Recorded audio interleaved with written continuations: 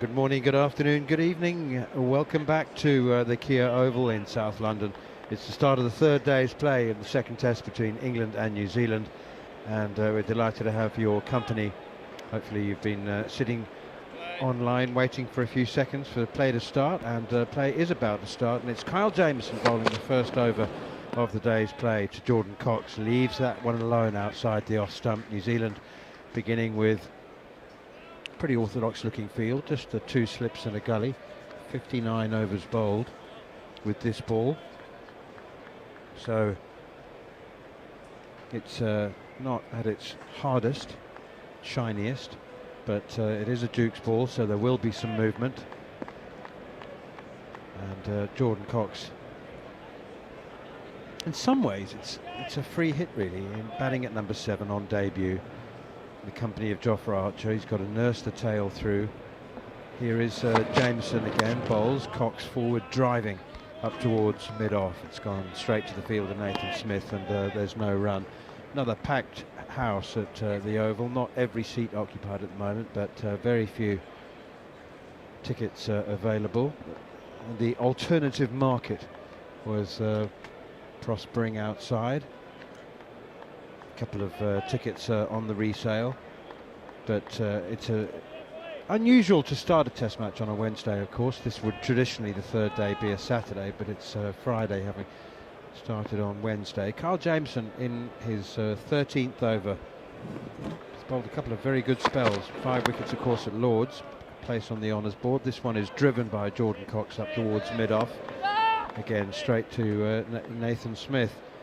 It's already very warm, 11 o'clock in the morning, but peak forecast this afternoon for 30 degrees, and a couple suggesting it might even get higher than that. I'm going less than 1% cloud at the moment, maybe 1%. A couple of very thin, high, wispy white clouds. Otherwise, blue skies, and it's a real sun cream day in South London. 2 slips and a gully. Extra cover, mid-off, mid-on, both quite deep. Jamieson in again, left alone by Cox outside the off stump. And it's a very good morning to Jeremy Coney, who was the hardest working man in broadcast history yesterday. Had half an hour off during the entire day.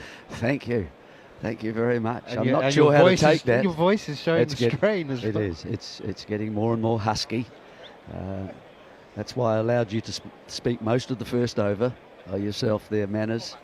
And good morning to you, and morning to everybody, and afternoon wherever you are. Lovely to have your company with us. Yep, it's at an interesting phase, the test match.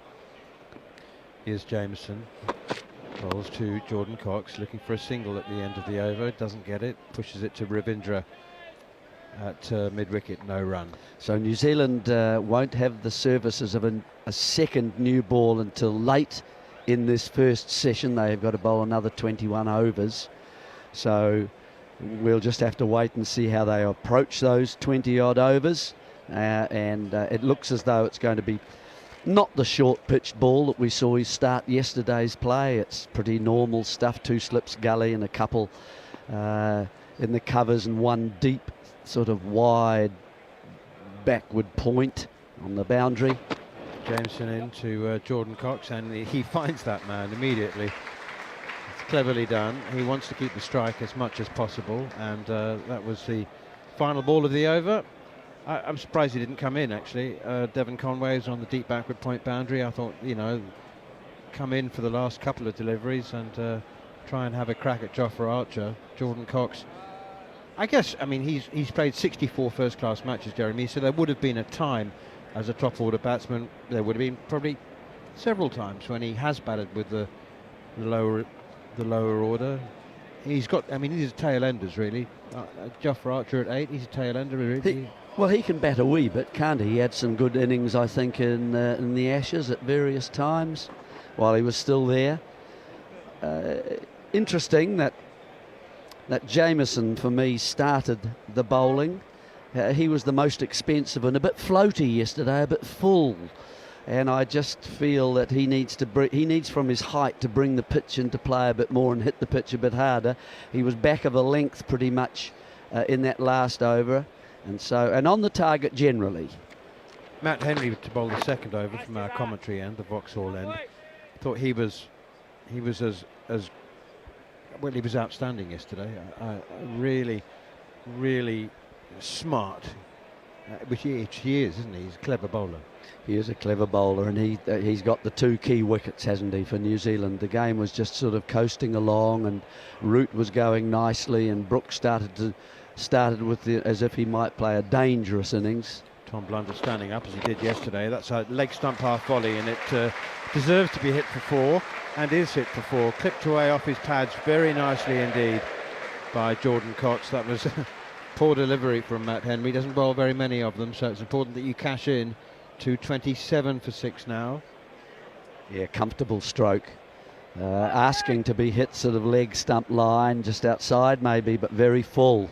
So just had to lean on that really and help the angle, which he did. And it beat Ravindra, who's more mid-wicket. 2 slips and a gully as forward comes Jordan Cox in an exaggerated forward defensive position. So happy with it was it that he went down on one knee. Deficit of 164 now. Difficult to know what might be a material difference between the 2 innings. I don't think anything will be inconsequential unless it's 20. Here is Matt Henry again. Forward comes Jordan Cox, pushing it out towards mid-wicket. Important thing is what England would feel would be manageable. First target's double figures, isn't it?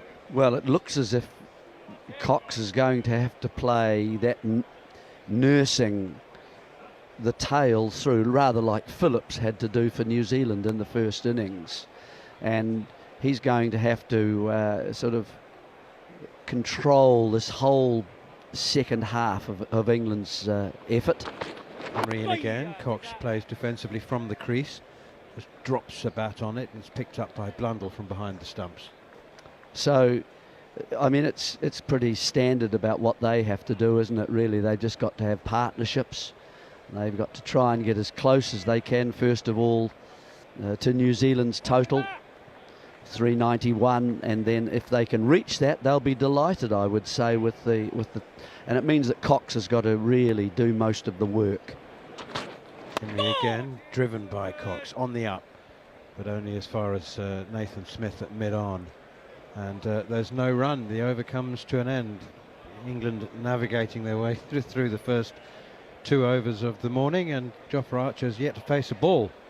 Yeah, that's exactly what he's got to do. He's got to play a very mature innings and try and keep the tail away from the New Zealand fresher bowlers. They've had a kip overnight and that sort of thing, so they'll be ready for some work today. They won't want to be out in the heat all day, and so they need early wickets.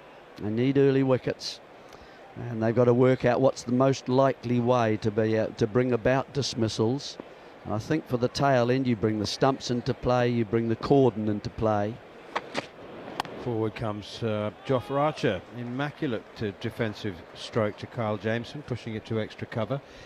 You'd have been in the situation where runs are desperately needed from 8, 9, 10, 11.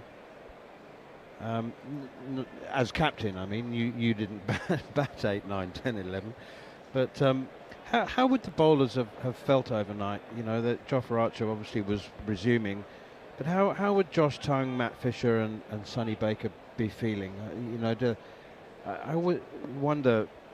There is hope rather than expectation, because run scoring's not their job, not their primary job anyway. Driven by Archer. That's a lovely shot. What a cover drive that is from Jofra Archer. Beats backward point. Dive from Devon Conway in vain. That's a absolutely cracking cover drive from Jofra Archer, and he's actually had to reach for it a little bit, didn't he? It was too wide. That's what we saw a lot from Jamieson yesterday. Too full and too wide. And you can either easily let that go, of course, or you can decide to, yep, I can have a crack at that, and I think I can get some runs. Archer's good enough, I think, that you can't be bowling up, way up to him, and just expect him to whip it onto the stumps or perhaps of an inside edge. Here's Jameson again, bowls, beaten this time, Archer pushing forward, and it was a better length from Kyle Jameson. I mean, it's an interesting one because swing bowlers like to, of course, get the ball as full as possible to allow the ball time to swing, but at the same moment you can't be floaty and up there that anybody can see a half volley coming to them and they're ready, if they're prepared to play their shots. And that's, I think, what we're confronting or that Jameson is confronting at the moment with Archer. Same field, 2 slips and a gully, backward point, extra cover, mid-off, mid-on, mid-wicket. Archer now, punches one off the back foot for 4 more.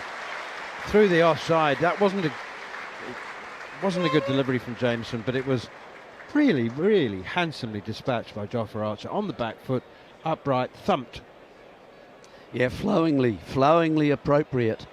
Jamison's very wary about bowling too full, but this is a drag down. He's not really that fast nowadays. There's not much, you don't of course get any swing when you're bowling that length, and so plenty of time to get back and play a good back foot punch square. So that man now has gone out to the boundary. Archer has 8 now, 2 boundaries this morning, and now plays defensively, guides this one straight back to Jameson. He's looking a bit out of sorts. Oh, Jameson. he is, I agree, and New Zealand have got to be, they'll need their 4 seamers today in the heat. They'll need that. They might even have to go to a spinner, a part-time spinner, of course, and I'm guessing with all the right-handers, well, in fact, they're all right-handers, aren't they, left in the English order? You'd think it would be a first look at perhaps Rachin Ravindra if you wanted to go to the slower variety of bowling. But, Jameson's a bit of a concern at the moment. He doesn't look happy. Here he is loping in from the pavilion end. That's a good one. That's quicker as well. It's just back of a length. Certainly not drivable, and it beats the outside edge as Archer gropes defensively towards that one. That was a much better delivery from Kyle Jameson. Just seemed to have a little bit more zip. He has been a bit... you used the word floaty. I wouldn't dare. It's because he's still bowling at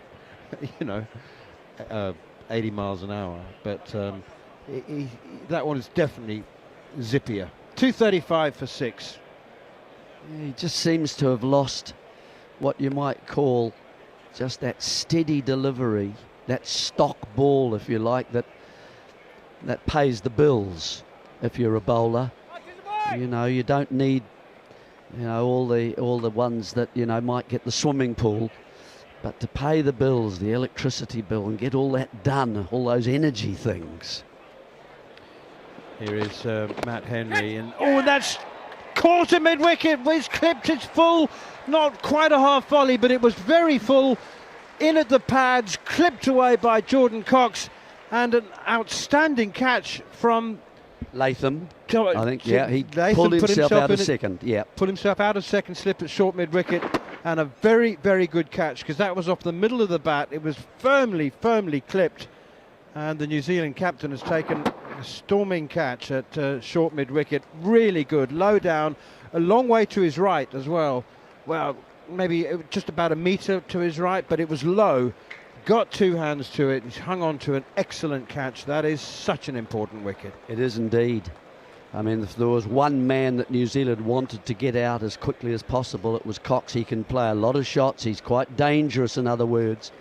He deals in boundaries, and he's just come off 200 in his one innings that he's had since returning from the IPL. So, yeah, it's an important wicket.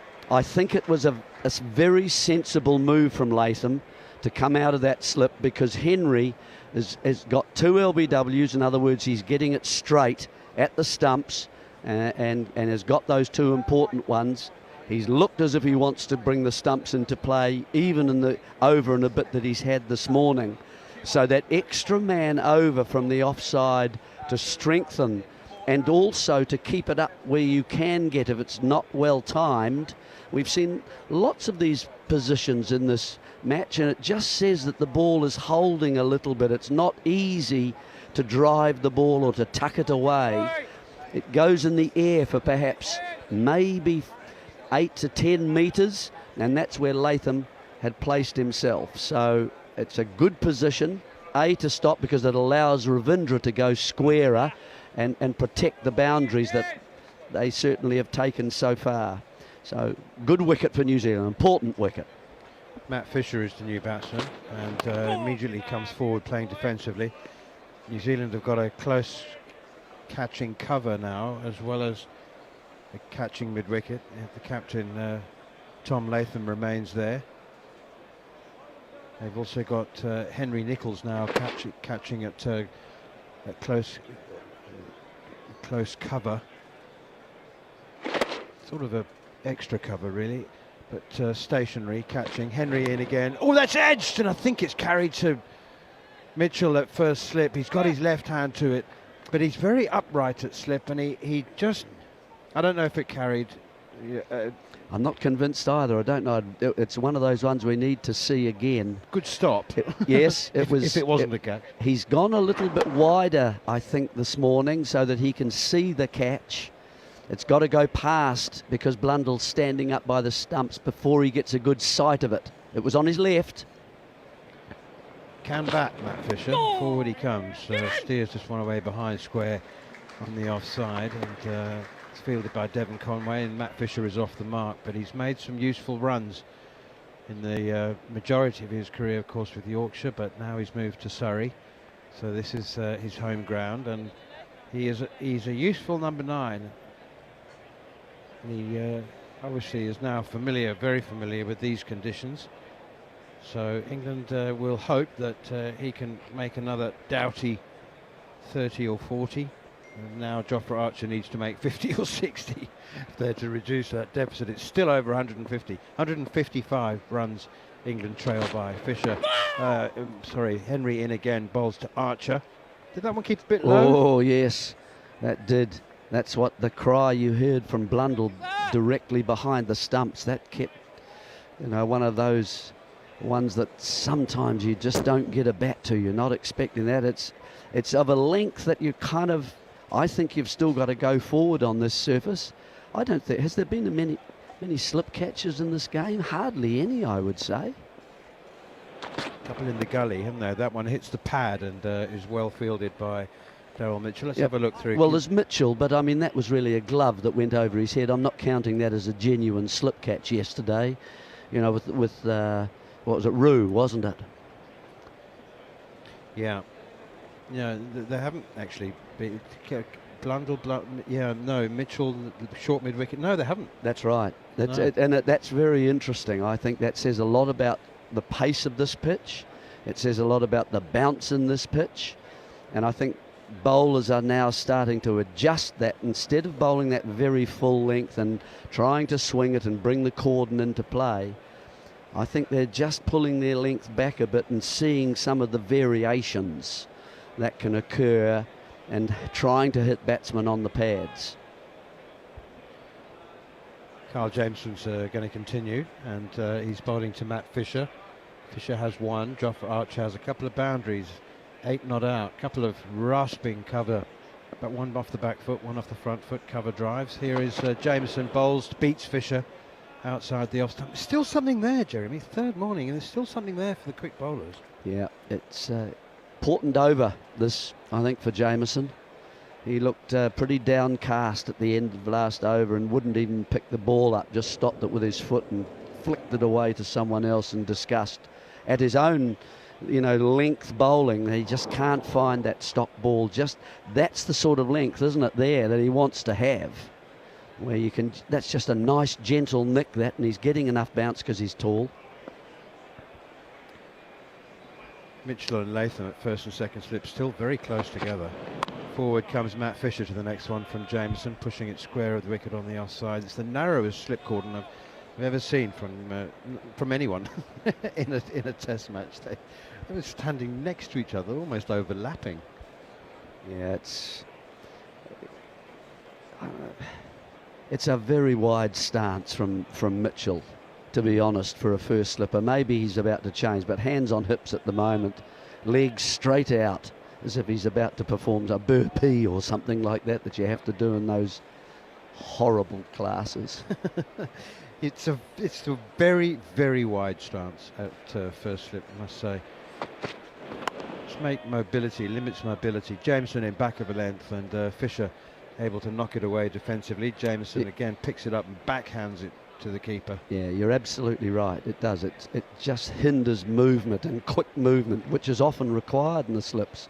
I haven't seen a replay of that catch or potential catch last over. I don't know whether we neither of us could see it so clearly, whether it just bounced before him. He saved the run, but was it a catch?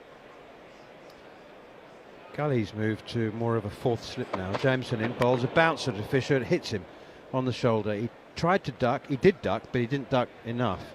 And it just clattered into the soft part of his shoulder. So that'll be maybe just a gentle sting. It won't really have hurt. So if you want to be hit, no, if you have to be hit, then that would be one of the areas you say, okay, you can have my shoulder. It's actually more of his back. It's actually hit him between the shoulder blades. So maybe that was more uncomfortable than I suggested. Archer, the non-strikers, end on 8. Matt Fisher on 1. England 236 for 7, trailing by 155. Jameson in again, bowls. It's back of a length. It's a bouncer actually. It's gone through at about throat height. Fisher left it alone. There really is a very strong aroma of fried eggs. Unmistakable smell. It's fried eggs, isn't it? It can only be fried eggs. There's no bacon. It's just fried eggs. No, bacon is a lovely smell, isn't it? You always got to have bacon on if you're selling the house. I know, but and coffee. You haven't got any bacon smell, have you? No, I haven't. Just got the eggs. Got the eggs, yeah. But later on, it becomes. It's not the sun cream, is it? It's not the flavour in the sun cream. I have to ask Sam Ellard alongside us. Is your sun cream fried egg flavoured? Here is Jameson again. Pushes it out into the covers, straight to the fielder, and there's no run. Sam is studiously avoiding us, or ignoring me anyway. 236 for 7 at the end of the over. Yeah, well, that was a better over. I've mentioned how important it was for Jameson, but he kind of had pulled the length back just a shade. He's not going to get there for the swing that he's associated with and that danger. The ball, of course, as it's getting older, is not likely to swing a lot. There's no breeze around. Sometimes in the mornings, that's when you get a little bit more swing at cricket grounds. And it's not there for him if he's going to bowl that. But he's looking for bounce at the moment to just make Fisher feel uncomfortable. Matt Henry continues now to Jofra Archer, and he's forward again, playing defensively to short mid-wicket, fielded by Captain Tom Latham. I like the fact that Latham is trying some. I mean, I presume Henry is playing a big role in setting the field, if not exclusively. But they're trying something a bit different with Jofra Archer. It's not a slog field, but it does illustrate the fact that it's still quite a slow pitch. That's why they've got the catching cover and the catching mid-wicket, as Archer again plays defensively to Matt Henry, and it's because of the way Henry's bowling. He's taken a bit. He's not bowling at full pace, is he? No, and he's also looking to nip the ball, isn't he? He wants it to come back and bring the pads into play. He's already got 2, and he's looking for a 3rd. They're quite happy to give Archer a single. They've dropped Ravindra back now to save a boundary. Slip in a narrow gully, and that one is clipped out to short mid-wickets, fielded by Latham. They've pushed the mid-on and mid-off, have come a little deeper here than we've seen them so far in the match. There's the deep point looking to save boundaries as well, and there's a fine leg. So they're quite happy if Henry loses his line or length a little bit, if he's clipped away, just to give him a single.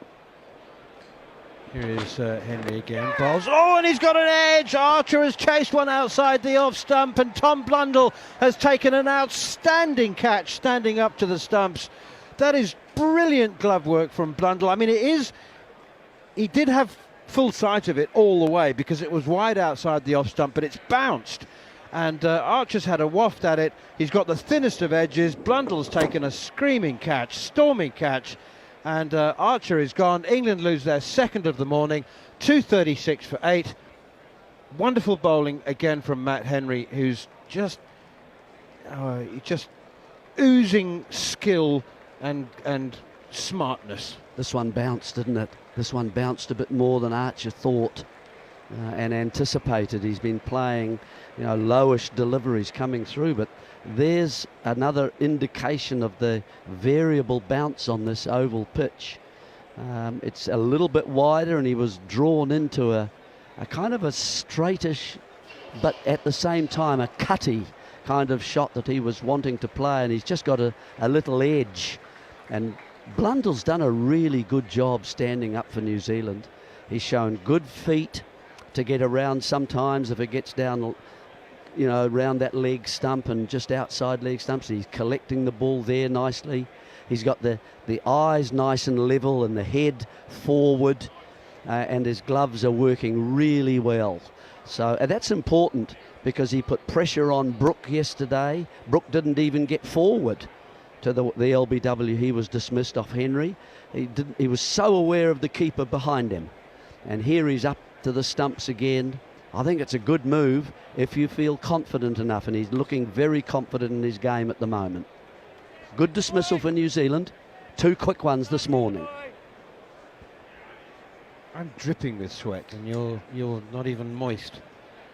Here is Matt Henry, bowls first delivery to Josh Tongue, the new batsman. It's clipped away nicely off his pads down to long leg. Is immediately off the mark. My doctor says it's a sign of good health if you sweat a lot. Oh dear, I better. Do you think she's just? Shall I have a lie down? Either you're not very healthy enough, or I'm super healthy. Well, you are. You're dripping, actually, aren't you? If you sit back a little bit, you might get the shade. How's that? That's immediately better. There you go. Now, of course, we'll have to change the camera. There's always a camera now in a radio broadcast. I can't stand it. It's for socials, apparently. Forward comes Matt Fisher. Seems to be everywhere you go. They want to, as if people want to see us, or me anyway. For heaven's sake. It's a peculiar thing, I can't pick my nose. All these years, rub my eyes. I'm still not used to it. I still forget that it's there. That's exactly the same for me. Exactly the same. So I don't think it's necessary myself. And it's a radio broadcast. For heaven's sake. Every now and then, people send me a screenshot of with me in an embarrassing position, and I shrug my shoulders and say, "Well, hard luck. Well done. Yeah, you got me." And they say, "Oh, Jared's wearing a nice shirt today." I have actually got a little towel which I've left in the commentary, which I've left in the press box, which is really silly of me. Jameson in down the leg side, leg glance. I think he just stepped inside it and left it alone. Actually, Josh Tongue, 2:37 for 8. 2 men out this morning. Jordan Cox clipping a full length delivery from Matt Henry to short mid wicket, where Tom Latham held the catch. Good captaincy, putting himself there. Well, I think Matt Henry said, "Skipper, can you go there?" I think give the credit to the bowler. Yeah, I think so. Let's do that. And also it allows runs to be saved by Ravindra, who was there and saving one. He was deeper than the captain went into that position. Here's Jameson, bowls a bouncer, and it's left alone by Fisher. Just have a quick look, if you can, over mid-off. Can you read the... Yes, I can. On the LED advertising board. Someone doesn't know how to spell shirt. Yes, it says, "Buy your test..." Well, it should say shirt now, but there's an R missing. Which is... That's been the third day. That's been You think you'd have fixed it by now? 237 for 8. It doesn't make a great statement about all the merchandise around, does it? Jameson in, that's good delivery. He's kind of probing for his best bowling at the moment, as Jameson. But his body language is a bit lackluster, to say the least. I don't get it, that droopy shouldered. That spelling, because if you look away to third man area, they've got it very much right, haven't they? Over to that side under the. Did you call it the Kalahari? No, it's Galadari. Galadari. That's another stand. They're considering the Kalahari Desert to bring it in. This picture's a bit like that. Kalahari would be entirely wrong for that stand, because there's no shortage of drink. And that's a good delivery again from Jameson, and I think Fisher has left it alone, just dropped the hands inside the line of the ball, taken by Blundell. Could talk a little bit more about Tom Blundell, if you could, Jeremy, because he's been a long serving keeper for New Zealand, but throughout all the years, I've always ever thought of him as solid, you know, reliable, dependable. I didn't realise that he, you know, was quite the glove man that he showed in the last 2 days, particularly standing up. I mean, here is Jameson again, and it's left alone, taken by Blundell. Maybe it's because he's not flashy. I don't know, but I've always thought, yeah, Tom Blundell, solid, dependable. But you know, there is much for his batting as his glove work. But he's a lot better than that. Well, he's really matured over the last couple of years, and it's really those last 2 years I've seen him actually stand up to Neil Wagner at times, and that was the test match against England at the Basin Reserve. That was the 1-run win, if you remember, and he was up for that too. So if he trusts, I think, the bowler's line to be reliable. Jameson in, and that's left alone outside the off stump. Yes, I mean, it's not the pace of Wagner I mean, because you know, he wasn't quick, but the angle, you know, left arm over mostly to a right-hander, that's really tough to stand up to, because you see the ball so late, don't you? You do. It's coming out of you know, behind the batsman, really. So yeah, it's he's been able to stand up, and he's got better and better at it. And on a pitch like this, which, as I've mentioned, is a little bit up and down, not excessively so, but certainly there is differential bounce. And if it's Henry, of course, occasionally Matt Henry will be able to get a bit of nip off this pitch as well, and that's how he dismissed Rooters in this yesterday afternoon. Henry continuing, running away from us.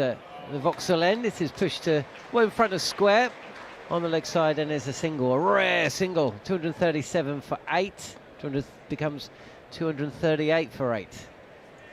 Ooh. Morning, John. You warm, are you? Yeah. This is sitting back. You've got your nice sweatband on, which of course is for Thorpe. We had it last year, didn't we? We had the team photo with all of us wearing our gear. That's right. It was a great test match last year, beaten past the outside edge. Tom Blundell standing up behind the stumps. Good take, wasn't it? That bounced. He has got a little bit of bounce. Apart from the very first ball of the day, bowled by Matt Henry, that is, which was too full and on the pads and clipped away for 4. He has been excellent in the opening half an hour.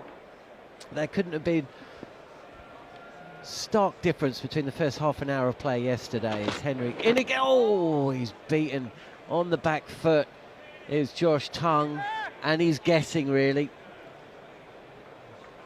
And I suppose one of the things that's come to mind, sitting at way back in the shade here in the Vauxhall end, is that the differing approaches to bowling to the tail. I don't know if you man spoke about it, but no funky fields, no fielders out on the boundary, no short pitch bowling. If it's good enough for a top order batter, it's good enough for the tail. Oh, and again, how was that missed? Yeah, that's Henry starting really to get into his work here now, folks. I don't know whether you got the telly on or something like that as well, or you'll be able to sync it up, or whether you're just in bed and you've had your Bovril and you're just quietly listening to us and easing off into noddy land. But this is good bowling. I mean, he's starting to get the ball to move away as well. Henry again. This is just a little leg side and thumps off the pad of Josh Tongue, who's 1 not out, Matt Fisher 2 not out. Yeah, I suppose I'm always very aware of the time difference with New Zealand, having in-laws living in that part of the world, of course. This is the time of the year where it kind of works for you. If you're a New Zealand cricket fan listening to cricket on the other side of the world, 11 hours difference means start of play 10 p.m. You can definitely get the first session in. Even with, I mean, it's a Friday, so you don't have to get up in the morning. Oh, this is lofted up and could be a catch. Oh, taken at mid-off at the second attempt. Is that Nathan Smith there? Oh, it is Nathan Smith. Now, in truth, he's made a little bit of a meal of this because it's a relatively straightforward catch. He had to backpedal furiously to make the ground up, but he's actually spilt the ball and then managed to catch it with his right hand. But the real big moment, of course, is not the fact that it's wicket number 9 for England. It's a 5th wicket for Matt Henry, and what a display. He has provided his side, the attack leader, 5 for 64, and he has nipped out all 3 wickets today. Yes, he has, all 3. Wow, what an effort. Yeah, it makes a difference when you have someone like that in your side, doesn't it? It's fantastic effort from Henry. He didn't start brilliantly, if you remember, with the new ball. He went for a few runs and it looked a little bit out of sorts, but once he came back yesterday afternoon, he started to find that rhythm again, and he really has been difficult customer to confront actually on a surface that's doing a little bit, and just a wee bit too much for the tail enders. And the wicket of Cox early this morning, the first one to fall, was the important one obviously remaining for England today. That was the first one to go, just clipping it to Latham at a shortish mid-wicket was a good position to be in. It allowed them 2 things: a catcher, Latham, and also it allowed Henry to bowl a little bit straighter because he had the man by the umpire to prevent singles going there as well. So terrific bowling, probing, surgical, at the stumps, just outside, keeper up, awkward. And it's Jamieson from the pavilion end. He's yet to take a wicket, and first ball is dragged by Matt Fisher, who's tried to essentially play correct Test match cricket with the bat in hand for the majority of his innings, but now it's time to play some shots. And that was an ugly one, but it did pick up 240 for 9 then England. Yeah, I know. Is he going to play like that? Is he going to suddenly, because Baker is out there, is he actually going to attack? I think he's got to, doesn't he? Yeah, well, if you're going to attack, it's probably the end to do it, isn't it? Yeah, big gaps on the leg side there. Give him Fisher a single. And this time he plays to the offside. Now there's a chase here. It's Conway down there at backward point, I think.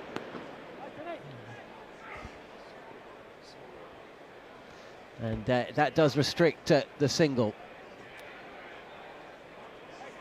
Just get my little black book. It's like a library going on here.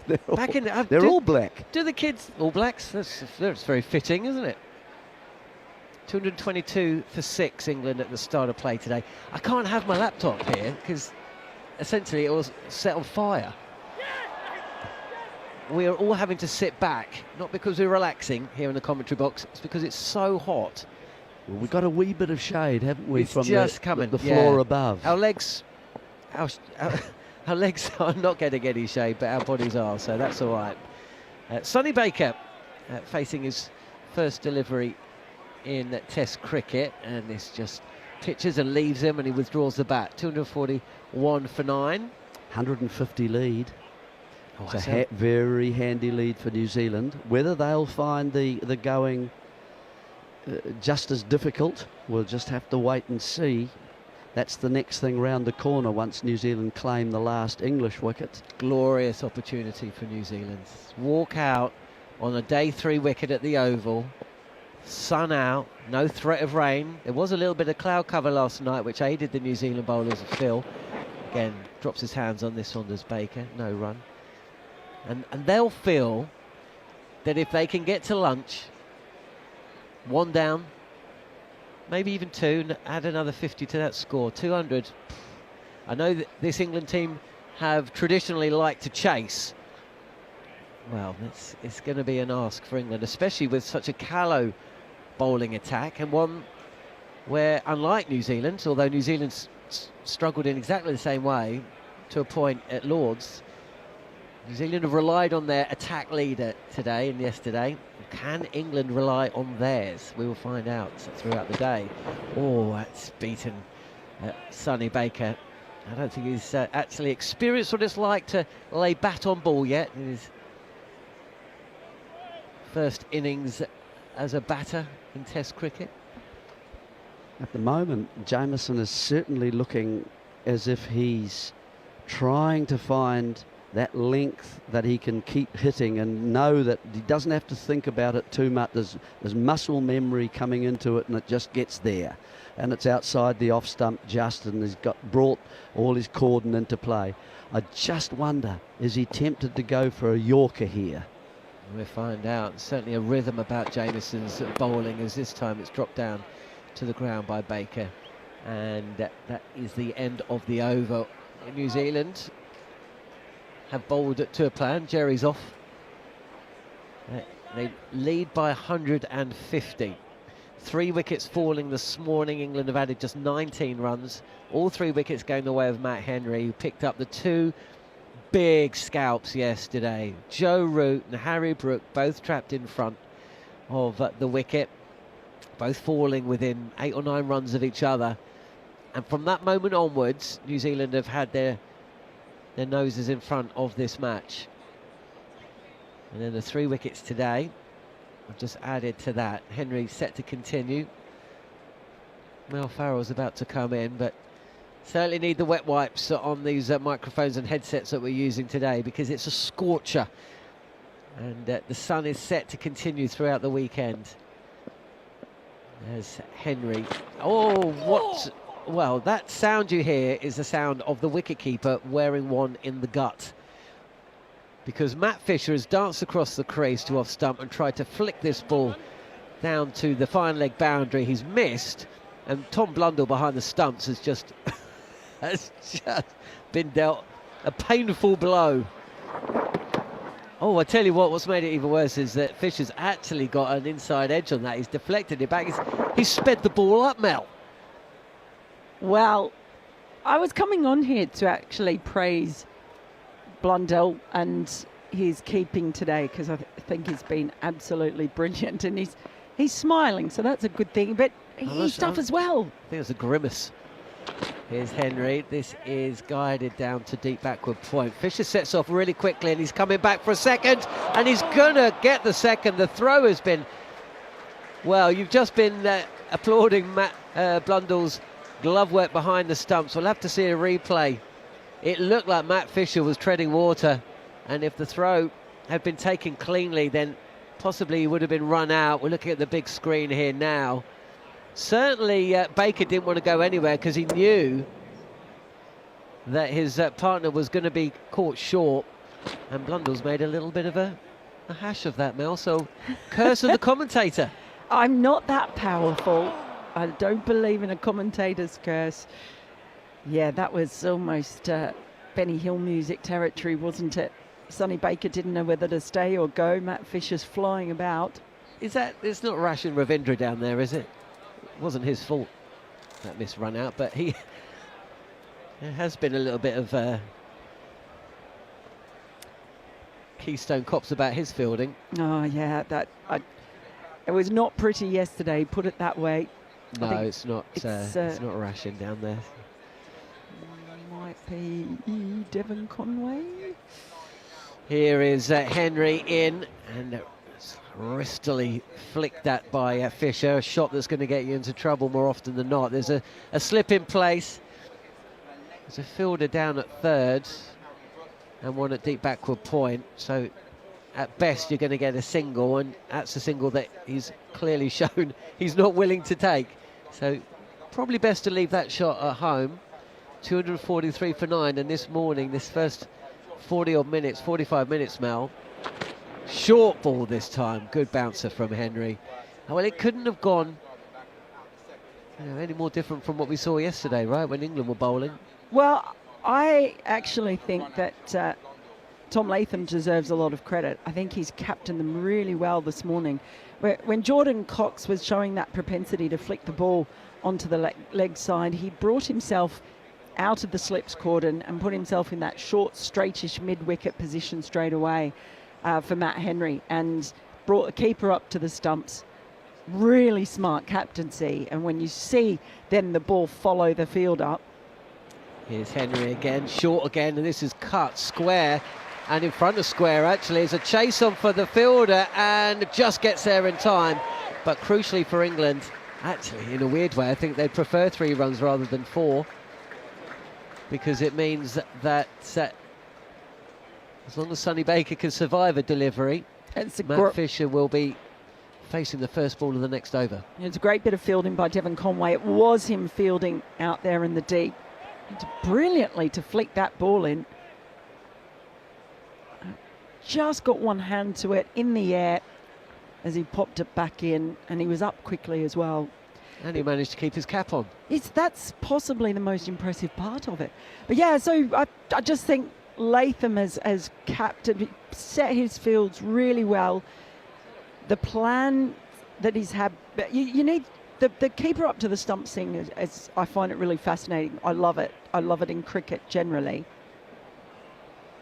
2 slips and a gully for Sonny Baker, and this ball is left alone, and it does mean that Matt Fisher will face the first ball of the next over, which you imagine will be bowled by Cole Jamieson, who's bowled well this morning. Good rhythm, beating the outside edge on a few occasions, but yet to pick up a wicket in this innings. 246 for 9.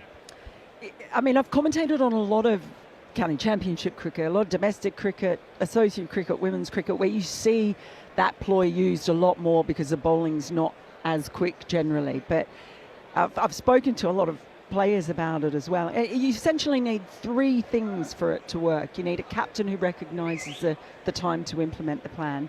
You need a really skillful and athletic keeper. And you also need a bowler without an ego, because some bowlers actually don't like doing it because they feel it's a reflection on their pace. Machismo. Single taken here, and again Matt Fisher sets off really quickly, turns the corner, runs back, and will turn 1 into 2. Well, Sonny Baker stayed there and he was ball watching, but Fisher was herring back, and just see Sonny Baker just holding his hand up to his partner there, but it feels a bit harem-scarum, shall we say. Well, I think New Zealand have missed run-outs at both ends here, and I think they did the first time around, because you're absolutely right. Sonny Baker, I think, would have been well short of his ground with that first run-out opportunity in the last over, and again, I think that possibly New Zealand's fielders have thrown to the striker's end rather than pushed up to mid-on, but mid-on's back, so mid-wicket comes across the field. 248 for 9, 143 the deficit. Wow, where can England get to? It's a push to see anything more than another 20, 25. I think they'd be doing well if they did. This is smart fielding as well, because New Zealand now, after bowling, nagging line and length, bowling properly, as you could say, now they've got an end. In Sonny Baker, they've got an end they can really target. So with Matt Fisher at the crease, they can spread the field, and they're walking in now because they know he wants to come back for a second, and he allows this ball just to hit him on the arm. He takes his eye off the ball. Deliberately wore that, I think, in the end. Yeah, putting on another 20 runs, I mean, that'd be a great result for this pair. But it's still a long way behind England. Oh, that really hurt Fisher, I imagine. He's tough, though. He's not showing it. He's a tall man, isn't he, Fisher? He's deceptively tall, if that makes sense. His build doesn't look like the build of a tall man, and then it's actually surprising he's as tall as he is. Yeah, some taller people can look a little... How would you describe it?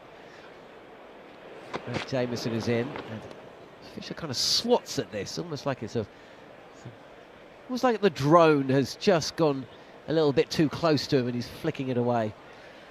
Like Mitchell Starc, you could see him on his own with no other reference point around him, and you know he's a tall man. Cole Jamieson, yeah, yes, absolutely. Will O'Rourke as well, you'd say. But yeah. Somebody has, I mean, you just mentioned that commentated all around the world and different forms of the game. I mean, when commentators get together, we always, you know, trot out the same grounds really. Well, Cape Town, Gore, MCG, Lords. Jamieson in, and he tries to swat at this. Fisher leans back and throws a bat at it, but doesn't connect. Again, that's fair enough, I think, with that shot. Could have got a little edge or a glove through to the keeper, but there's no one back here. It's got to play his shots. But yeah, give us an idea of some of the more unheralded cricket grounds around the world or formats. You know, there's a special kind of buzz or feeling about watching and commentating on cricket. You know, the tees or the facilities might not be up with the likes of Lords and the Adelaide Oval, but still manages to conjure up wonderful feelings. Jamieson again, and Fisher, well, he kind of again, he's got that swap down to a tee, hasn't he? And that's a single, which means that he does take a single last ball of the over. Not for the first time Jamieson has allowed a batter to get off strike with the final ball, and that's where I think a short delivery doesn't really work for you. It allows, especially in a pitch which doesn't have a huge amount of pace, it does allow the batter to kind of pick a single, and that's exactly what Fisher does. 249 for 9 England. Yeah, well, it was a controlled swat, if you like. I thought that was really well played. Do you know, I mean, I was only recently up at the Grange in Scotland, and I've got a real soft spot for the Grange. That is a beautiful ground. One of my favourite pavilions in the world, the blue trim on it. That's a great ground. Have you been to the Grange? No, and do you know what? There's been a few times when you've just made it down for a test match at day 2 or something, or 3, and I mean, where you've just come from, and I know you spend a lot of time up in Scotland commentating on cricket, and that is definitely one that I'd love to see. Pushed out into the offside. Now there is a surprise. Fisher's actually angry with himself because he's taken a single. First ball of the over, and that ripple of applause is the England fans. Batting point. 250 up for England, but Fisher has erred, and he hadn't even completed a run before he realised he's made a mistake, because now New Zealand have got potentially 5 deliveries at Sonny Baker. England's number 11, yet to score a run in international cricket, and the field has immediately come in. Can New Zealand prize the last batter out? Good delivery, just a touch fuller, moving away from Baker, who pushes at this ball, but swings actually. There's a little bit of movement away, and it's taken by Blundell, who is not behind the stumps. He's back. And you may be expecting Sonny Baker might just have a little bit of a flash at one, standing back for it. Here is Henry again, and Baker playing defensively, and the ball just bounces and passes at the top of the bat. No run. So the Grange in Scotland. And what is your typical Scottish cricket fan like? I know it's, if you were to say that about an England cricket fan, you'd say, well, there's about 7 different types of England cricket fan. But you know, for those who haven't been up there, and I haven't, is it a young crowd, an old crowd? Is it an English crowd? Again, beaten past the outside edge. No run. 250 for 9 England. They're not the only associate nation I would say this about, but in Scotland what I would say is that they are an unbelievably educated and passionate crowd, because they have to be, because they have to fight so hard for everything they've got. I think there's like maybe 30 people who work for Cricket Scotland across the whole organisation. So they all do 5 different jobs, and they punch above their weight in every way. New Zealand, this is pitched up and driven by Baker, team that have described as punching above their weight whenever they take to the field. Population of 5 million. It's 11 against 11, and they're on top here at the Oval. We have a friend, Kate, who lives in Netherlands, and you know, when she's ever present whenever Netherlands play cricket. And I suppose this is a good take by Blundell down behind the stumps, diving to his left, clipped off the pads and looked for a second like it was going to travel down to fine leg. I don't think I've seen a test match where more runs have been scored fine leg than in this one, either as byes, wides or leg byes, but no run at the end of the over, 1 run coming from it. Baker's successfully seen off 5 deliveries, and England find themselves perilously perched at 250 for 9. But yeah, I mean, I suppose if you're a Scottish cricket fan, as much as you love watching your team play, it's also about watching the opposition. You know, just enjoying the fact that you can see international cricket. So you're supporting your team for sure, but you're also just appreciative of the fact that you're getting to watch it. And I suppose we can get a bit blasé about that in other parts of the world. Absolutely. I've been lucky enough the last couple of years. I was up there when Australia played 3 T20s, and then the following year they had tri-series of ODIs and then T20s with Nepal and the Netherlands. It's a change of bowling. William O'Rourke is in, and first ball, Matt Fisher just gives himself a little bit of room and carves this through the offside for 4. Hello, Matt Fisher. What a shot that was. Confident stroke in the way, backed off as well. Now he knows that he took that single on the first ball of the last over, but that is really quite a classy, confident shot from Fisher. Can they add? Well, absolutely. 254 for 9. Shades of Cole Jamieson in the first innings, actually, the way he gave himself room and, you know, with that heavily populated leg side field, just thought, well, I'll just hit it through the covers. O'Rourke again, and this time he follows Fisher. He again gives himself room, realises the ball's not there to be hit through the covers, so at the last minute tries to pull and can only pick out Latham at mid-wicket. No run. Yeah, so that series with Nepal and Netherlands, we had international cricket's, men's cricket's first ever triple super over. Ridiculous. That's right, yeah, of course. I saw you the day after that game. But do you know what the thing that stands out? They really look after you up there. I have my own Cricket Scotland issue hot water bottle. Here is O'Rourke, and again Fisher gets himself into a bit of a tangle. Moving to leg, the ball gets big on him and he just thrusts the glove up. And it's an awkward way to deal with a short delivery there from Fisher. He's going to injure himself at this point if he carries on like this. Yeah, so it is the opposite of what it's like here, and so I do have my own hot water bottle that they bring, and they bring me flasks of hot soup. I keep waiting for the St. Bernard to come along with whiskey instead of brandy or something as well. Oh, yeah. So they look after you with my travel disasters as well. O'Rourke again, short again, and Fisher takes his eye off the ball again and just kind of flicks at it. Actually, if he connected, it probably would have been more runs down to fine leg. I remember can you remember back in 2009 when Cardiff hosted the first Ashes Test, and I went up there and there was a lot of fanfare and excitement about the fact that they were going to host a test, and they had some functions at the castle, and I've still got somewhere a hip flask in the design of a cricket bat. Some Welsh whiskey, I think, was the order of the day. Steps away does Fisher. Once again, it's Latham fielding at mid-wicket. It could be effective for England if we get another half an hour of this, but it's not exactly David. I saw a comparison to David Gower yesterday, made by Jeremy Coney. This is the opposite of watching David Gower bat, isn't it?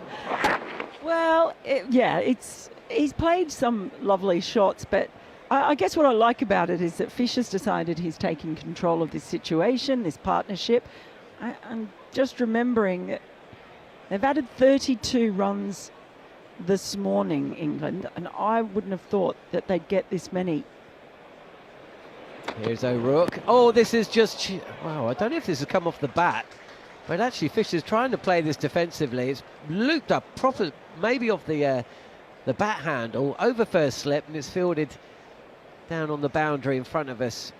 A kind of fly slip, third by Daryl Mitchell, and the exasperation on the face of William O'Rourke is that it means that Matthew Fisher's got off strike and will face the first ball of the next over.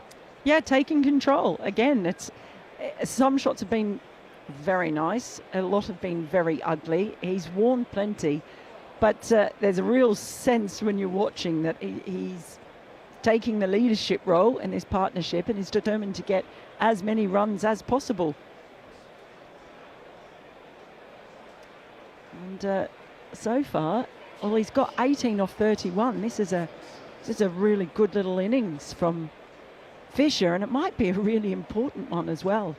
Still a long way behind the game. Nathan Smith set to bowl his first ball of the day, of the morning, with a slip and a gully in place, and it's Fisher who is given no room whatsoever to move. He tries to tuck this off his hip, but instead he just wears it on the hip, and he's going to have a couple of bruises. What he needs to watch out for is a broken digit. England cannot afford another question mark over the fitness of a bowler. They certainly can't. Inexperienced bowling attack. Nathan Smith, gosh, he's been an absolute cracker in the field, hasn't he? A wonderful catch he took earlier today, and the run-outs that he's been involved in as well. He's been outstanding. Yeah, he's been fantastic, and he's in now, and this is an attempted scoop shot from Matt Fisher on the move. Misses, and it's taken by Blundell behind the stumps. I don't think he needs to do that. He's tried that shot twice, 3 times now, and he's missed on each occasion, or he's inside edged it towards the keeper.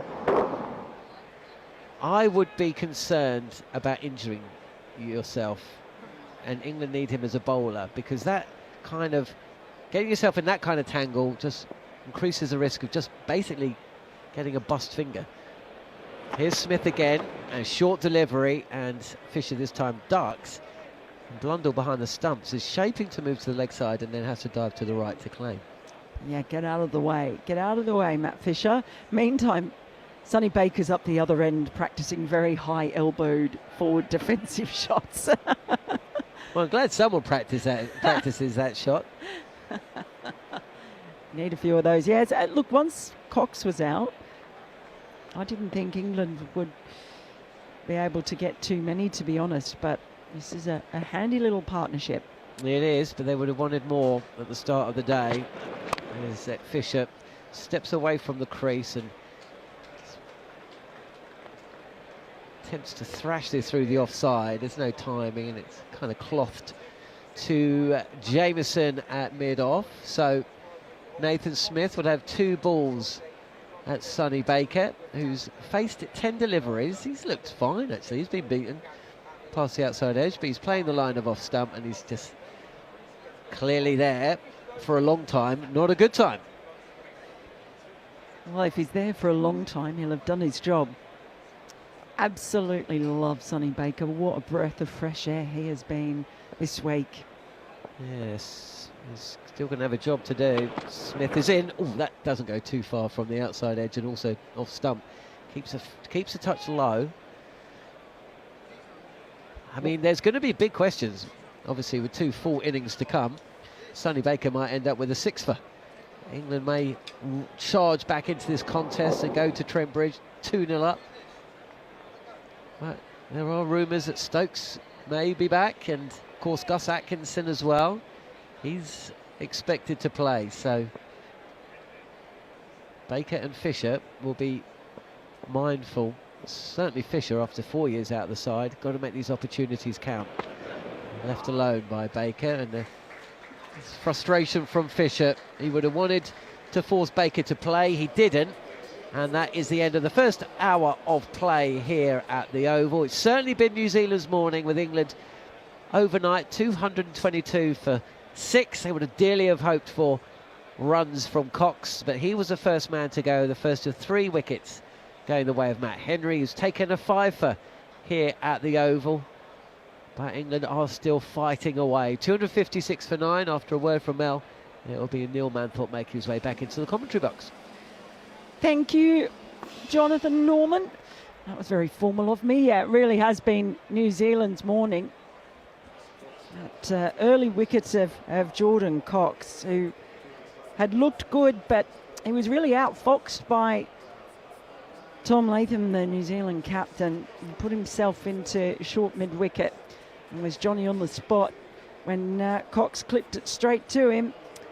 And then Archer and Tongue didn't last too much longer. Both times, again, good captaincy by Latham. Blundell up to the stumps. Brilliant work behind the stumps as well. Quick hands. And then it was a lovely juggling effort by Nathan Smith to dismiss Josh Tongue.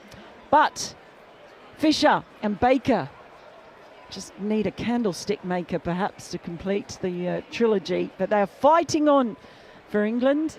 And who knows how many more they can add. And Neil Manthorp, how much they can frustrate this New Zealand side. Before you go, did you work on that, or did that just come out, the candlestick maker line? That just came out. Really? Yeah. It's very good. Ah, thank you. I like that. Well, look, that's why Sometimes on the second glass of wine of an evening, you think, that'd be a good line. It doesn't happen very often, though. Do you know what my favourite one has been of this week? There's a bowler in the Women's World Cup, Caroline de Longa, who plays for the Netherlands. She's a leg spinner, a right arm mirror of Paul Adams. The head goes under, right? And you know what Paul Adams' nickname was? Chocha. Not that one. The frog in a blender. So Caroline de Longa, as far as I'm concerned, is the clog in a blender, playing for the Netherlands. Very good. On that note, I'll leave you. Very good, Melinda, very good indeed. Well, England are struggling on, as Melinda just said. 3 wickets have fallen today, but they've somehow managed to get through the first hour and still surviving on 256 for 9. But they're a long way behind, and I'm hoping for a bit of a miracle from the last pair, Sonny Baker and Matt Fisher. Fisher does have a first-class half-century, so there's hope, but how much England can limit the damage to depends really on, I suppose, the New Zealand attack. It's a beautiful day, really, really warm. So it's not quite 30 degrees yet, but it's forecast to reach 30 by mid-afternoon. And the players have had their drinks break and well enjoyed too, well earned. So a little bit of a slog field now for New Zealand. They've got a fly slip, Daryl Mitchell. They've got a man at deep backward point, and everyone else is quite deep backward square leg as well. Round the wicket comes Will O'Rourke, and so that was a swing and a miss from Matt Fisher. It might have just hit him on the body somewhere as it trickles through to Tom Blundell, but he backed away, gave himself some room. Tough guy to slog, Will O'Rourke, with his angle and height, 6'8" of him. Not easy to slog. It's like trying to slog Mornay Morkel or back in the day, Curtly Ambrose, Joel Garner. Not easy. Difficult to get underneath the ball. But Matt Fisher is having a swing, and he's 19 not out as O'Rourke is into him again, and he does swing at this one, and he's managed to get it over the infield, over Tom Latham at halfway back at mid-wicket. It's fielded on the boundary by Devon Conway, and they've gone through for a couple. So good hit from Matt Fisher. I'm delighted to say that alongside me for the next half an hour is Cameron Ponsonby. A dying breed. Cam, not only are you a freelance cricket writer and broadcaster, you're making a success of it. There's fewer and fewer of us around. Well, there's 2 of us, isn't there? It's me and you. A few others maybe as well. Jared Kimber's still freelance. But it's a tough market. Here is Will O'Rourke once again. That's another bouncer. Fisher ducks underneath it. What have you made of the test match so far? Broad canvas for you? I think on day 1, I was delighted for a bit of normality to kind of break out after a very busy week of drama and gossip and controversy. To have kind of 24 hours where cricket was played. Admittedly, I thought New Zealand batted quite poorly and gave England an opportunity to get ahead of the game, which then England were kind of returned the favour almost by allowing New Zealand to retake the initiative. Here's Will O'Rourke around the wicket to the right-handed Matt Fisher. Jumps up onto his toes, defends it behind square on the offside, no run. I think in all, across the 2 test matches, it's been amazing to see 2 high-quality seam attacks. I know we often talk about this New Zealand attack almost ad nauseum, but between the 4 of them, Jamieson, Will O'Rourke, Nathan Smith, Matt Henry, we have 4 entirely different types of seamers. They're all right-arm over in theory, but Will O'Rourke comes over the top of his head. You hear Rachin Ravindra talking about facing him in the nets and how horrible an experience it is. Bowling round the wicket, so targeting the body as he's in. Bowls Fisher. He tries to sort of paddle pull this one onto the back foot. It rises up quite high, and I think it might have hit him on the helmet, and he confirms that by staggering away and now removing the helmet and having a look to see whether there's any damage done. It's hard to hit those, especially as a number 9 batsman, but Fisher has been clonked on the head, so the physiotherapist comes jogging out in no apparent hurry. Doesn't have a spare helmet with him, but it'll just be a mandatory concussion test, I suppose. It was a good ball, wasn't it, from Will O'Rourke? Oh, goodness me, that wasn't a glancing blow at all. It's taken him flush in the grill, just between the peak of the helmet and the top metal part of the grill. It's going to be probably a small break in play here, because Matthew Fisher's worn that right in the face. Matthew Fisher's played a lot of cricket for his 21 of 41. We've seen an awful lot of shots, a few attempted laps and scoops. I'm taken back to yesterday when England were quite heavily criticised for pursuing the short ball tactic against the tail, while New Zealand are returning the favour. Well, pursue would be okay. I mean, if they went to that, but they started the first over of the day with a slog field and a short ball strategy, which I found completely bizarre. You know, that New Zealand had their number 9 batsman at the crease, and yes, Glenn Phillips was there, established, but he had to start again, and it was peculiar, really peculiar. 2:58 for 9, so this will be a fairly lengthy stoppage in play with Matt Fisher going through the concussion protocols. What's your middle name? Do you have a pet? What day is it? That actually could be a trick question, because he might well say Saturday. Feels like Saturday, doesn't it? It's been we've kind of re-entered the heat wave. We had one last month here in London, Manners, and across the UK. I missed that. This is that was punching. We're now moving back into the 30s. Fans are coming out back in flats and houses. People are Googling air conditioning units.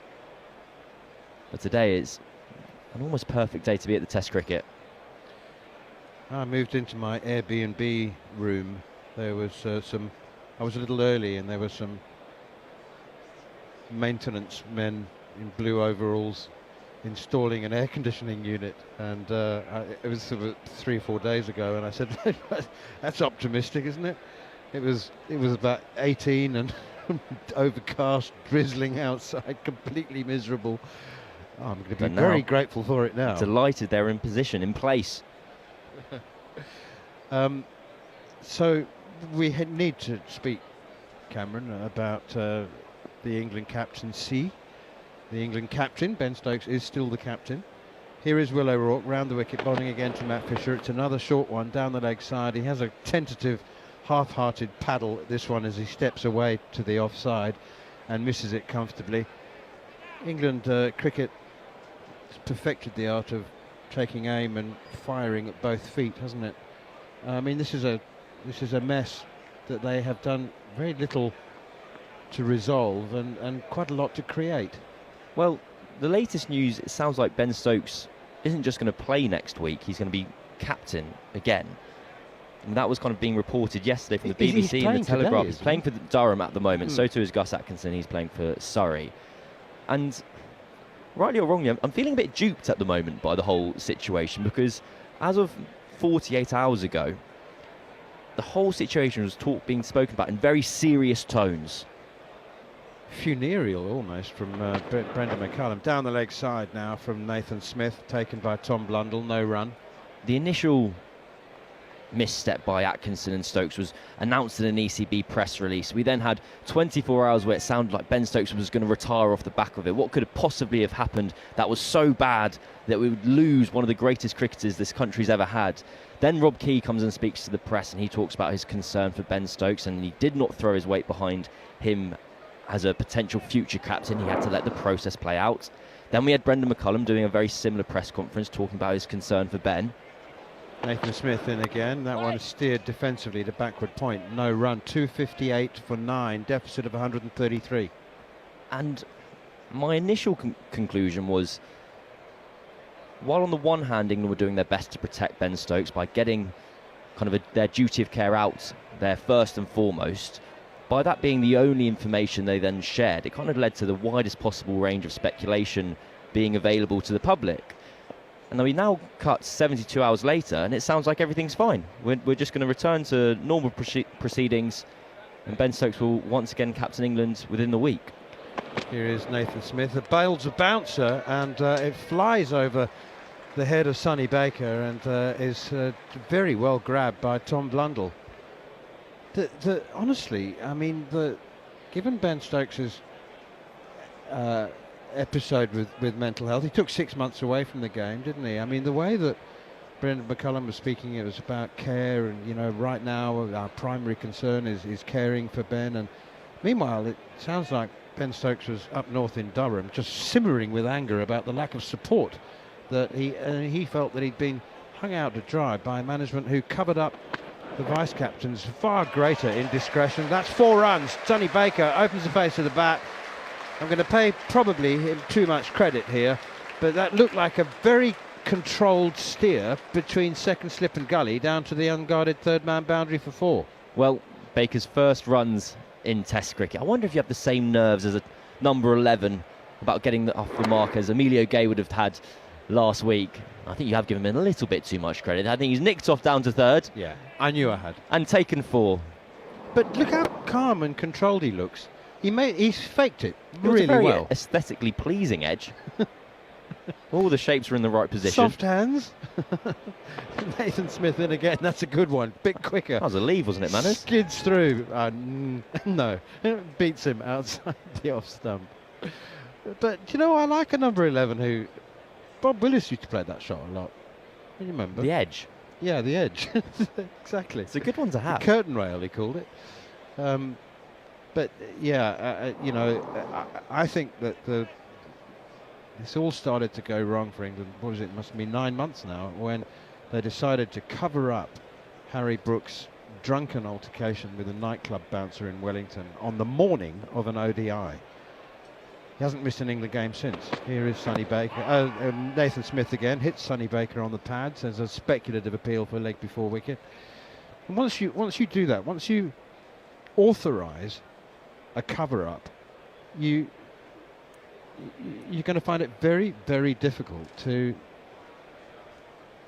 find any consistency in your disciplinary measures after that. Well, it's almost by nature not being consistent, because England's response to the fact they didn't release the Brook news and they chose to cover it up, I'm not particularly anti that, just for the sake of the argument, in that it was on the eve of the Ashes. Do England want this hoo-ha 3 weeks before the biggest series? No, let's do our best and not let anyone know. It comes out after the Ashes, okay.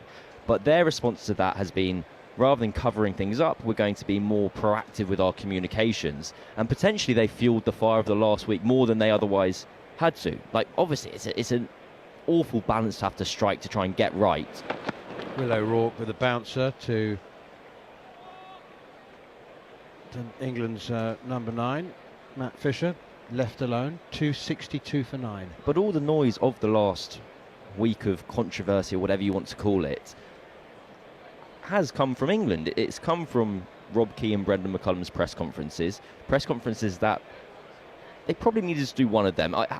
Had Rob Key not spoken on the Thursday or Friday, a few days after the event, there would have been calls to have heard something from someone. Because we haven't heard from Ben Stokes at all over this period of time. He's put one Instagram post out saying good luck to the boys this week.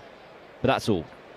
Will O'Rourke, now the bouncer, and Fisher's just decided to leave now. He's been clocked on the head, and He's now decided not to take on the bouncer, and he's just leaving them, just ducking underneath them. Time for the Yorker, 262 for 9, trailing by 129. The event, what it looks like the conclusion of all this is going to be is incredibly tame, basically, and I guess that's almost the best case scenario.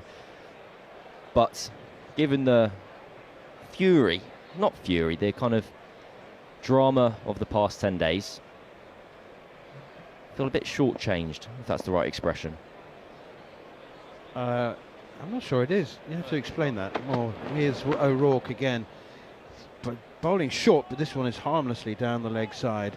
So what were you expecting? The Ben Stokes to announce his retirement from all cricket? Well, that was where we kind of started from. The day after, there was genuine concern around the ECB that Ben Stokes was going to hit send on an Instagram post, and that was going to be it. That's the kind of place that we've come from over the past 10 days. I guess shortchanged isn't the correct terminology, because there's a sense of relief in there as well, that it sounds like we've all kind of got ahead of ourselves and there's nothing really to report here.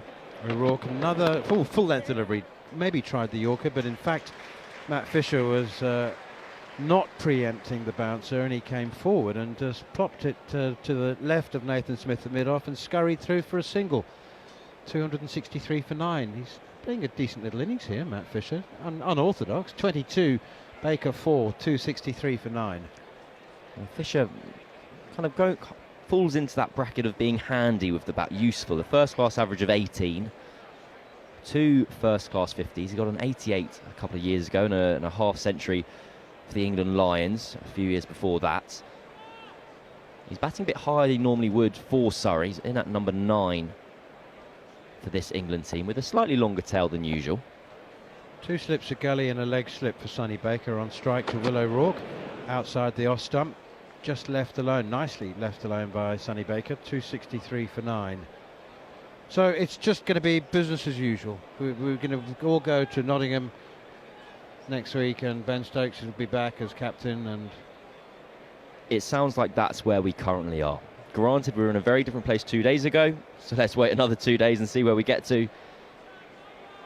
But I guess you could make the case that it's ended up being as good a news story as it could have been. The way it was presented by England over the past week was their concern for Ben, and kind of given his historic struggles with mental health problems, the fact that it all sounds...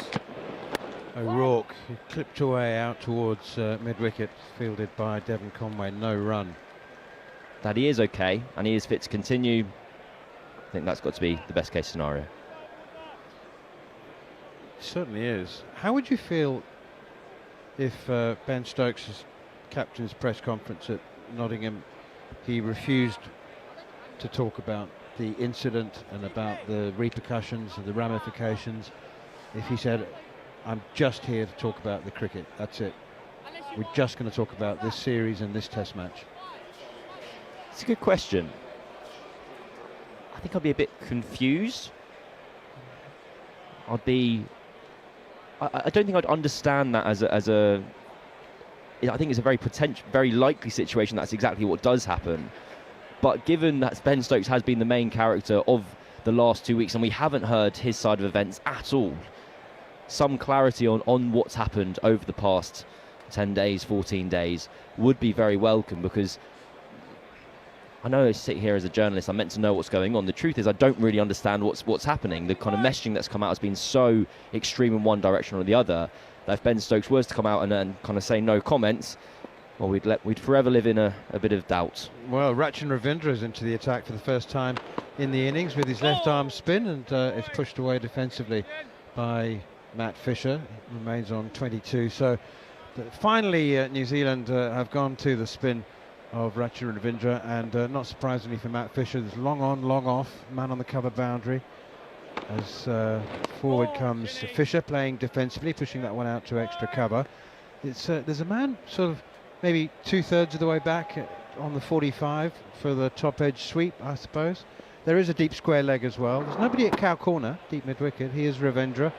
Once again, forward comes Fisher, playing defensively, and Latham fields at mid-wicket. Long on and long off. There's a man on the cover boundary sweeping. What's he there for, the long hop? It's not there for the catch, surely. Here is Ravindra once again, and that's clipped away past Latham at mid-wicket, and it'll be collected by Nathan Smith, coming charging in from the deep square leg boundary, and they go through for an easy single. 264 for 9. I like this from New Zealand, just a bit of a change of pace. We're now seeing the field fly around. Now that number 11, Sonny Baker, is on strike. Just 2 balls left in the over, so New Zealand might be tempted to leave some fielders out on the boundary. They'd be very happy if Sonny Baker regains the strike for the following over. New Zealand opted for the left arm spin of Ravindra over the right arm spin of Glenn Phillips. On the back foot now, Sonny Baker plays defensively very nicely. One thing that people haven't spoken much about Bazball was the significant cost saving that it created in terms of new balls for the ECB. Very, very rarely did we see innings go to 80 overs. New Zealand's innings lasted 96.2 overs, and there was a second new ball taken, and now we're 3 overs away, or 4 overs away from the option for a second new ball for New Zealand.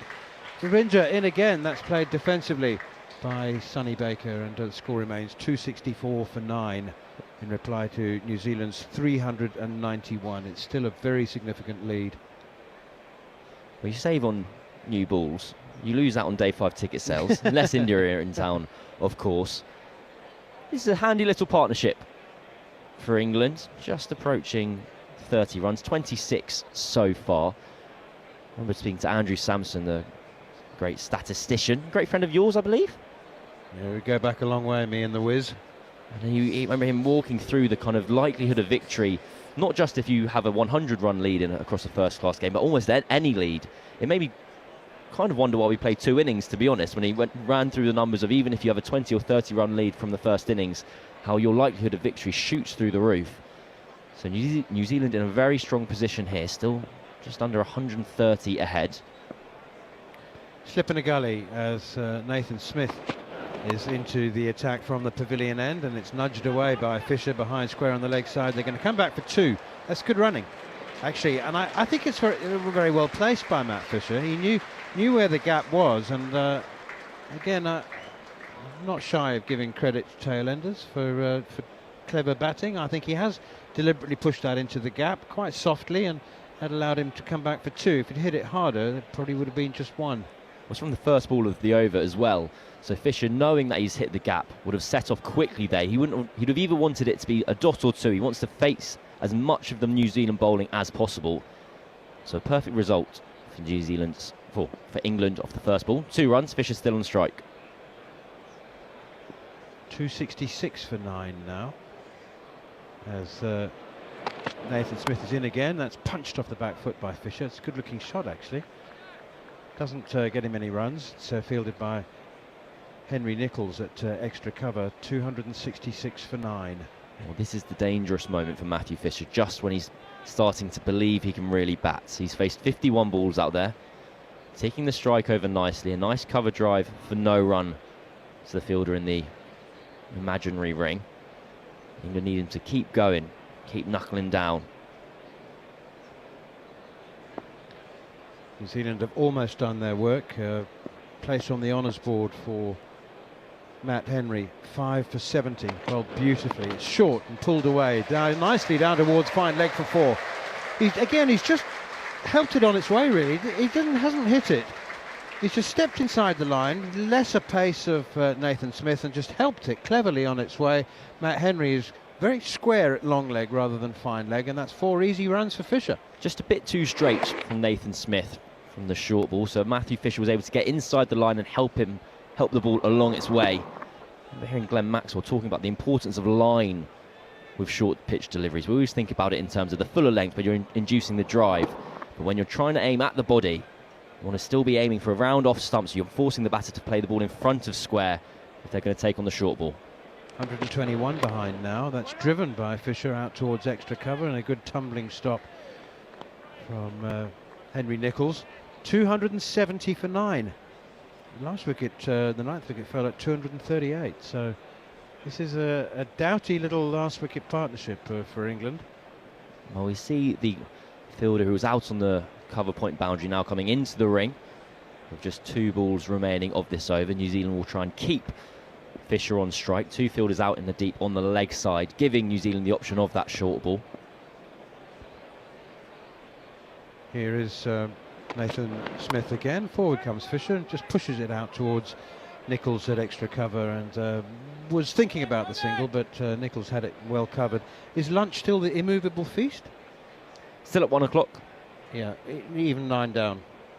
Oh, goodness me, you're being very optimistic. England going to see us through. No, I think if it's 9 down, we just keep on going. We have an extra half hour, don't we? Yeah, that's not going to happen, surely. Well, they might bat another half now, who knows? Could do. Well, the way Sonny Baker's beautifully guiding the ball down to deep third. Here's Nathan Smith once again bowls to Matt Fisher, and he gets a cunning inside edge down to Matt Henry. He's come strolling in from the long leg boundary, and Fisher has inadvertently kept the strike at the end of the over, and England are 271 for 9.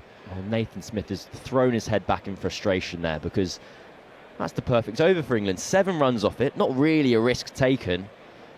And Matt Fisher gets to pinch the strike again for Ravindra's following over. No real reason for England to change anything here. The current partnership stands at 33 of 66 deliveries, so run rate of exactly 3 and over. Sonny Baker on 4, but doing his job perfectly well. Let me ask you a question. Yesterday I made what I was told was an outdated statement that the Oval crowd were more interested in the actual cricket than the Lord's crowd, and I was corrected, and I was informed that actually the Oval has become extremely corporate now, rather like Lord's. And you know, I associate Lord's with the occasion and I don't know, the aura and the champagne. I think, whereas the Oval used to be more of the ground of the people, but it is pretty corporate now. I think it's still definitely more the ground of the people than Lord's. That might be the fact I grew up in South London saying that, but I know for Surrey games in particular, you're having crowds of 5,000-6,000 in for a county championship game now. You have blast games where 20,000 people are in, and it's the socialists. They call it the best beer garden in South London. Rachin Ravindra continues with his left arm spin. It's played defensively, no runs. And if it is a case of there is more hospitality, more corporate events here at the Oval, it's probably more an indictment of the cricket in the nation as a whole, as opposed to just the Oval. Here's Ravindra again, and there's a slog. I was going to say a slog sweep. He's shaped for a slog sweep, but he wasn't in position. And Matt Fisher has ended up just hoiking across the line. He's got a bottom edge, no run. Well, just one man out in the deep on the leg side, so you can understand why Fisher's lining it up. Kind of a deep mid-wicket, deep forward square leg. Here's Ravindra. Oh, he's tossed that one up really invitingly. He gave that a lot of air. Fisher obliges with a decent-looking cover drive, but straight to the fielder, no run. And Ravindra a little bit flatter of a bowler than Glenn Phillips. Left arm option, spinning the ball away from these 2 right-handers. Here's Ravindra, and that's quicker. Oh, and he's got a bottom edge, and it's beaten keeper Tom Blundell. He backed away for the cut, actually. That's well bowled, because it was much quicker and flatter from Ravindra. And there was no turn, and it was angled in towards Fisher, and he misread that. It was too close to cut, and he was fortunate, got a bottom edge for a single. Well, this is why New Zealand made the bowling change. Goodness me, we've just seen the replay. And the ball's almost kissed the stump on the way through. Fisher looking to get back, uses crease, but the ball's just full of length. And scuttled through. Now Sonny Baker's on strike. We've got a short leg in place, leg slip and a conventional slip, catching mid-wicket. Here is Ravindra once again from the Vauxhall end, and Sonny Baker nicely back and across, and blocks it out towards Henry Nichols, or Devon Conway rather, at extra cover. Trailing by 119 now. So 1 ball remaining in this over. Kyle Jamieson drops out to long on, encouraging Baker to push the ball for 1. Ravindra given lots of air. Sonny Baker not tempted. He knows his job at number 11 is just to stay there. Matt Fisher's got the run scoring responsibilities at the moment. although Baker does have 4. Matt Fisher has 31. England 272 for 9. We're both due to leave, Cam, but can you read the final word on the difference between Lords and Oval while Jon Norman takes over from me? Well, given Jon Norman is going to be coming into the commentary booth, I'll say nothing but good things about the Oval and its supremacy over its North London cousin. Packed house here in southeast London today. It is a beautiful occasion. The sun is shining. A few clouds in the sky, but nothing more. No shade available to any of the players out there in the middle currently. Nathan Smith is going to continue from the pavilion end, and Mel Farrell has joined to take over the commentary. Thank you very much, Cam Ponsonby. Lovely to have you on board today. So one more over before the new ball becomes available. Fisher waits as in comes Smith, and it's a short ball that he shaped to pull but ended up just swiveling and bringing his bat underneath the ball as it goes through. Well, I tell you what, when Jon Norman and I were on commentary in the last stint, I did not think we would be back here with England still batting, and yet, here they are, partnership now worth 34. Yeah, I totally agree. I mean, Matt Fisher has looked really awkward at the crease at times and could have been caught behind or inside edge onto his own stumps in the last over. And next ball, he just guides around the corner. It was a low pull shot in the end, and he just gets it fine enough to beat the fielders. That was, again, an awkward, ungainly looking shot. But Henry Nicholls was out there at a long leg, and he just got it fine enough in the end. Ugly runs, but mightily effective, and we're reaching a point now where England could actually almost turn this session around.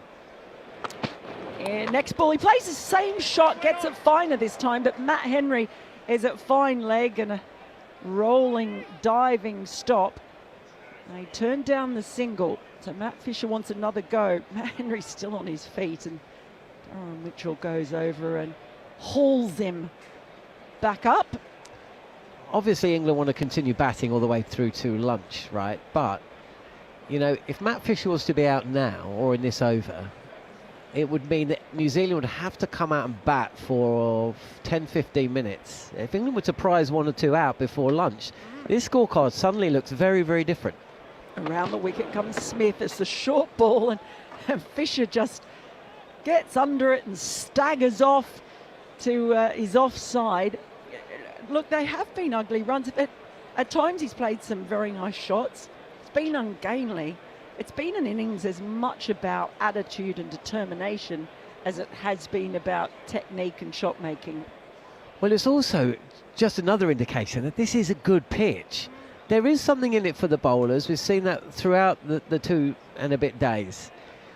But there are also runs here, and if you look at the amount of batters who've got starts, it's almost surprising that England and New Zealand, to a point, struggle so much at times in their innings. Over the wicket now, and he has a big slash at this one. Through the covers it goes for another 4 runs. Swashbuckling now. It might not be the prettiest stuff you've ever seen, but it's thrilling in its own way. And Fisher moves on to 39. England 280 for 9. Yeah, there was a question about whether the second new ball would be taken, but having seen the way that Matt Fisher's gone about things and the ease at which Sonny Baker's defended, I think it's almost certainly they're going to take the new ball when it's due in a delivery's time. England trail by 111 as in comes Smith, and well, Fisher falls over to the offside and just clips it to Matt Henry at fine leg.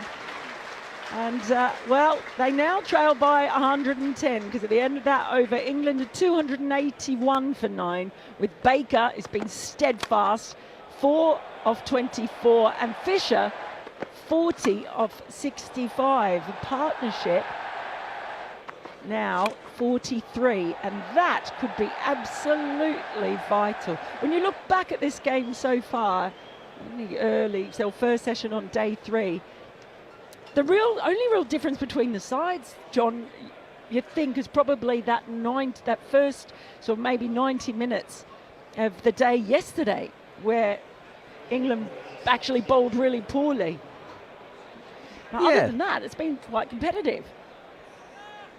Yeah, this is the highest 10th wicket stand in a home test since the 66 Johnny Bairstow and Jimmy Anderson put on at Old Trafford against Australia in 2023. So, you know, it's come at a crucial time for England, but, you know, you can feel the frustration just starting to grow with this New Zealand side. At the same time, the England fans here at the Oval have enjoyed the last 20 minutes, half an hour. They realise just how important it is, but if you would have told me on day one, when New Zealand were 108 for 4, that they would have a 100-run lead on first innings, you know, New Zealand would have taken that all day long. So they're still in the ascendancy here, and England was still some runs to claw back. Henry with the new ball, and there's a little fiddle outside the off stump from Fisher. This is a new test altogether now. And it is a new ball. I don't think either of these sides has bowled particularly well with the new ball. And there hasn't been a clutch of wickets at the top of the innings, right? So it might seem a little strange to people watching us on the talkSPORT Cricket YouTube channel, or maybe just listening to us while they're in bed trying to fall asleep. But this new ball should be enough. Ooh. Well, Fisher steps back and carves this away down towards wide deep third, and they'll get a couple. There are 2 fielders out there in the deep on that offside.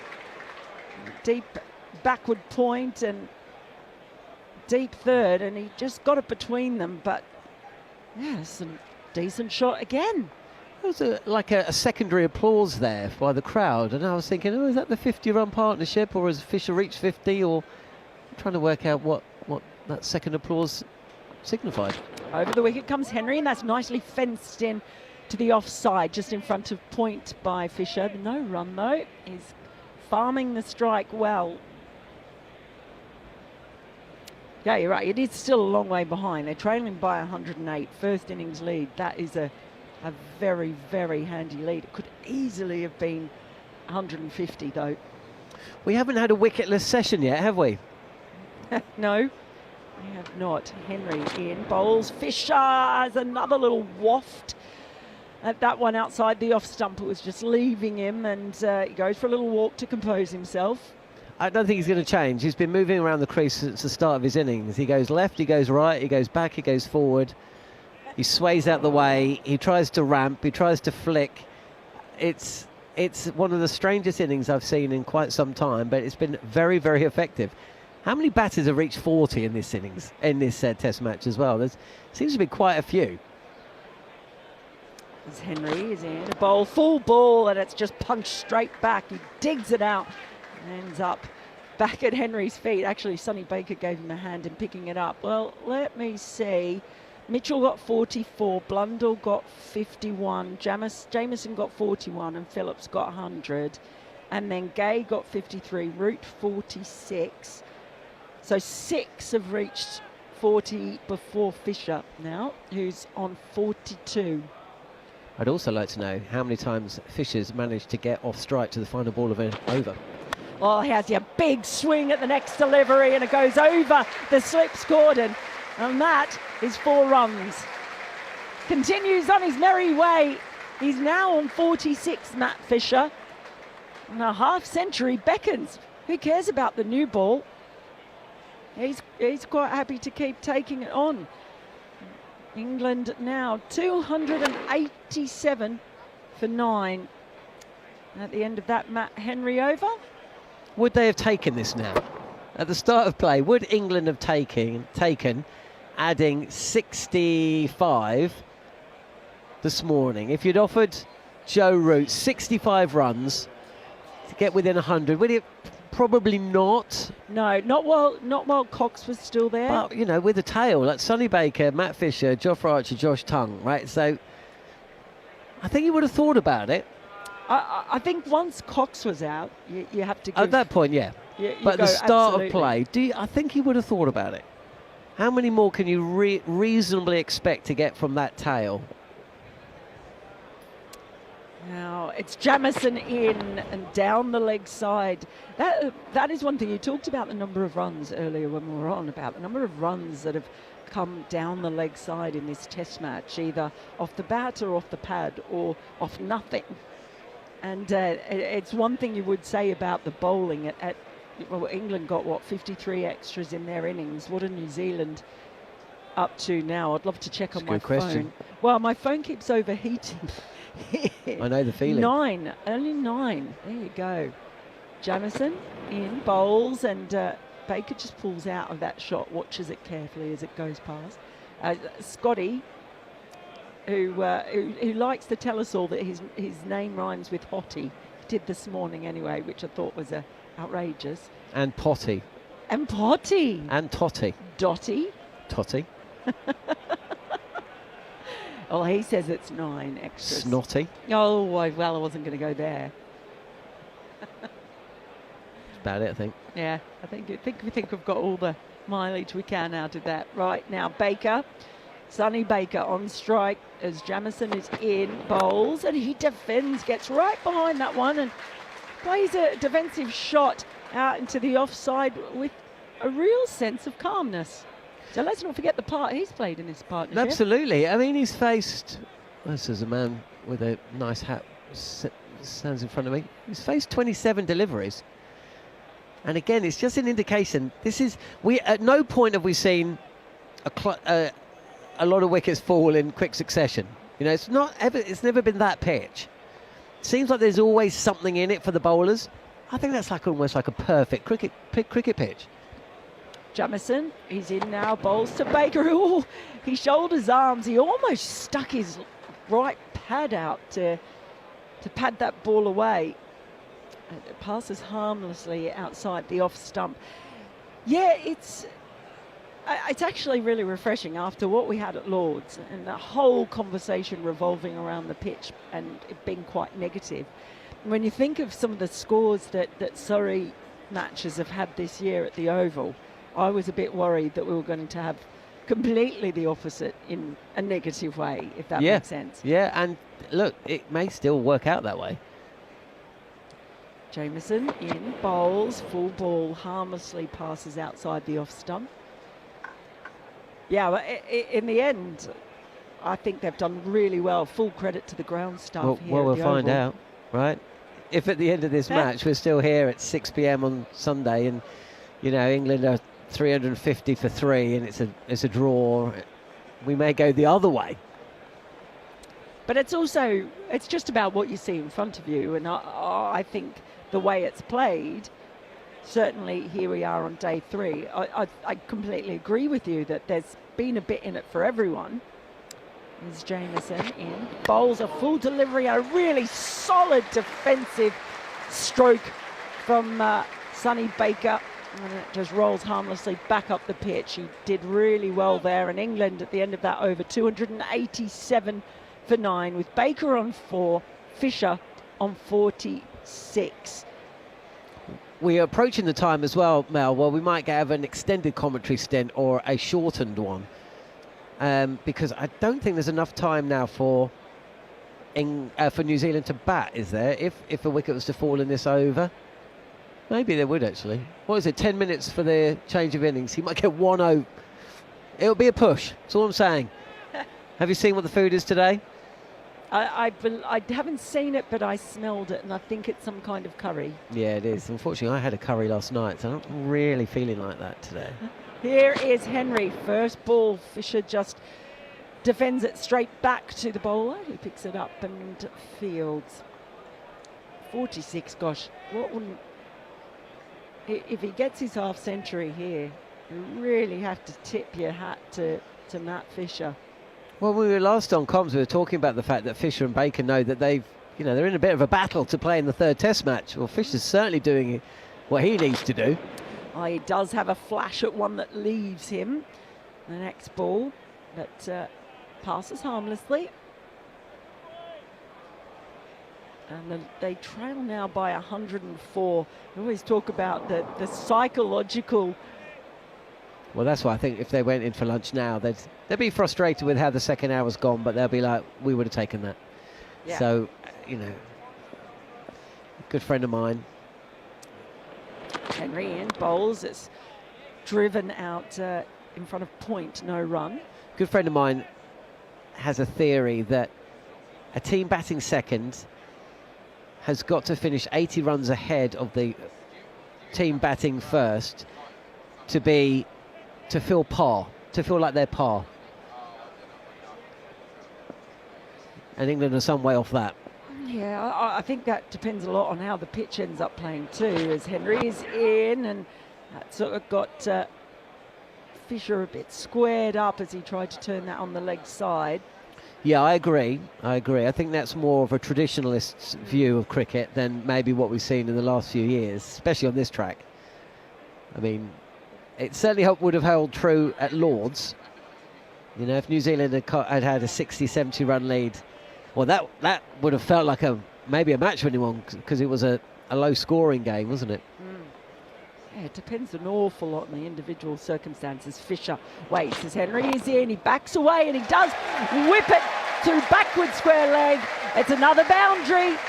Matt Fisher, the crowd is on their feet. He's brought up his 50. He's done it in his own way. An idiosyncratic innings it has been. It's not always been pretty. He raises his bat up to the sky and then he turns and walks straight back to the crease because his job is not done yet, and that sums up this innings. Yeah, fantastic for Matt Fisher, who of course has played his county cricket here at the Oval for the last couple of seasons, and the feeling was it was to just breathe a little bit of life into a career that maybe had plateaued a touch. He'd been out the England setup for a couple of years, and of course playing for Surrey always puts you at the front of the queue, doesn't it? Here's Henry, he's in bowls to Fisher, who just pokes at this one, sends it to backward point. No run. By the way, the wonderful Gary has been listening. He says Fisher has taken a run from the last ball 4 out of 8 times he's faced the last ball. Yeah, well, now it will be 4 out of 9 times because he hasn't got the single there. Partnership now, 53 runs off 96 balls. That must be one of the highest partnerships of the series across both sides. I'm sure Gary would tell us where it stands. Now you know he's listening. You're going to put him to work. Oh, he's always listening. That's what he's paid great. to do. It's kind of his job. It's a bit like me saying, "Oh, she's talking." Oh, good to know Mel's talking on air. So England now 291 for 9. So exactly 100 runs behind. So the chances now looking decent of them bringing it down to double figures. The psychological double figures. Yep, absolutely. But still, it's New Zealand. You in the position where they'd rather be. England would love to swap positions. New Zealand can get to lunch having bowled these out, or even just get to lunch. They've had the better of the Test match so far. Jamieson starts a new over and Baker just jams his bat down as the ball squirts out to backward point, no run. And then, of course, we've got some massive questions, huge questions, because, you know, watching Matt Fisher, he's certainly running quickly, but there's been at times I've wondered whether he's not maybe just carrying a little niggle. Obviously, Jofra Archer didn't bowl yesterday on the proviso of the physio, maybe warned that he had headed into the red zone. Sonny Baker lost his footmark, so he's run up at times. Here's Jamieson, bowls a full delivery that Baker gets right forward to and just pushes it back to the bowler. So England are going to have to come out and bowl very, very well. And they will have to hope that New Zealand gift a few in the manner that they did in the first innings. And yeah, maybe they're going to fancy a chase on this flat oval track on day 4 and 5. They'll certainly back themselves, and of course they're so strong. Numbers 1 to 7, they've got the batting. It's the application that's been lacking as Jamieson is in and bowls. That's left alone by Baker outside the off stump. And New Zealand, of course, have been here before with England 4 years ago, giving up run chases of 250, 260, 270 on 3 occasions. So whilst I don't believe that will be in their minds, they will also know when they're batting that England will fancy any target in and around 350, they'll feel they're in the game.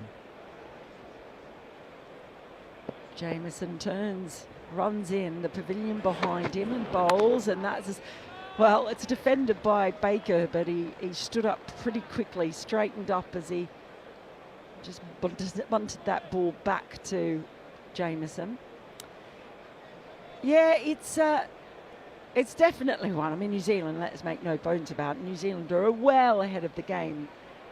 I just think England will be feeling more positive than they would have an hour ago. Yeah, absolutely. If New Zealand had had an hour to bat, they could have had a lead approaching 200 by now. Exactly. And that's completely different from where we are now. 100 lead, a couple of early wickets. England, of course, straight back in this game. Here's Jamieson, and Baker steps forward in defence, but I'm going to say he played inside the line of that one as it goes through to the keeper. It's not been, Kyle Jamieson got a lot of kudos, and there was and has been a lot of attention on his bowling average. You've got to go. I was listening to Sky Sports, or watching a bit of Sky Sports at some point. I can't remember when. Maybe listening to Athens was saying you've got to go back to pre-World War II for bowling figures up where Cole Jamieson is in terms of at the start of your career, and he's of course a few years in. It's incredible bowling average. In now, over the wicket to Baker, there's the edge, and there's the wicket. It's taken by the captain, Tom Latham, at second slip. So the valiant rearguard action comes to an end. England all out for 291. Baker, the last wicket to fall, and so Jamieson does finish things off in time for lunch. Well, Mel, that was and has been a continuation of a theme in regard to this being a terrific test match. And it's kind of gone one way or the other. There should be a phrase when it does that in cricket. I mean, I don't know. I do feel like the Ebony Rainsford Brent and you won't know who Floella Benjamin is. She's an old TV host from back in the day. Hails from my neck of the woods, Penge. South Nord, Jarrah's territory. You've been to Penge. I have been to Penge. She was into cricket. I really feel that could be an amazing cricket podcast called Ebbs and Flows. But sadly, she's not. Oh. So Ebbs has been left stranded there. But this has been a great test match. You go back to day one, New Zealand on the back foot, figuratively, 107 for 4, and then the counter-attack. They kept... Every moment they kind of got themselves into a position where you felt they were back par. They'd lose a wicket in a weird fashion. Then they nudged ahead, only to lose 2 wickets to 2 truly terrible deliveries by Jacob Ethel. End of day one, runs on the board, but feeling like they'd left a few out there. Only to come back at the start of day 2, and England, in generous mood, allowed them 100 runs for the loss of those last 3 wickets. We had the terrific moment where Glenn Phillips reached a century, an emotional time for him for his personal situation with his father, passed away last year. And then England came out and looked to be scoring freely, and Ben Duckett timing the ball as beautifully as we've seen for a long, long time, and then involved in that run out. New Zealand came back into the contest as Joe Root seemed to bed in alongside Emilio Gay. And those 2 quick wickets, then suddenly it's New Zealand's match. England 170 off for 5, battling, really battling, because giving up nearly 400.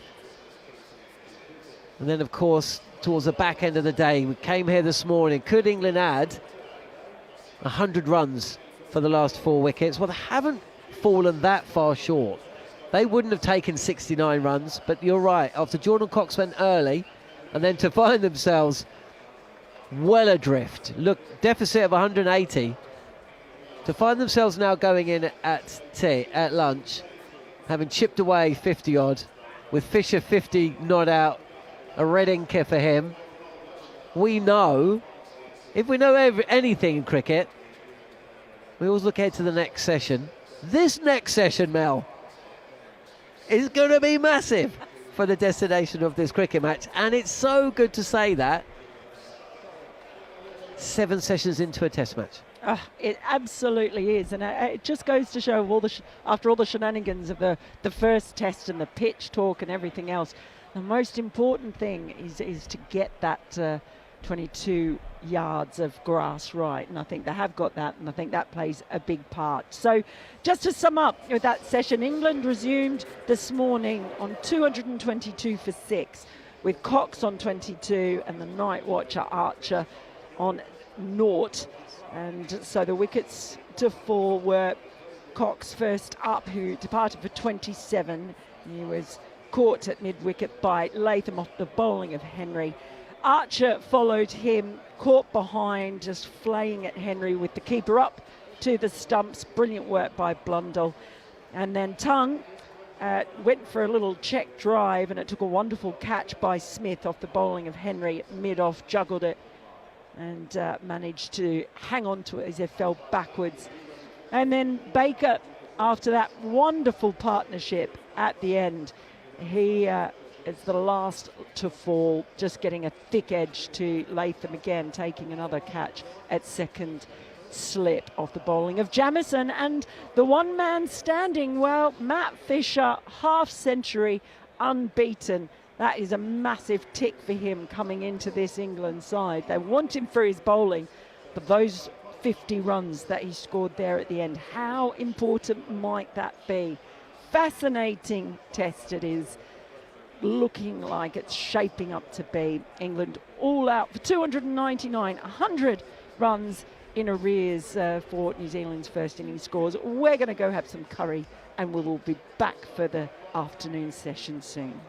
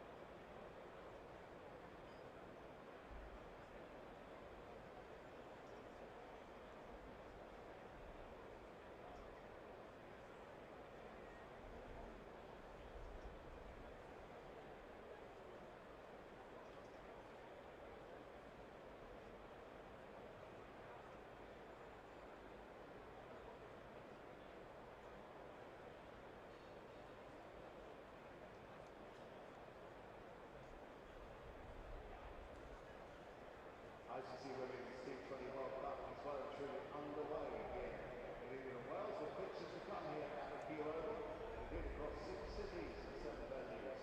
The world's best players going head-to-head for one of cricket's biggest prizes. Tickets are still available all over the country, including here at the Key Oval. So search Women's T20 World Cup to secure your seat today.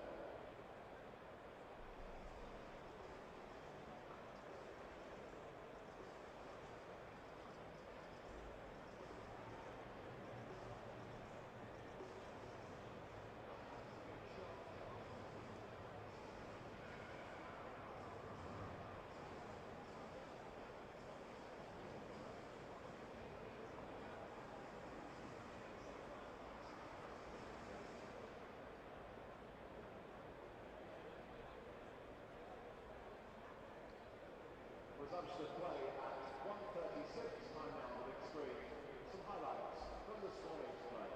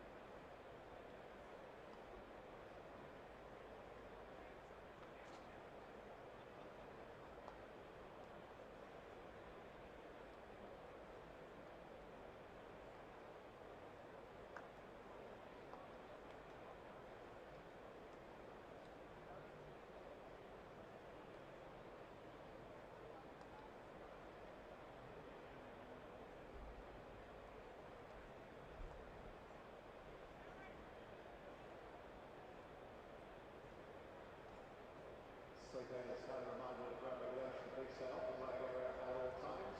Anyone ignoring this reasonable request will be ejected by the prosecution. And exclusions of cricket grounds. Sure you appreciate these measures are in place for the safety of everyone, in particular players and match officials.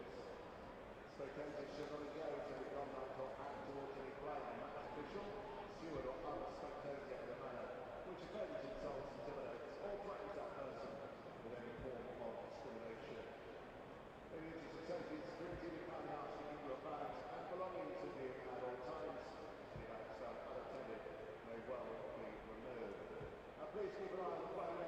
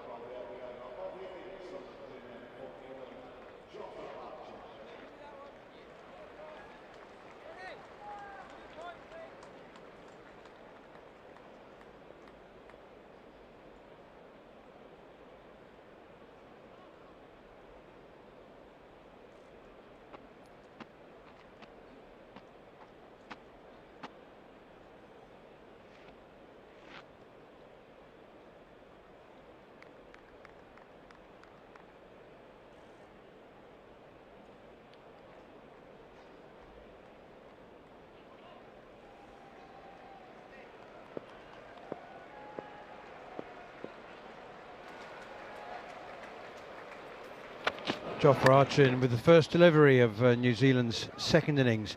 Clipped away very nicely off his toes by Tom Latham, the captain, out towards deep mid-wicket, and they go through for a couple of runs. The first runs, conveniently, England were exactly 100 runs behind New Zealand, so there'll be no complicated mathematical equations and sums to be done during the course of this innings. Exactly 100 the lead, and now it's 102, 2 without loss. Jofra Archer bowling the first over. England opting for just the 2 slips and a gully. I think that makes sense. Here is Archer once again, left alone outside the off stump by Latham. There have been very few slip catches.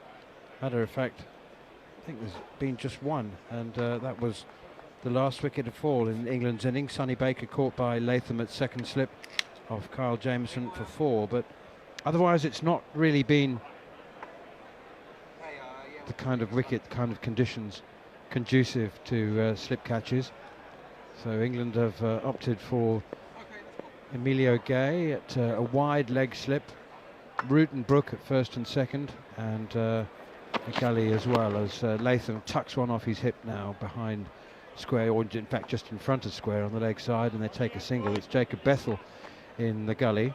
Ben Duckett is at backward point. There's an extra cover, a mid-off, a mid-on, and a long leg away down to our right as we look from the Vauxhall end. Jofra Archer running in from the pavilion end. Lots and lots of people making slow progress back to their seats, enjoying the welcome shade of the concourse, which runs all the way around the ground. Whole variety of food and drink options, and as I say, people quite happy to watch the multitude of TV screens. Here's Archer in again, driven, super shot, lovely shot from Conway for 4 through mid-off. Archer pitches up, and that one has disappeared very quickly down to the long off boundary. Super shot from Devon Conway's. Getting the impression that he's just battling to re-find his best form. Fighting innings at Lord's in ultimately in vain, but really battled for his 41 in the second innings from 91 balls. after making just a single in the first and looking very much out of sorts. But struggling to regain his best form after a fallow year or so in international cricket. Conway drives at a wide delivery from Archer, now outside the off stump. Doesn't time it at all, comes off the bottom end of the bat and trickles up towards mid-off, where it's fielded by Sonny Baker. New Zealand 7 without loss, a lead of exactly 100. And I've just been handed my Graham Thorpe headband by Jon Norman, who shall be with me for the next half an hour or so. Thanks for that, John. No, you're welcome. We I don't should- think I'm going to be here for the next half an hour. I'm just sitting in because Jeremy is he's a triple threat today. It's not double bubble.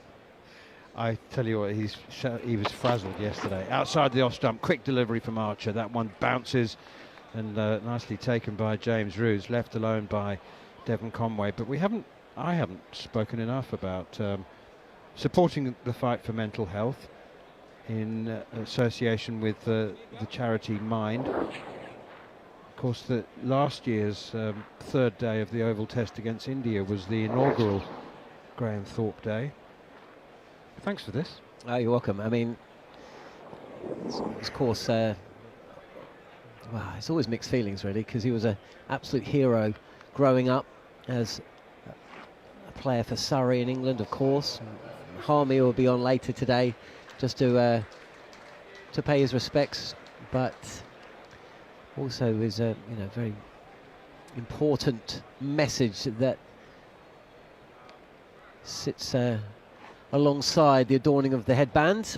That is, it's good to talk, and you were one of the best of doing that. I'm going to make my way because Jeremy is about to come in. We were just saying, it's a triple threat, right? So he had to eat at some point today. So I was more than happy just to sit in for an over and just listen to you.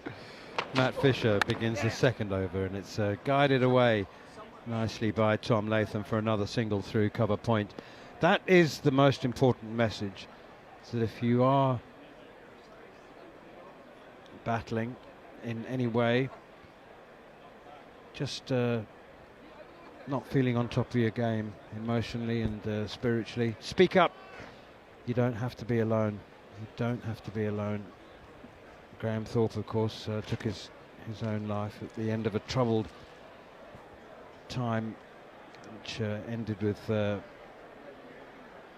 batting coach role with England. But yep, speak up. There are people around to help. Two slips in a gully and a close catching cover as forward comes Conway, pushing this one defensively up to Sonny Baker at mid-off. There's no run. It's particularly prevalent amongst young men, boys, young men, older men. Matt Fisher now looking for early wickets. England have to fight their way back into the test match, and I know that Matt Fisher's unbeaten 50 has reduced the damage, I'd say, to just 100, because 100 is more often than not, far more often than not, a winning lead in Test cricket. Outside the off stump now from Matt Fisher. That one is left alone by Conway. But if England are to turn the tables and try and fight their way back, early wickets is the easiest and most obvious way to do that. I think that New Zealand historically, and this current iteration of the team, will be perfectly happy if England try and bowl dry and apply scoreboard pressure with dot balls. I think New Zealand will be perfectly happy with that. They'll just leave it. They'll be happy to bat. Defensively might be too strong a word, but cautiously. That's Conway is forward again, opens the face of the bat, guides it away to backward points, fielded by Duckett. New Zealand perfectly happy to absorb pressure, and if England bowl wide as they did at the start of New Zealand's first innings, I think you'll find that they will be perfectly happy to leave the ball and not make mistakes. England's approach in the first session of the first day was to see if New Zealand would make mistakes, bowling wide. Here is Fisher again, and Conway looks to Well, late cut this one. He made it look as if he had left it alone outside the off stump, but I'm pretty sure he played at that one, and if anything, it tailed back into the left-hander and went past the under edge into the gloves of James Roux. So 2 slips and a gully, deepish backward point. That's Ben Duckett. Jacob Bethel is at a stationary catching cover 25 yards from the bat. Here is Fisher again. Forward comes Conway. Guides it up to mid-off. It's fielded by Sonny Baker. And there's no run. So tidy over from Matt Fisher. That's his strength. That's what England want from him. He's basically taking the place of Ollie Robinson, who missed this test match with a sore knee. And it's the control that England's attack require from which they got from Ollie Robinson, as well as 7 wickets at Lord's. And they want Matt Fisher to fill that role. Bowled tight, and he was pretty tight in the first innings. 23.2 overs, 2 for 62. So going at 2.5 and over. Very tidy stuff. Jofra Archer about to bowl his second over, the third of this New Zealand innings. They are 8 without loss, leading by 108.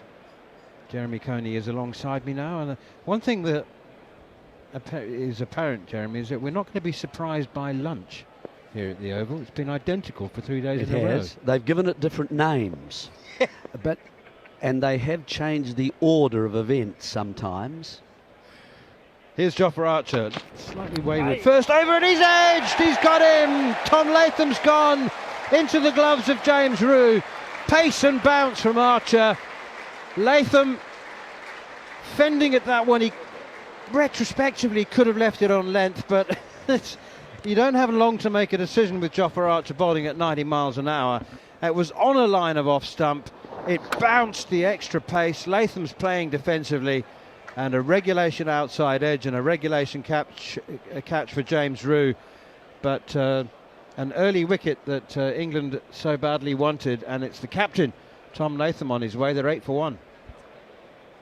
Yeah, just close enough that Latham felt he had to play towards the ball. It was coming in from, of course, round the wicket, so that angle he creates Archer, and then just bouncing a little, as you say, Roux taking that reverse cup.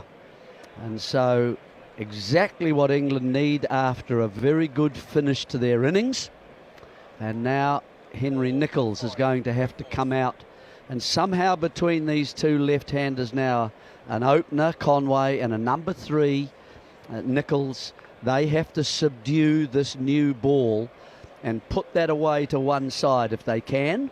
And then New Zealand can set about, once this ball gets a little older, perhaps to over 15 to 20, and the heat to come in with the bowlers, and you get away from the first spell of some of the bowlers, so they're not quite so fresh.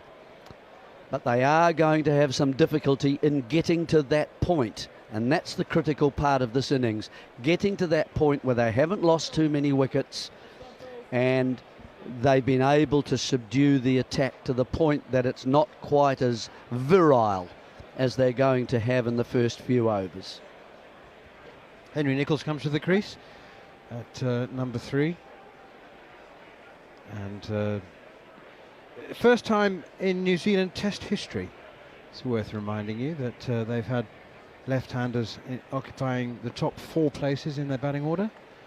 And there's a leg slip, 2 slips, a gully, a short mid-wicket. Archer in, bowled. Ooh, that one passes the outside edge, and it's pretty close to the off stump as well.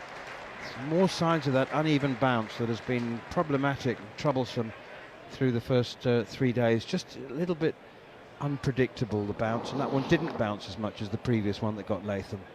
No, that's correct. And so one that bounced took the edge. That one just kept around about stump height, didn't it? Round about the top of the off stump, really. And he wasn't really ready for that and played outside it, so it came inside the bat. Here is Archer again, bowls, and that's a quick delivery, and it's an attempted pull shot which has crashed into Henry Nicholls' thigh pad, bounced up into the air. Some excitement, some screams of catch it from Jofra Archer. Got to really get your feet moving. I was watching nothing else but Nichols' feet then, and they did hardly move at all. They stayed where they were. There was a slight bend of the front leg as he raised it, sort of a semi-hook, sort of pull it as he thought it was going to be around there, but he got in a real tangle. There's no short leg in, but there is a leg slip, Emilio Gay, and momentarily he thought he might be able to run in and grab that one. I think there was some glove on it. Archer in wide outside the off stump. That was a harmless delivery, which Nichols is entirely happy to leave alone. 8 for 1. As I mentioned 10 minutes ago, lots of people still happy to occupy the shade of the concourse, which runs all the way around the ground, and you don't, you know, feel like you need to rush back to watch the action, because there's got to be 200 television sets around the ground at least. You know, like every food and drink outlet is in close proximity to a TV screen, so you can watch the cricket in the shade. Here's Archer, bowls, and another magnificent delivery which almost clips the off stump. It's a drive from Henry Nichols, but he was very late on the shot, and he's well beaten by pace pretty much alone. I don't think there was any exaggerated or even a small amount of seam movement. It was just very quick. And Henry Nichols pretty late on the shot there. 8 for 1. That's a torrid start for Henry Nichols. Mind you, Jofra Archer's bowling quickly. Wow. Yeah, just a push towards the ball. Did that go inside the bat again? I think it did. Yeah, inside that's edge, what I wasn't it? thought too. He's not picking up the line. Here's Jofra Archer looking very dangerous. Up to the crease now, bowls, and Henry Nichols guides it away past Jacob Bethell at backward point. 2 men chasing, and the chase is won comfortably by Harry Brook, sprinting from second slip. I tell you what, Jacob Bethell's pretty quick across the ground, and he was in hot pursuit of that, and Brook just ran past him like Linford Christie. Just, did you see him? I mean, he had a 10-metre head start, and he overtook him in 30. Yeah, that's the acceleration, isn't it? He did, and then he threw it as he was still falling backwards towards the stumps, and then managed to clear the stumps, didn't he? As that looks as if it is Jofra Archer just leaving the field for a moment. Yeah, I think so. Taking a shortcut as well. He's climbing over the picket fences. There are still picket fences, by the way. They're just largely obscured by the LED advertising boards. That one is driven down the ground. Matt Fisher swings it back into Devon Conway, and Conway punching it just aerially, momentarily, down the ground. It's fielded by Sonny Baker. They'll come back for 2 runs. So the point about saying that Jofra Archer didn't bother using the gate, he climbed over the fence. That suggests it's going to be a quick visit to the change room. Just, I don't know, a little bit of strapping or something. So he wanted to get off as quickly as possible to do whatever it was he needed to do, so he could come back on and wouldn't be off the field and wouldn't disrupt the rhythm of the new ball. Here is Fisher again. Conway guides it to cover, straight to cover, and there's no run. Statistically, Jeremy, 100-run lead in Test cricket leads to victory 80% of the time. Oh well, we'll wait and see whether it's the 80 or the 20, won't we? We certainly, England have made a decent start. Conway looks as if he wants to get onto the front foot and play the drive. As you're quite right, that was probably 3/4 of the pitch at least. That was in the air and his drive, but of course away from the bowler's follow through. Oh, that's close to off stump. It's left alone. That's, well, again, we always say, you know, that has to be put down as good judgment, but because it didn't hit the off stump, but it's also risky. I think that was a misjudgment, to be honest. I think if he realised that was as close as it was, he wouldn't have left it alone. That was very, very close. And by the way, 80% is not to say that the team conceding a 100-run plus lead wins 20%, because the majority of the remaining 20% are draws. So it means that statistically England are very much up against it. Although, here is Matt Fisher again outside the off stump, and that's left alone. Although those figures are very different for the last 10, 12 years. More teams have won and played themselves back into games in modern times, having conceded 100 runs, than they did for the century before that. You know, 100 runs used to, you were gone, really, if you conceded 100. But that's not so much the case in modern Test cricket. Matt Fisher running in over the wicket now to Devon Conway, and he struck on the pads. Big appeal for leg before wicket, huge appeal for leg before wicket. As always over the wicket, the question is, where did it pitch? Pitch outside leg stump, and Matt Fisher's now in animated conversation and trying to persuade, no, it's not. Joe Root's not interested, turned his back on him. Well, that's the DRS time just completed now, but it certainly beat the inside edge of Devon Conway's bat. I'm interested where it pitched. I thought it was outside more. I thought it was starting a little bit wider. Did it come back enough or too much? Joe Root, yeah, he wasn't going to be persuaded. He was persuaded by Matt Fisher in the first innings to review, and it really wasn't a good review at all. Here is Fisher once again. That one is clipped away out towards square leg, and Jofra Archer's back already. He's back on the field already. He was at square leg. He wants to bowl the next over, does he? No, that's Emilio Gay. I beg your pardon. It's Emilio Gay. Jofra Archer's. He is back on the field. He's just walked back on now. Sounds like they've got 13 out there. Yeah, it does, doesn't it? Yeah. Doesn't it? No, he is back. You're right, and he's going to take and resume his position at the top of his mark for his third over. And it's going to be Nicholls, who's suffered a fairly a torrid time, really. Does he go forward? He doesn't look very keen to move the feet to cover the stumps. If it's shorter, he's got a bit better chance. He's got a couple down to third man, and he's looked to pull one, but it's when it's up that the problem occurs. It is Jofra Archer bowling the next over, and forward comes Henry Nicholls, pushing it straight back to the bowler. That's a better stride in, isn't it? And it makes you feel a bit more comfortable when you can get in behind that sort of ball that's up to you. Coming into the stumps on the angle rather than swing.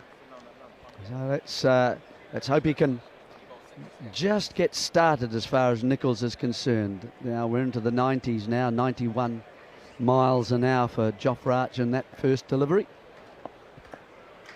Really good head of steam, Jofra Archer. Could have had much better figures in the first innings. That one's a little wide of the off stump. Nicholls again happy to leave it alone. Have you been I was going to say, have you had time to have a look at the county championship scores? But of course you haven't. You haven't stopped working. Northamptonshire are 104 for none at lunch in their championship game against Durham, the runaway leaders of Division 2. Ben Stokes has bowled 6 overs at a cost of 16. He had a catch dropped in his first over. Didn't take the new ball. He's bowling first change, England's captain, who we now are beginning to understand will return for the Trent Bridge Test match. Could well be a decider, that one. Here is Archer again, and that's clipped away out to mid-wicket. Very firmly clipped and all the way along the ground by Henry Nicholls, straight to the fielder. I bet there were a lot of television crews up there, probably more than the number of people who went to watch, I would say, at Northampton. There'd be a few photographers and news reporters as opposed to sports reporters, loitering and lurking. And there'll be a few anxious young reporters who've been packed onto the train, often from London or maybe from Manchester, with the editor's words ringing in their ears. Bring a story back, find a story. Here comes Archer again outside the off stump. Again it's left alone. This time Harry Brook flings his arms in the air at second slip and yelps. It can be a grisly business for a young reporter trying to find their way. And you get your packed lunch, you're on the train up to Durham or Newcastle, and you've got to get on that change trains and get to, yeah, it's and you know, and the pressure's on. I'm sure it You've got is. a file. Yeah, but excuse me, boss. What does Ben Stokes look like? Poor chap's on loan from cycling. That's right. Yeah. Or football maybe, because here's Archer again and steered away behind square. Jacob Bethel chases it, slide tackles. Hasn't gone to bed for 3 weeks or 2 weeks whenever the tournament began. And it's I'm sorry that Stokes didn't speak to the media. I don't care, son. We didn't send you up there to not file anything. I told you we need 12 pars. Find the story. It's yeah, I mean, you know, and that does it is an element of journalism that is often forgotten by sportsmen. I'm not making excuses for poor stories. That one is right up in that sort of block hole length, but wide of the off stump, and Nichols pushes it to cover. It's fielded by Ben Duckett, and there's no run. 14 without loss. England bowled out for 291. Sum up Matt Fisher's unbeaten 50, Jeremy, because you know, it was. I think it made a very significant difference. England were 238 for 9, a long way behind, and that last wicket partnership really changed the complexion. Sonny Baker made 4 off 34 balls. Yeah, certainly he started Fisher as if there was nothing to lose because the other wickets had fallen so quickly this morning. And it was a lot of cutting, wasn't it? It was a lot of giving the stumps away and using the cut to score runs, or the heave onto the leg side. Here's Matt Fisher again, and that's pushed out square on the offside. I mean, we were critical of England on the second morning, weren't we? With the short pitch deliveries, and then Archer not bowling, and Bethel taking the 5th over with the second new, all those things. And I think you'd have to be equally critical the way the New Zealanders, in terms of their bowling and the lengths that they bowled, particularly for me, just far too short and not taking the stumps. It looked as if they were Brian Lara out there for a while. Here's Matt Fisher again outside the off stump, left alone.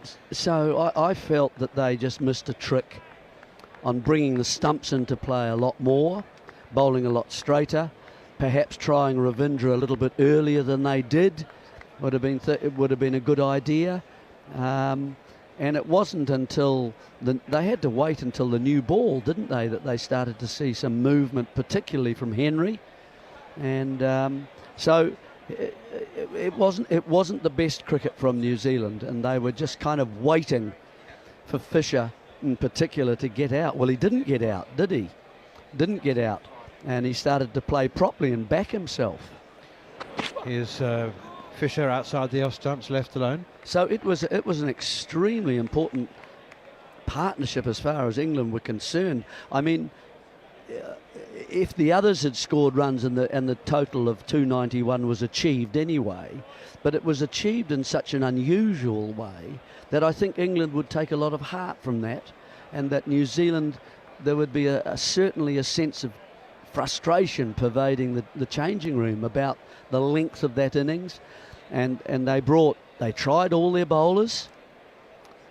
I thought they just took too long to go to the left arm spinner to try and make the batsman wait. Here is Fisher round the wicket now to Conway, clipped nicely off his toes through the leg side, and that's very nicely timed. In fact, they're going to come back for 3 comfortably, and the score moves on to 17 for 1. And Fisher started to play some proper cricket shots. Well, and he picked the balls he wanted to attack. Every time, or most times, you criticise the New Zealand team, I leap to their defence, but I can't with Will O'Rourke, because he tried to knock Fisher's head off. Well, I mean, why is he doing? And he kept doing it, and eventually Fisher knew that everything was going to be short and was just ducking underneath it. And it's just bizarre. England do it, New Zealand do it. Everyone does it to a degree. You know, the 9, 10, 11 come in and you aim for their head. I mean, you've got 1 to 8 out by aiming for the stumps. It's very peculiar, and so I think Will O'Rourke got it wrong. Oh, well, Tom Latham did. New Zealand got it wrong. Not just the bowler's responsibility. That's pushed defensively straight back to the bowler at mid-off, and there's no run. 17 for 1 New Zealand. Leading by 117. By the way, Jeremy, the England's other miscreant, curfew breaker, Gus Atkinson, took the new ball in the morning session for Surrey against Glamorgan. And how about this? He's got 2 for 8 off 10. And Glamorgan are 98 for 5. Gus Atkinson. Here's Fisher once again, and it's clipped away by the left-handed Nichols straight to mid-wicket. You know, there's one thing that hasn't been said very much, hasn't been mentioned very much, is that Gus Atkinson being out with his captain in the early hours after the Test victory. Gus Atkinson's a very occasional glass of champagne man. He's pretty much a non-drinker. There's been some speculation that he was there as his captain's wingman. We sort of put an arm around his shoulder and steer him away from any potential trouble. And he also, he didn't know about the curfew. He wasn't aware that there was a curfew, because it was imposed on England's white ball tour of Sri Lanka after the Ashes, which Atkinson wasn't on that tour. And I mean, you can say that it was his responsibility to know, maybe. Anyway, Atkinson is obviously bowling a fine spell against Glamorgan. 2 for 8 off 10 overs, as Archer is in again outside the off stump, left alone by Devon Conway. New Zealand remains 17 for 1. They've lost the skipper, Tom Latham, caught behind by James Roux off Jofra Archer for 4. You know a lot more about this incident than I do. Was it Atkinson the punch was aimed at, even though it missed both the cricketers and hit a security guard? The security guard was obviously stepped in right. Was it who was the recipient? It was going to be the recipient. I only we know. don't know. Well, it's been written, hasn't it, that it was aimed at Atkinson. Here is Archer again. Strikes Conway on the pads, heading down the leg side. And it's fielded by Emilio Gay. 17 for 1. Nichols 4. Conway has 9. Latham gone for 4. Anyway, we will note those details because there are 2, not 1, but 2 investigations running concurrently. The ECB one and the one from the independent regulator. So all of those details will come out in the wash, you assume. Joe Root first slip, Harry Brooks second, Jacob Bethel in the gully. Ben Duckett backward point.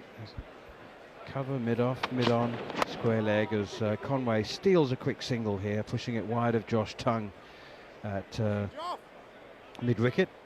Saw immediately that there was time to scuttle through for a single, called it, made it comfortably. Nichols 4. Conway moves to double figures. Yeah, good run, wasn't it? Saw it quickly. It's the sort of thing that you often see when there's some good bowling going on, that quick singles are grabbed and snatched everywhere if you can to get off strike. That non-striker's end looks quite attractive to me. It's a good piece of landscape there. And Emilio Gay was very keen to get there. Oh yes, he was. That's too keen. I'll buy that. I'll take that one. Archer in again.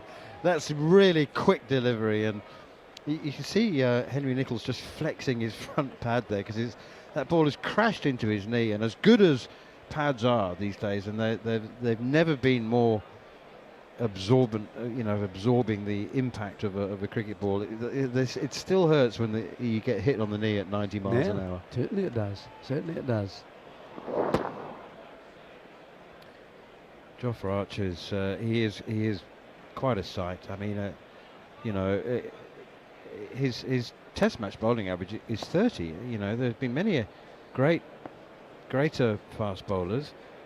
But just watching him is exciting. It is compelling. That's guided away by Nichols, square of the wicket on the offside, and the disparity between his record against right and left-handers is also pretty eye-watering. 20 against left-handers and 40 against right-handers, giving him a career average of about 30. So, I mean, he's had great moments, but he's not statistically a great fast bowler. I agree.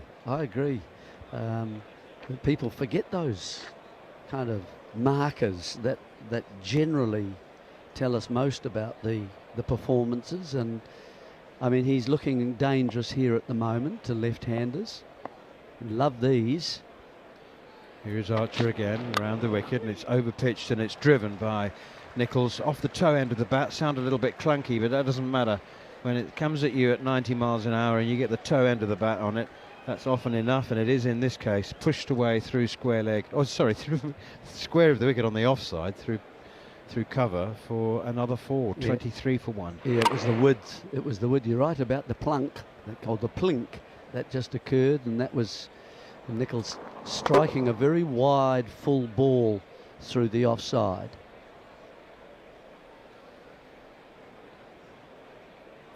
So much time in the Test match. I mean, there's no point talking about how many do New Zealand need, or what would they like to set England in the 4th innings. All irrelevant.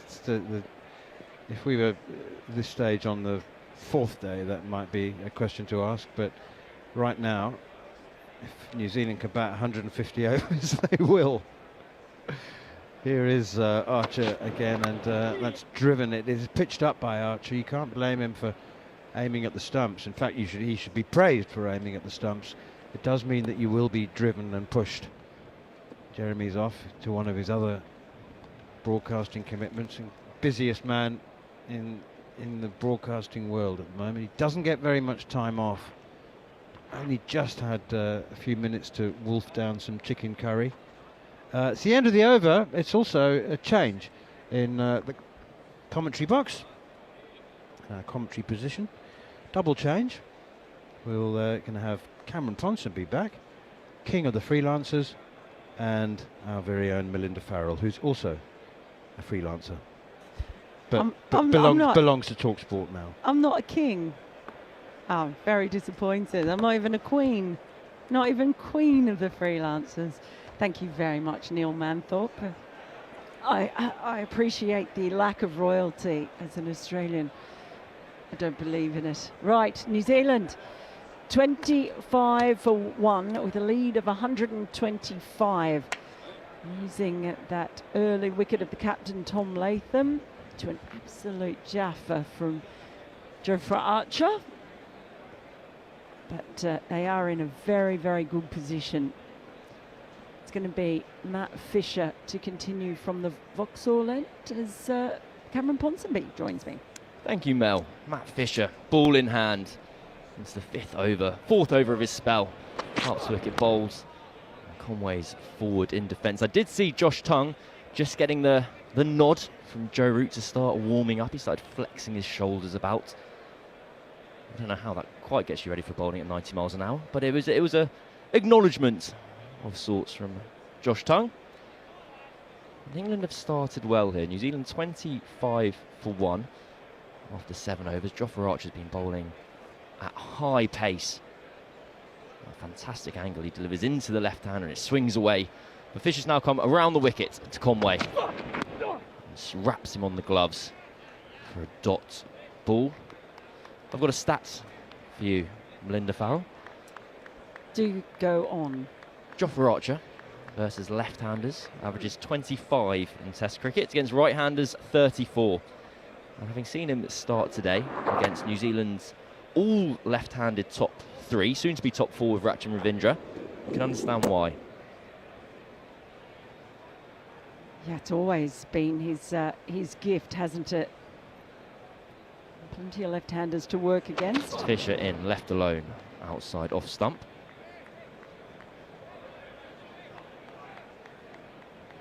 Fisher coming around the wicket now. Of course, when he was coming over the wicket, there's always the danger, isn't there, that you might wrap someone on the pads and it'll pitch outside leg stump. Yeah, it's a real desire of yesteryear. I think we all have Matthew Hoggard's spells in 2005 burned into our brains. Whenever there's a hint of swing, here commentators imploring for seamers to stay over the wicket, swing the ball back into the left-hander, but it's not the modern way.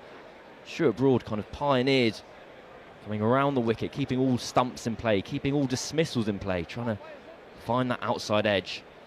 And another thing that's very modern is the keeper is coming up to the stumps. James Rew He's come up to the sticks to keep Conway at bay. We've had a shuffle in the field. A leg slips in place, one conventional slip and a gully. Fisher in. It's tucked around the corner, up to around mid-wicket, and that's a single. A wild throw comes in, but backed up. It's almost a very zoomed-in ring field. If you imagine in a one-day game, everyone will be on the 30-yard circle. Everyone's about 15 yards away currently. And really trying to put the pressure on the batters. They were still able to get that tight single under their belts, though. Yes, keeping up to the stumps is the new black. We were talking a little bit about that in the first session. Of course, Blundell, I thought, did a really, really good job. There's one thing I pointed out. You need three things. You need a captain to recognise the right time. You need a really athletic and skillful keeper, and you need a bowler without an ego. Fisher comes in again. Nichols on strike. In behind in defence. It's creative cricket from England. We have catching mid-wickets in place, catching covers in place. 6 fielders all waiting for an opportunity, all spread evenly around the left-handed batter. Josh Tongue is continuing his gentle warm-ups in front of us at mid-on. Yes, and James Rue has actually just dropped back now. No longer keeping up to the stumps. Just sending out a deep square leg. So we might get something a little bit shorter now from Fisher. Fisher to finish his 4th over. Up to the wicket, bowls to Nichols. That's short and pulled with control into the gap. They should be able to get back for 2, and they do. So another tight over from Matt Fisher comes to an end. 8 overs gone here at the Oval. New Zealand's 28 for 1. Their lead is 128 for 1. It's a very thoughtful thing they've done by making their first innings lead exactly 100 to make all mathematician equations, I'm trying to look for is the word, very simple from this point onwards.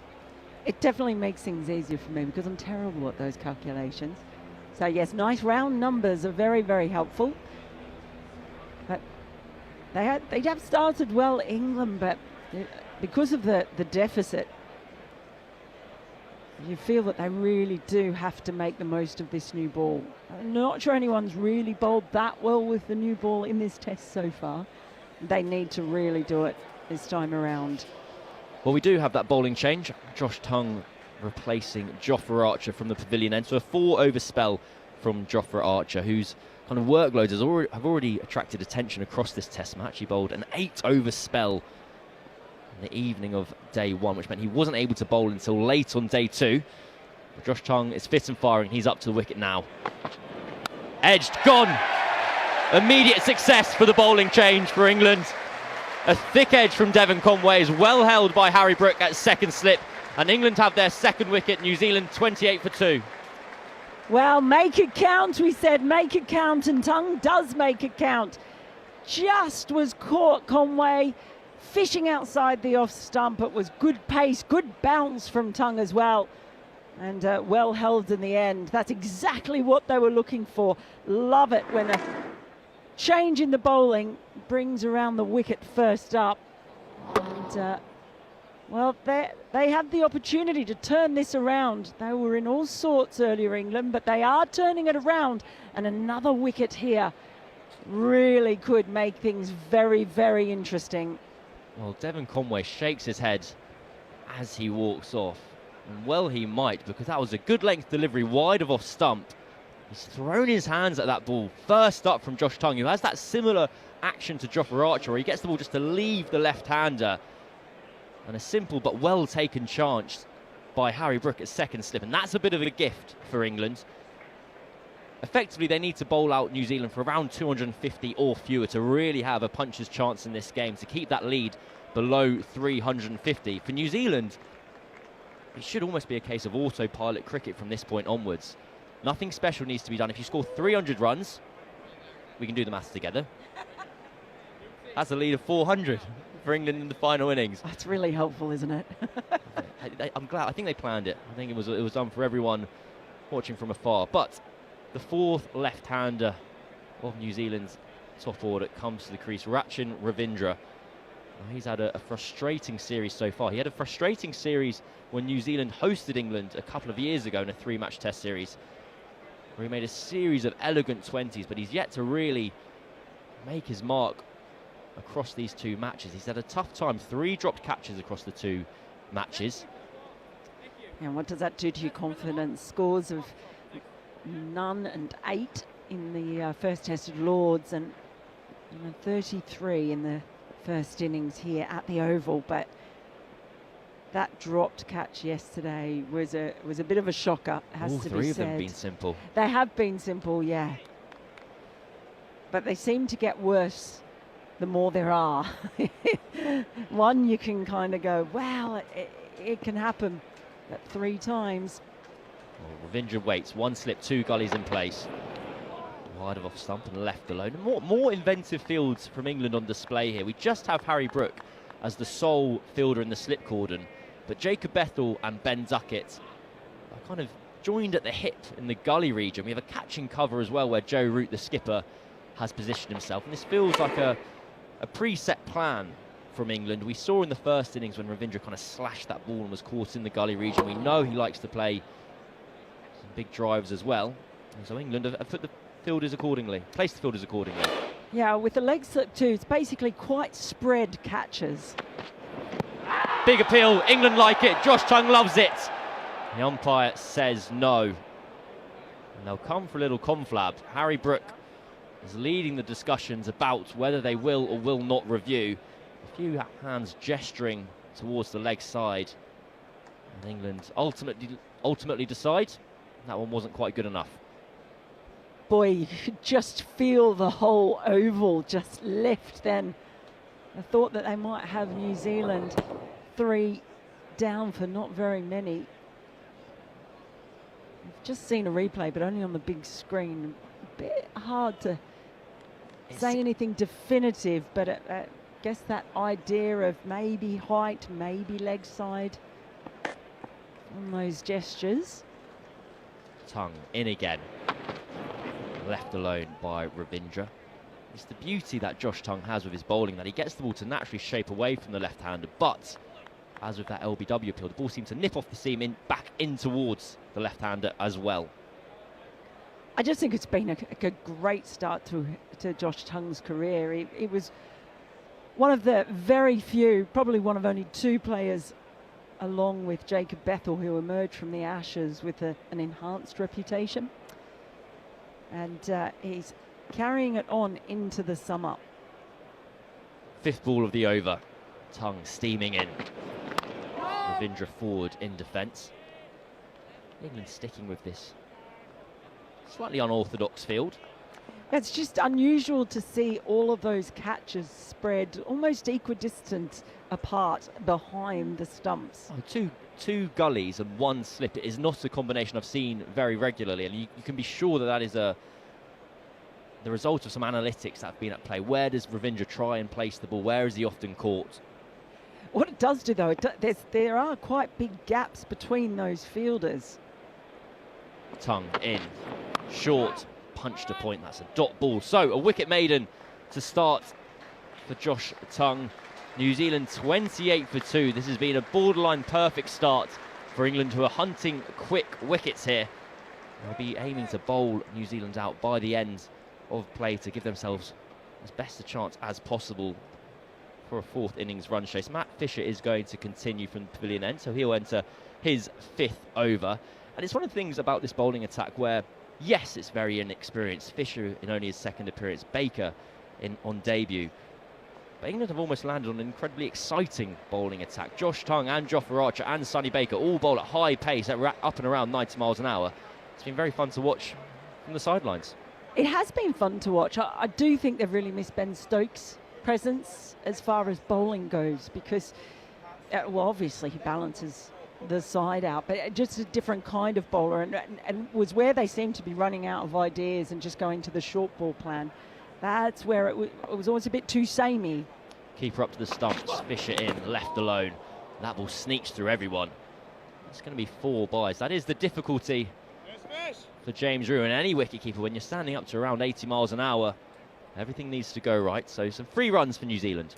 Well, 53 extras That'd be in a the lot. first innings, and quite a few of them were buys. I actually felt a bit sorry for James Roux, because when they're bowling, you know, bumper after bumper after bumper, you're probably going to have a few that get through. This one, though, it did stay a bit low, and it went into his gloves and then scooted underneath them. He's up to the stumps now, though. 2 catching covers in place. Nichols on strike. Fisher delivers and Nichols defends down the ground. Yeah, so another unusual field, but one that's obviously been set very much with these individual batters in mind. So they've still got the leg slip, but those 2 catching covers almost holding hands right in his eye line as well. I sometimes think when you get those catching covers in, particularly when there's a couple of them, there's no chance that the batter's not going to be aware of them. Fisher strides in, defended again, and New Zealand pinch a quick single to mid-wicket. I'll bring Ravindra on strike to face Fisher for the first time this innings. We'll see how this field shifts around for the different batter. We lose the 2 catching covers. We do momentarily. Let's see where Joe Root is going. And again, those 2 gullies are in place. Jacob Bethel and Ben Duckett manning the area. A far more conventional field for Ravindra. James Roux takes his helmet off and wanders 10 yards back. 2 fielders out in the deep on the leg side, giving England the option of going to the short ball. This looks like a more conventional test field. Well, it is, but that square leg is in a really odd, sorry, I should say the point is in a really odd position. It's not deep.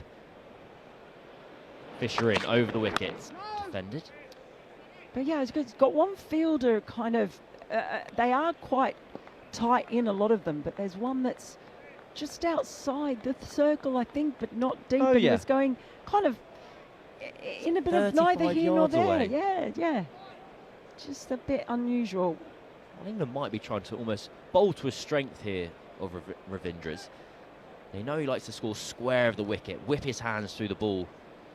As they've got 2 gullies, that deep point that Mel Farrell mentions. But not really deep. Pulls in front of square. That should be 4 and is 4. On it in a flash, Ravindra. And he's off the mark from his 7th delivery. Really well timed, and he picked up the length very early. And with all of those fielders huddled around between the keeper and sort of the extra cover kind of area, it leaves that leg side well and truly open. Just 2 out in the deep square leg and a long leg as well. So if he can pick it up early, like he just did, there are definitely runs to be scored there. Fisher to finish off the over the wicket. And that's very wide from Matt Fisher, left alone. End of the over, end of the 10th over, New Zealand 37 for 2. I'm Cameron Ponsonby, joined by Mel Farrell on the talkSPORT Cricket YouTube channel. And England will be pretty happy with their 10 overs of work so far. We had an early lunch taken here because the 10th and final wicket of England's innings just dragged on a little bit. Dragged on, it was very entertaining. There Good was point. no Yeah, dragging on there. You know what, Mel? I've fallen into a lazy phrase there, and you're right to pull me up at it, because Matt Fisher's half century was only his 3rd in first-class cricket, his 1st in Test cricket. It was a wonderful moment, and he really has given England an outside chance in this match to reduce that lead to kind of quote-unquote only 100.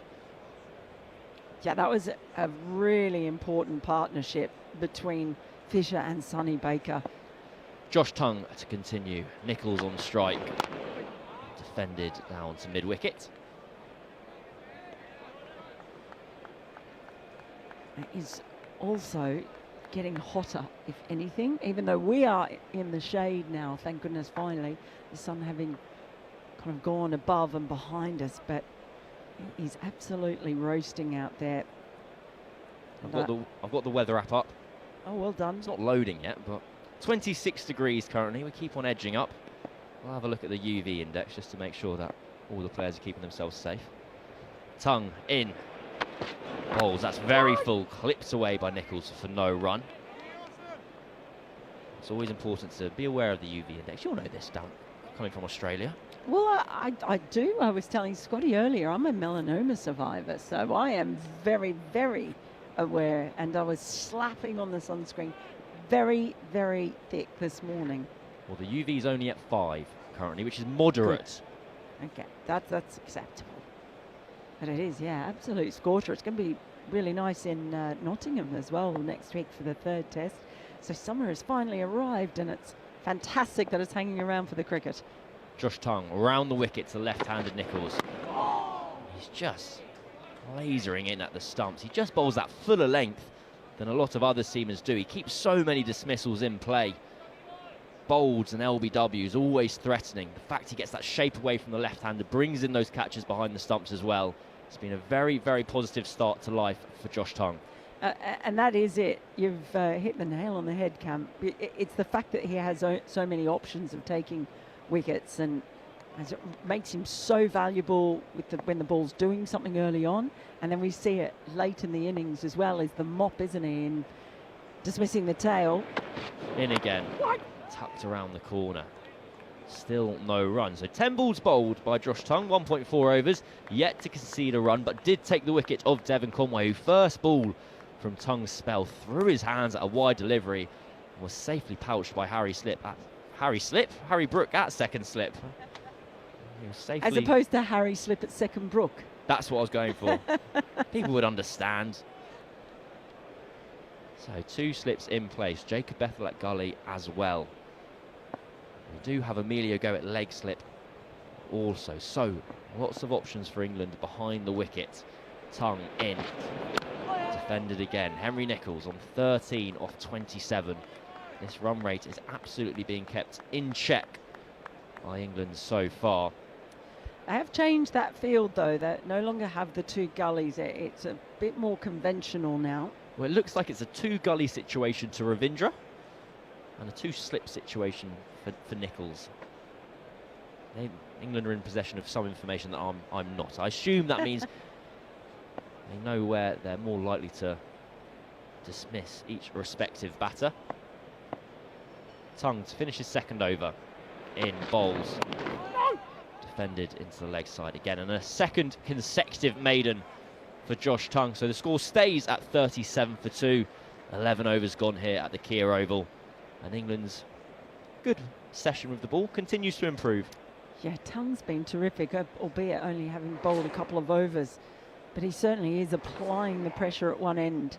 Now the question is, can England back it up and keep it up, keep that pressure piled on? They can't afford to, because of the situation that they're in, that they can't afford to have a bad half hour, I do not think, because that's when all of a sudden the game can get taken away in a very short pace of time. But it is time for a bowling change as well. Fisher is being replaced by the wonderfully enthusiastic Sonny Baker, who has been a real breath of fresh air around the England camp this week. He's a lot of fun, and it's just been so nice to see someone so excited about playing Test cricket. More excited, I reckon, than just about anyone I have ever seen. Well, Baker to start his work in the second innings. He starts with a hop, skip and a jump, and now charges in around the wicket to Ravindra. He just strays leg side to begin with. He's clipped into a vacant mid-wicket region for 1 run. You're absolutely right, Mel, in that obviously just because Sonny Baker is more animated than a Gus Atkinson or a Jamie Smith, it doesn't mean it means any more or less to Baker than it does to Atkinson, etc. But there's something amazing about being sat on this side of the boundary rope and seeing Baker, along with Emilio Gay last week, and being able to tell just how much it means to them to be playing Test cricket for England, and to remind everyone of that. This really is dreams coming true for these young cricketers. Were you at the press conference on day one? I wasn't at the press conference on day one, I apologise. I'll tell you what he did. Deep square leg comes in to mid-wicket for Nichols being on strike. Baker in. Defended. Pushed even out into the offside. They might be able to get back for 2 here. And they do. What did Sonny Baker do at the press conference? Well, it's not the most packed press conference. There's only one journalist over here from New Zealand. So it's probably 15 or so people Oddly enough, they've set up a small marquee in the indoor They nets. have. It's a bit like a wedding. It's wedding quite nice, but it's vibes. also quite bizarre. It is. And he walked in and he saw, like, say, 17 people there. And he just went, wow, wow, like as if to say, you all want to speak to me? It was really, really sweet. That was it. I'm all his now. I'm all in on Sonny Baker after that reaction. Baker into Nichols. Strikes him on the pad. Just trickles away into the offside. No harm done. It's a very easy way to ingratiate yourself to the media. Is just enjoy speaking to them. But it wasn't. It was so artless. I mean, he wasn't trying to ingratiate himself. It was just how he is. I'm watching him now walk back towards us, and there's something so, and you really see a brisk walk.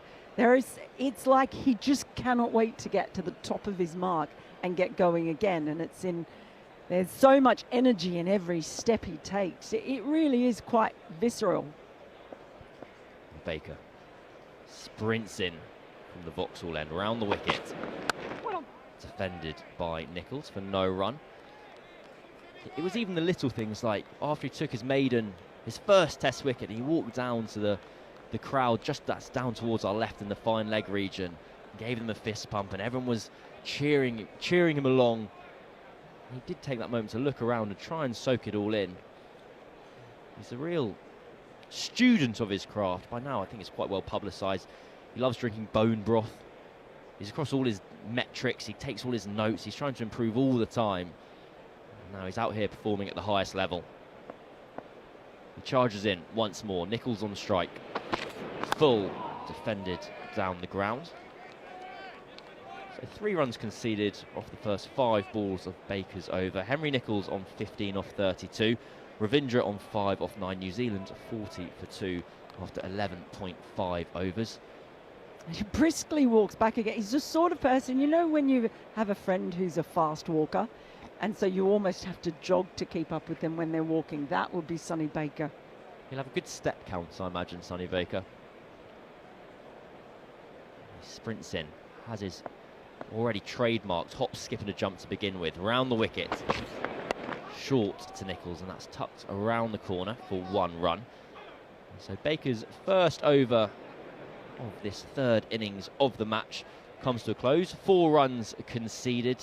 New Zealand 41 for 2. And I imagine Josh Tongue will continue from the pavilion end. We certainly do. He's not conceded a run yet. And just having a look at the paces of Sonny Baker. So his slowest ball was 83. And then he's been pretty consistently up there around the 88, 89 mark. I did read an interview with Nick Friend in The Cricketer, my colleague, with Sonny Baker a while back, and that area in the high 80s is where he said he wanted his average pace to be, but he wants to push his fastest ball and get it right up there towards the mid-90s. Josh Tongue into Nichols.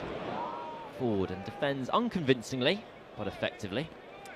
And all those things you talked about, you mentioned the bone broth. It's not just because he's very trendy and into all of collagen. That. He's into collagen. He's into collagen because it promotes good bone health. And of course he's had, like so many fast bowlers do, the various stress injuries that have curtailed his young career and made him really pragmatic about the game, and that's why he doesn't want to leave any stone unturned, because he knows it could end at any moment, and it almost did. Josh Tongue comes in around the wicket again. Very full, well fielded, brilliantly fielded at mid-wicket by Joe Root. Diving to his left, prevents 1, 2, maybe 4 runs from being scored and keeps Nichols on strike. Example of a captain leading in the field there. That was an absolutely cracking stop by Joe Root. Not just the fact he stopped the ball, he bounded up so quickly as well. I mean, it was past him when he managed to stop that ball, but it saved certain runs.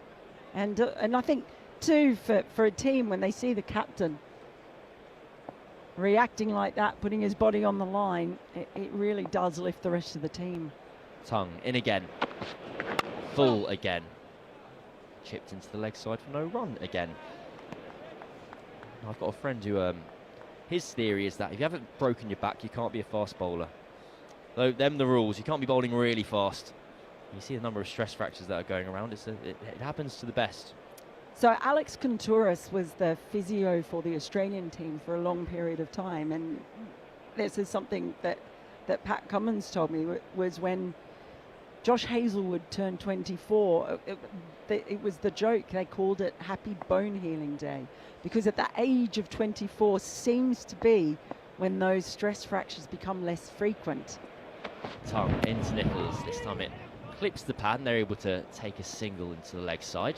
Wait for the umpire's signal. If there was a bit of bat involved, yes. So 1 run added to Henry Nichols' total. And then the certain irony in that Pat Cummins himself obviously played 1 test as an 18-year-old and then spent 6 years on the sideline battling injury after injury, loads of stress ones in there, the bone, the back, everything else in between. And when he came back into the Australian test side and played in India, and from there went on to play a ridiculous number of tests on the bounce, he turned 24 a week after he made his comeback in India. Ravindra back on strike, Tongue in.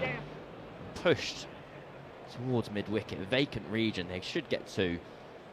And immediately, as soon as Ravindra is back on strike, that field from England changes. Loads of fielders square of the wicket on the offside, waiting for Ravindra to flash a cut or a drive aerially through the point area. So was that a happy story in the end for Josh Hazlewood? Well, yeah, it was Happy Bone Healing Day. It was just how could I forget? They used to call it in the Australian team. Just that age of turning 24, this realization that seems to be when the bones harden and become more robust and able to take the huge stress loads that fast bowling puts on them. So 24. Tongues finishes 3rd over. Defended into the offside by Ravindra for no run. So 13 overs gone here at the Oval. New Zealand 44 for 2. They lead by 144, and we're going to have a double change in the commentary box as Mel Farrell is going to make way for Jon Norman, I believe, and Neil Manthorp will be coming in for me. I've been told that's what's been happening. We're waiting for people to be moving around. And as it happens, it looks like the players and umpires are going to have a drink as well. England be very pleased with their start so far. Sam Ellard gives me a tap on the shoulder, perched in position to give the updates throughout the day, and Jon Norman is taking his place alongside me. I was speaking to our friend Yaz Rana. Oh yeah. And he said that he thought New Zealand had a bit of Fulham about them. Soft touch. Indeed. He said that they look like timid. They should be really good. Good names on paper, but when they come up against the big boys, it's 3-0 Arsenal, 3-0 Liverpool. Yeah. I'll leave you with that thought as I leave. I think Yaz has got a good point, but I think the one thing he's just failing to pick up upon is the fact that anybody who watches Fulham or anybody who watches New Zealand a lot of the time will absolutely have expected them to crumple like a piece of paper, a discarded piece of paper at the end of a day's play. Yesterday's scorecard. If you look at their record, New Zealand against Australia and England over the... I mean, how long do you have to go back? They lost 2-1 in New Zealand. They drew 1-1. They lost 3-0 their last time they were here. The idea that this is the strongest New Zealand side to tour this country, which is an idea that was put forward by a few people within this England coaching setup, I'd say is frankly ridiculous. They've had much better teams.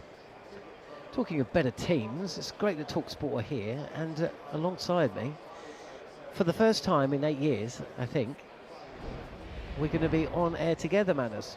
Apart from there was one rogue moment, and I can't remember what game or what the situation was, but I guess it was because your summariser didn't turn up in time. This will be the first time we're on air together. Doesn't happen, does it?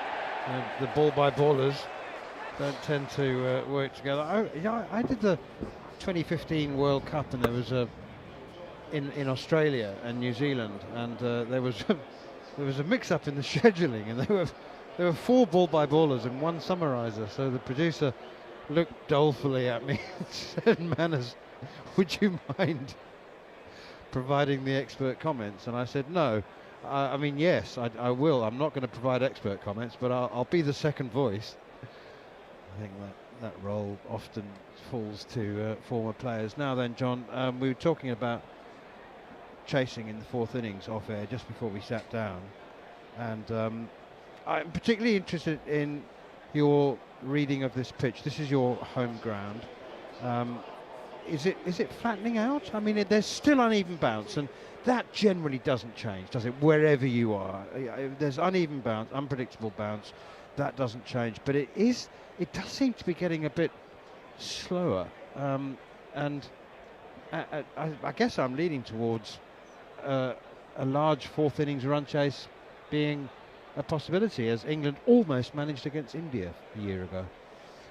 It's not a typical oval track insofar that it started flat and then got flatter. It was always going to give a little bit more to the bowlers on that first day, and the colour now straw coloured, whereas on day 1 it was very green. What's different with it is, as you say, it's still just giving a bit. We saw swing, we've seen some seam movement, we've seen a little bit of up and down bounce, and you can always, the clues are always in the scorecard. At the end of day 1, I said to Jerry, look at that scorecard, how many catches behind the stumps were there? And there was 1, and that was down the leg side, right? So it's not that kind of pitch. You've had 6 wickets, and essentially they've all got themselves out to a point. And then as you look at the scorecard on day 3, how many starts have there been? Sonny Baker, drink's been taken. Sonny Baker is running away from us from the Vauxhall Inn, and that's played away calmly and quietly by Henry Nicholls, and there's no run. Well, we've only had 2 slip catches in 2 innings. I mean, that's and both often are a sign, and both are with a new ball. That's obviously a sign of a slow pitch, isn't it? I mean, the ball's just not carrying. It's just very early on day 1. There was 4 fielders in front of the bat, right? At cover and also mid-wicket, and that tells you exactly that. It's a touch slow. Here's Sonny Baker again. On the back foot goes Nicholls, guiding it out to Jordan Cox at mid-wicket. There's no run. We've got a catching mid-off, a stationary mid-off, Matt Fisher at the moment. So it's I mean, it has been a front of the wicket type pitch for wickets to fall. And where have the best timed shots? Where has the ball gone from the best timed shots? There haven't been that many down the ground. They've all been through backward point. Yeah, exactly. It's it's drive at your peril conditions, really. It has to be a half volley to be sure and confident. Short and pulled away and hit very, very nicely indeed. That's an excellent effort down on the long leg boundary. Is that Josh Tongue in the deep? Gosh, that was a very, very good stop indeed. Sprinting away to his left and diving full length, and just manages to scoop it back. It's a shot of some emphasis from Henry Nicholls as Sonny Baker dropped it in short, round about chest height, maybe somewhere between waist and chest height, but a fine pull shot. And good work down on the long leg boundary. 46 for 2. I don't think that is Josh Tongue down there. Could be one of the substitutes. Here is Sonny Baker again. Bowls forward comes Nicholls, blocking that one studiously up to short mid-off, fielded by Matt Fisher. There were 4 substitute fielders on duty, with the unrequired players joining their counties. See, Gus Atkins made an impressive start for Surrey against Glamorgan. He had 2 for 8 off 10 overs at one point. I think we're going to see Gus back next week. He might start that game, but I don't think he'll finish it. Which is bonkers, really, because it finishes on Monday and the Test match starts on Thursday. I think getting your workload up. Here is Sonny Baker again, bowls, and that's a quick delivery. Skids past the defensive bat of Henry Nicholls and crashes into his thigh pad. It does seem odd, doesn't it? Really, I think. I mean, you know, we've already got the county championship compromised with extremely lenient replacement playing conditions that have been experimented with this year. I mean, we've had players replaced because they got an upset tummy and, you know, and sore fingers, and, you know, that aren't broken. But here is Sonny Baker again, bowls, and that's pushed away behind square on the offside. Nice timing from Henry Nicholls.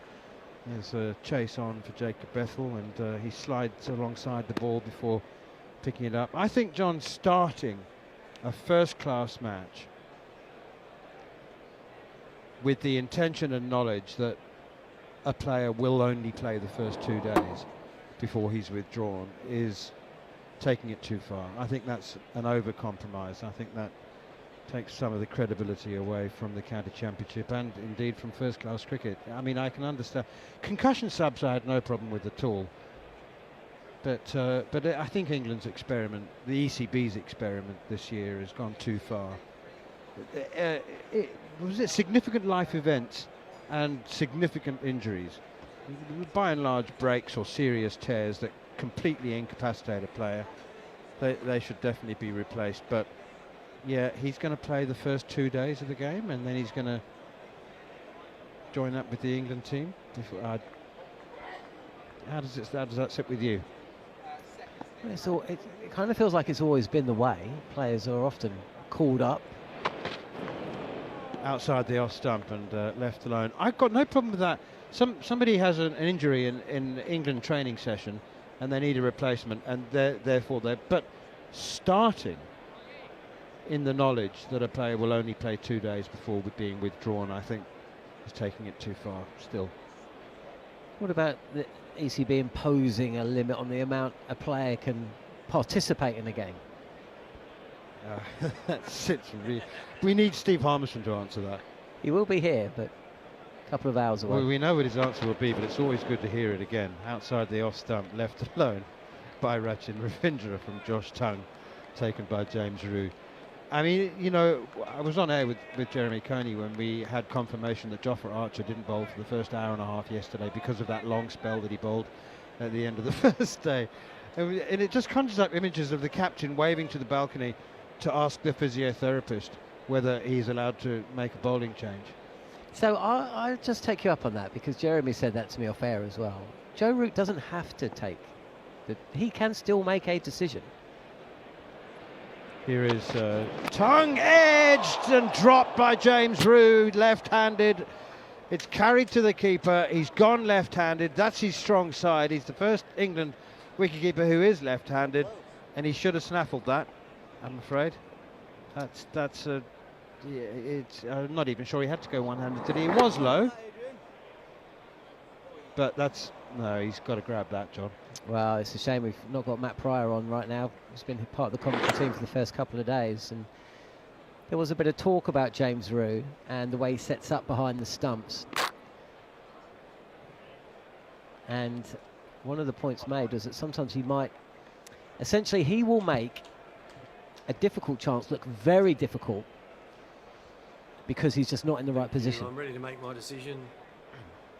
Now, that was a genuine outside edge. Saw it all the way. It was clearly his catch, and essentially he's actually jumped past it. He's gone past it, hasn't he? Yeah, I put that down as a bad drop. I mean, there's a slip and 2 gullies now. That's clipped up in the air by Rachin Ravindra.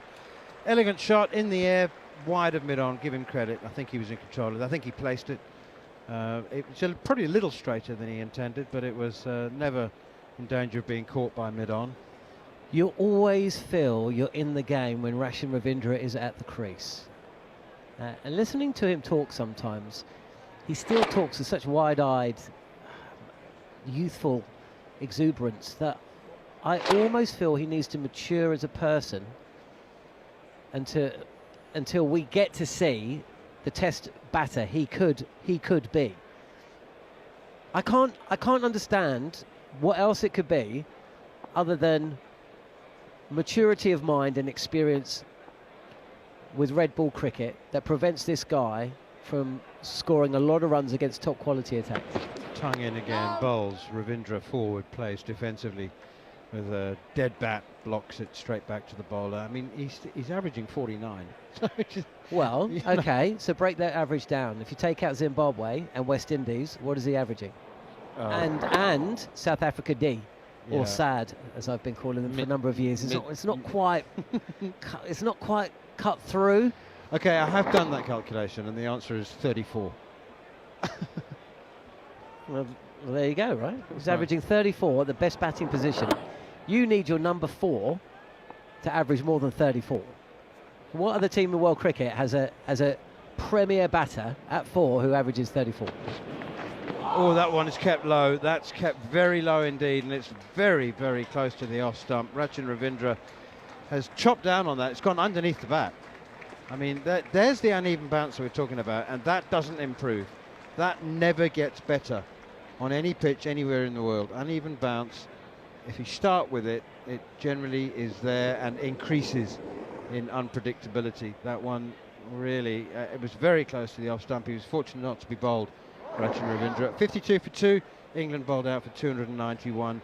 A lead of exactly 100 for New Zealand, so they are effectively 152 for 2. It's good maths data for us all, isn't it? Yeah. So nothing worse than a lead of 67. Oh, yeah. Once you throw a 7 in there, you're pushing, right? 9, fine. 8, fine. 1 and Yeah. 2, but 5, fine. Anything that ends in 7 is complicated. It's yeah. I mean, like a lead of 87, those of us who play darts who like nice round numbers. Do you know? And it's even worse when it's a deficit on first innings. Yeah, it's subtracting is harder than adding. 2 slips and a gully as Sonny Baker continues outside the off stump. It's left alone by Henry Nicholls. New Zealand 52 for 2. They've lost Tom Latham and Devon Conway. Both openers departing for 4 and 11. Latham caught behind by James Rew off Jofra Archer for 4. Fiery opening spell from Jofra Archer, just as it was in the first innings. And Devon Conway caught at second slip by Harry Brook off Josh Tongue for 11. I don't get sold on the body language side of things. The huddles are for show, and if you've got your hands in your pockets, it doesn't make much more difference than if you've got them, out in front of your face, waiting for a catch. Sonny Baker is in, and that's clipped very nicely off his toes. A good diving stop at mid-on by Jofra Archer. Parries it, knocks it on towards mid-off, where it's fielded by Matt Fisher. I sense a big butt coming. There is a there is a big butt, and there's a lot of big butts in cricket. They usually stand behind the stumps. Okay, so you're not a big reader Don't and say believer big butt person. in body language, but I just think that there's been an intensity from England since the lunch break that may be testament to the fact they know their time is now, and also might be a little message up to the dressing room. But also, I think it's coming from the captain, who I think would have been so downbeat yesterday after that session and a half that started day 2 off. And I just think this England fielding team, bowling team, are just making a message out there. Baker in again, over the wicket to the left-handed Rachin Ravindra. Forward he comes, knocks it away defensively, no run. Not helped, of course, when your keeper puts down one. But there's been some tigerish fielding, and there's also been there was a save at cover, maybe mid-wicket actually, where Root was, and it was a really fine stop to his left. Would have been 4, and he jumped up and hurled the ball at James Rew behind the stump. There was no run out. Here's Baker again, and once more Ravindra plays defensively.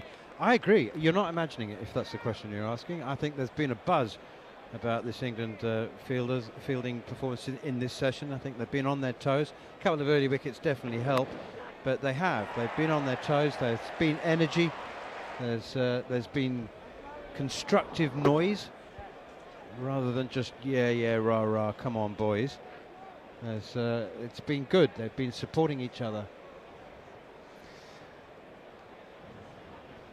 To start this match, we said we will find out about this England team at a later stage in the match, and we're going to find out a lot more today. Baker in again, clipped away for 4. Super shot from Rachin Ravindra. Just one of those naturally classic timers of the ball, Rachin Ravindra. You said that you, as a fielding side, as the bowling team, you feel you're always in with a chance with Rachin Ravindra, but you need to take a chance reasonably early on, because otherwise he's going to have 50 or 60 in no time. He just naturally scores quickly. Well, he does, but he also tries to score runs in quite. He's not risk averse, is he? Essentially, that was on the pads, and it should be going to square leg.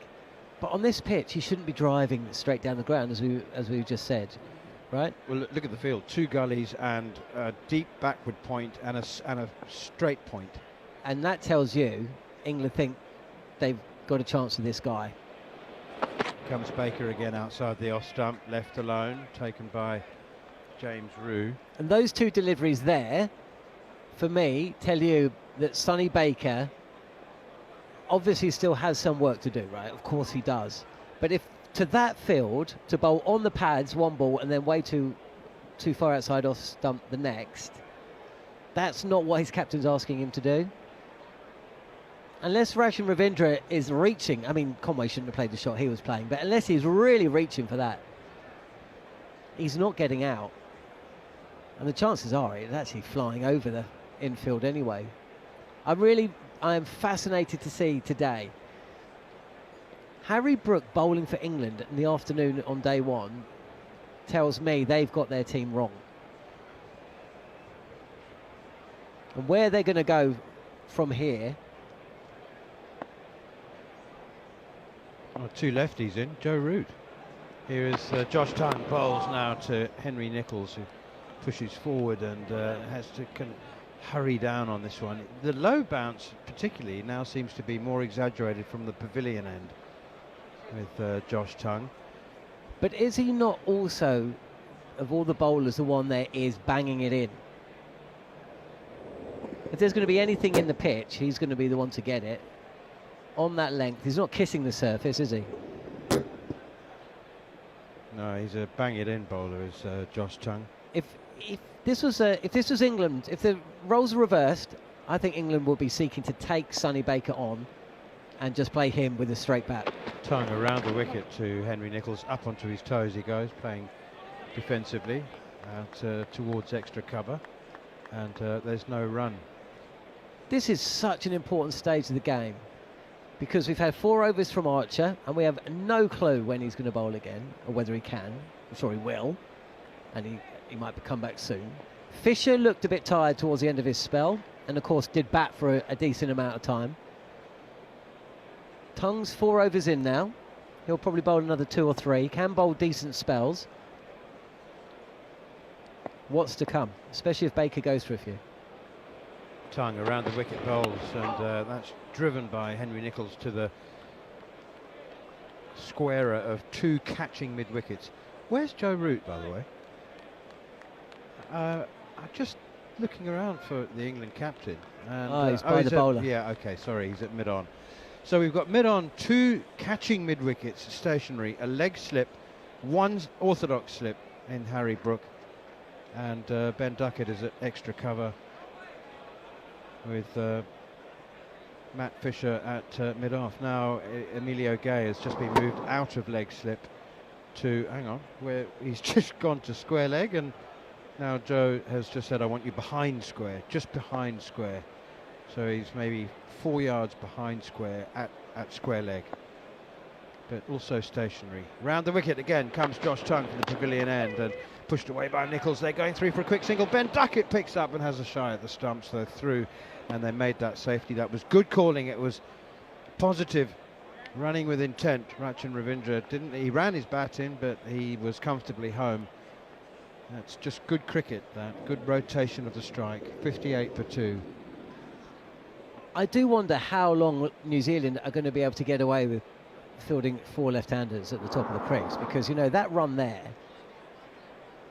would have been even better if a right-hander was about to come on. Rachin Ravindra has just called the 12th man on for a fresh pair of gloves. I don't know why the 13th man ran on as well. He's just trotted on carrying a blue canvas bag, stood there while Rachin Ravindra took the fresh gloves from the 12th man and then trotted off with his blue canvas bag. Impossible to identify them with their green bibs on and wide broad-brimmed sun hats. Can't tell. I'm going Mitchell Santner just because. Right build, carrying the bag in his left hand. Tongue in again, forward comes Rachin Ravindra, pushing that one up towards mid-off. He might actually have changed his gloves because he dived and they might just have got dirty, got muddy, sweaty hands, and the last thing you want is the bully from the pitch, the soil, to turn those gloves into dirty, muddy patches. 58 for 2, New Zealand.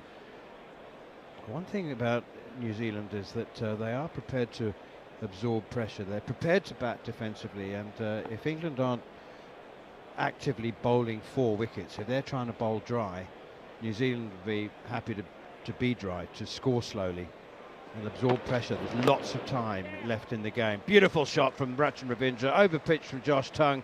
Not a half volley, just slightly too full, and clipped away by Rachin Ravindra. I mean, I know that half of your heart lies with New Zealand, John. You've got a very, very big soft spot for them. And like Jeremy Coney, that leads you to be, I think, overcritical of them. And so you're frustrated about Rachin Ravindra. And he does still make too many pretty 30s and 40s. I grant you that. But you can't tell me he's not good to watch. Oh, he's fantastic to watch. That's why you want to see more of him, right? Right. He's so good to watch. And unlike the other 5 batters in this top 6 for New Zealand, he is prepared to take the bowler on. He's happy to get on the front foot and drive first ball. I just don't feel like he knows his game. Right? When you see Daryl Mitchell come out and bat, now you'd rather be watching Rachin. That's time to go and get lunch, isn't it? But he knows his game. Tom Latham knows his game. Devon Conway knows his game. They know the deficiencies of their game more than any other individual in the world. Right? Of course I'd rather see Rachin Ravindra bat. I think he's glorious. But he does get out in daft ways. And I would have expected by now, considering how much Test cricket he has played, kind of would have moved to the next level. And I haven't seen that against England. Joe Root's into the attack with the 2 left-handers, as we speculated, and there's a big appeal for leg before wicket, first ball. Well, Henry Nicholls looks completely unperturbed, totally calm. He's turned and strolled away towards square leg, absolutely convinced there's no chance that that's out. And Joe Root, it would appear, has agreed with him, because he hasn't referred it. So, as I say, off spin to 2 left-handers, just the one slip in place. 3 saving one on either side, actually. On the offside and the offside. That's driven by Nicholls, pushed really, rather than driven, to the man sweeping on the cover boundary. That's Matt Fisher, and they take a single. Well, the criticism of Joe Root, the captain, used to be that Joe Root, the captain, was too reluctant to get Joe Root, the bowler, on to bowl. Does make sense though, doesn't it? It's the obvious call. Harry Brooks at slip for an outside edge, but so a man sweeping on either side, square leg and cover. 3 saving one on the offside, 3 saving one on the leg side. It's a split field as Rachin Ravindra comes forward and plays defensively and does the fielding himself. Did you hear producer Scott's excellent interview with Rachin Ravindra when he he said when Kane Williamson broke the news of his retirement that Lords would be his last Test match, that Ravindra was the only one with a tear in his eye. Quick single now for Ravindra as he pushes it to Jofra Archer at mid-on. Everybody else was typically Kiwi and sort of, oh yeah, well, you've had a great run, Kane. Yeah, we'll miss you, well done. And there's Rachin getting all emotional, tearing up. You know why, didn't you? Well, he's Didn't want to bat at 3. Root in once again, some air to this delivery, and it's swept by Henry Nicholls. Very powerfully out to Emilio Gay at deep square leg. Talking of 3, are you surprised at all that Sonny Baker wasn't given one more? He only bowled 3, that's what I'm talking about. Yeah, He bowled 3 no, overs. I am, definitely. But you know, Root just thinking it's a hunch thing. Oh, that's driven, one bounce to Archer at mid-on. He's down the wicket, Rachin Ravindra, almost fulfilling Jon Norman's prophecy of a silly dismissal. Down the wicket, driving, not in control, and it's fallen a couple of yards short of Jofra Archer at mid-on. That would have been a horrendous way to get out. 66 for 2. See what I'm talking about? Well, you call If you watch a team a lot, you're right, you can be more negative. Oh, yeah, you can be more critical. So I'm now watching my 2 main teams.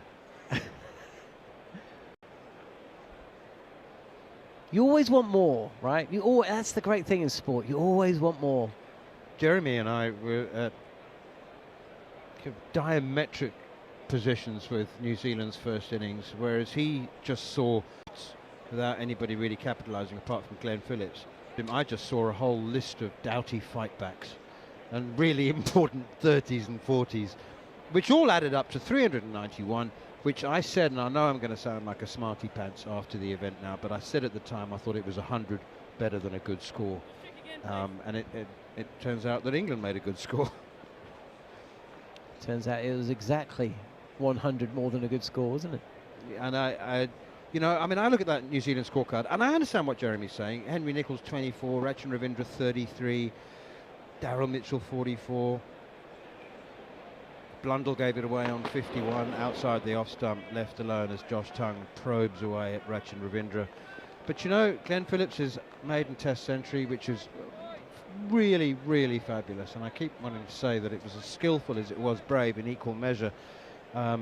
The bravery shouldn't detract from the fact that he played with such precision and clear decision making as well. And but you know what? I mean, 391 is a good score, and does it matter how many?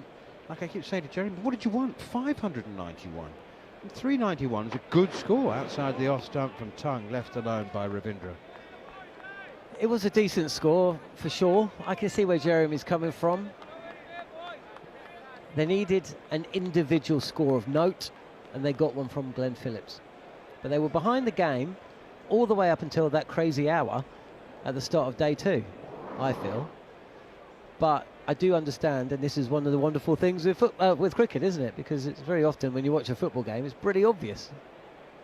I mean, actually, in a way, that England game during the week when they won 4-2, there was a bit of, what do you make of that? Is that a good 4-2 or is it a bad 4-2? Pushed away defensively by Rachin Ravindra up towards mid-off, and there's no run. There was a member of the England technical staff who was interviewed for about 30 seconds at half-time, and he absolutely... Because essentially there were shades of Brendan McCullum in Thomas Tuchel after the game. And I don't think Brendan's a hairdryer kind of guy, but what Brendan is, and Thomas Tuchel appears to be, is if we're going to lose, we go down playing our way. Yeah, it was fascinating. Here's Josh Tongue again. Bowls kept low. That's scuttled. That is an absolute shooter. Was it Ravindra who got? Who was? No, it wasn't. Who was bowled by the Bethel, left-hander? Yeah, at Lords. But that's horrendous. I mean, that's truly worrying signs. You know, halfway through the 3rd day when the ball is bouncing that's shin high, right? So we saw a couple keep low yesterday, didn't we? But not like that. But to have two of those,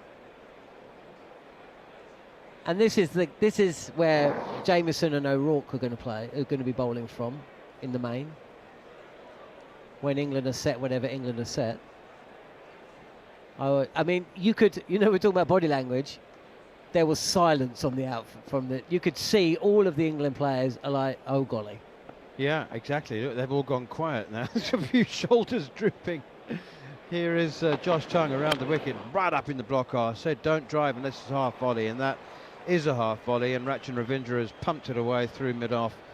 Actually, it didn't race away because it was so full. It's come off the toe end of the bat. Jofra Archer dived over it at mid-off, and it's rushed away for 4. So Rachin Ravindra draws level with Henry Nicholls on 25 apiece, and New Zealand are 70 for 2.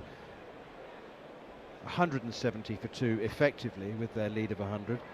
If you're an England cricket fan or player, you'd be looking at that scoreboard, and the number that would concern me slightly is the number 52. Henry Nicholls has been in for a while now, and he is a really experienced batter who knows his game, and he was one of the few to have been got out, in my opinion, in that first innings. Here's Tongue again, bowls overpitched into the pads of Rachin Ravindra, whipped away nicely down to Sonny Baker at long leg, and they go through for a single. Henry Nicholls bowled by Josh Tongue for 24. 71 for 2. We've got about 27, 28 minutes to go, maybe actually 26 minutes to go until the tea break. 71 for 2 New Zealand. Very much their game to control. It's their car to park here. It's their test match if they can reverse it into a Where are you space. going with this? John, I'll leave it with you. All I say is I've loved the last half an hour. Do you want to do it again? Because I'll go and have a word with the guy that puts the yeah, we'll do that. makes these decisions. Melinda Farrell can take you through till tea. Brilliant stuff. Manners is off. I will just commentate this delivery, which is bowled by Joe Root, and sees Rachin Ravindra just stepping back in his crease. And there's nobody out at deep mid-wicket. There's 2 fielders, one at catching mid-wicket, short mid-wicket, and then there's Jacob Bethel at mid-on, a bit wide, just a touch wide, but it's there if he wants it. Forward and defending out to cover. No run. 71 for 2, and really, as we move towards the tea break, which I think is still at 3:40, but I've long since forgotten where we are, as they're pushed out to cover again, and Henry Nicholls takes a couple of steps down the track, but it's not a run. I can inform you, Jon Norman, that we are at the Oval. I can tell you that much. Is that all you can inform me about? Pretty much. Can you inform me about your name? It is Mel Farrell joining Jon Norman as Root is around the wicket bowling, and it's pushed out just behind point by Ravindra. No run. Ravindra, who should have been out on 9 as well. Could have been out twice. Yeah. And there's been 2 that have kept so low he could have been out 4 times. He gives himself some room and just slices that one out to a deep point, and they'll take a single. Well, it was the 2 that stayed low that are very interesting. So Josh Tongue, who I thought bowled absolutely brilliantly in that 6-over spell, very unlucky not to have more wickets. He got a couple to stay very low. In comes Root once more, and they like this. England again appealing, but no dice, says the umpire. Well, he doesn't say that. They're having a little discussion. It'd be cool if he did. No dice. Imagine if that was the thing. The umpire was supposed to. So, like, how's that? Back in the day, when that started out, no dice was. And if you ever said no dice, and the 2 words would be merged into one, no dice. How's that? No dice. I think I should be in charge of creating cricket vernacular. When did How Was That first originate? How many years ago did How Was That start? It must have been 200, 300 years ago, maybe. I mean, we'll have to find out. But why is the response not no dice? It obviously should be. End of the over, by the way. New Zealand 72 for 2 with Nicholls on 25 and Ravindra on 27. And, well, obviously we could have seen more wickets fall. We've had drop catches, we've had close LBW shouts, but this pair have managed to survive what has been a very, very testing and tricky period. As Sonny Baker has swung around, he's going to bowl from the pavilion end. Well, I was wondering about why he'd only been given 3 overs, and in my mind I was thinking possibly going to replace Josh Tongue, who has bowled really, really well. Baker runs in, he's bowling over the wicket and pushes the ball across Ravindra, who lets it go. Yeah, he's mostly bowled from this Vauxhall end in this test. It was one spell that he bowled from the other end. I wasn't here yesterday, so I'm not 100% sure, but he certainly bowled a late in the day spell from the pavilion end of 3 or 4 overs. But yeah, his first spell in first innings and second innings is certainly from the Vauxhall end. That's right. He got a wicket from that from the pavilion end, but he was bowling so far behind the crease. Can you remember? He got Daryl Mitchell out. He's running in now.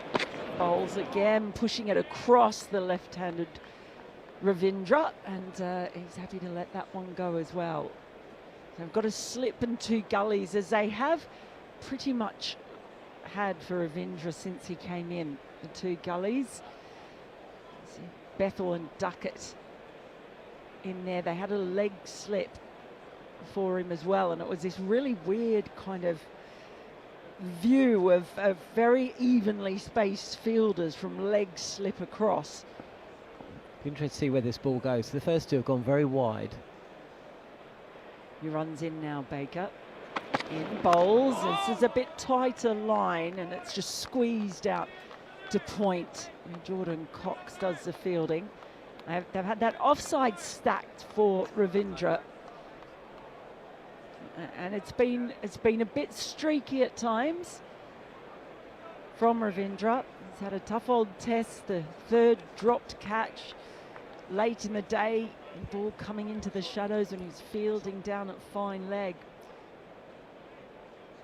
That was a really tough moment for Ravindra, and I do believe at the time I had Jeremy Coney on with me, and wouldn't you know, he is coming in to join me once more as Baker is in and again left alone outside the off stump.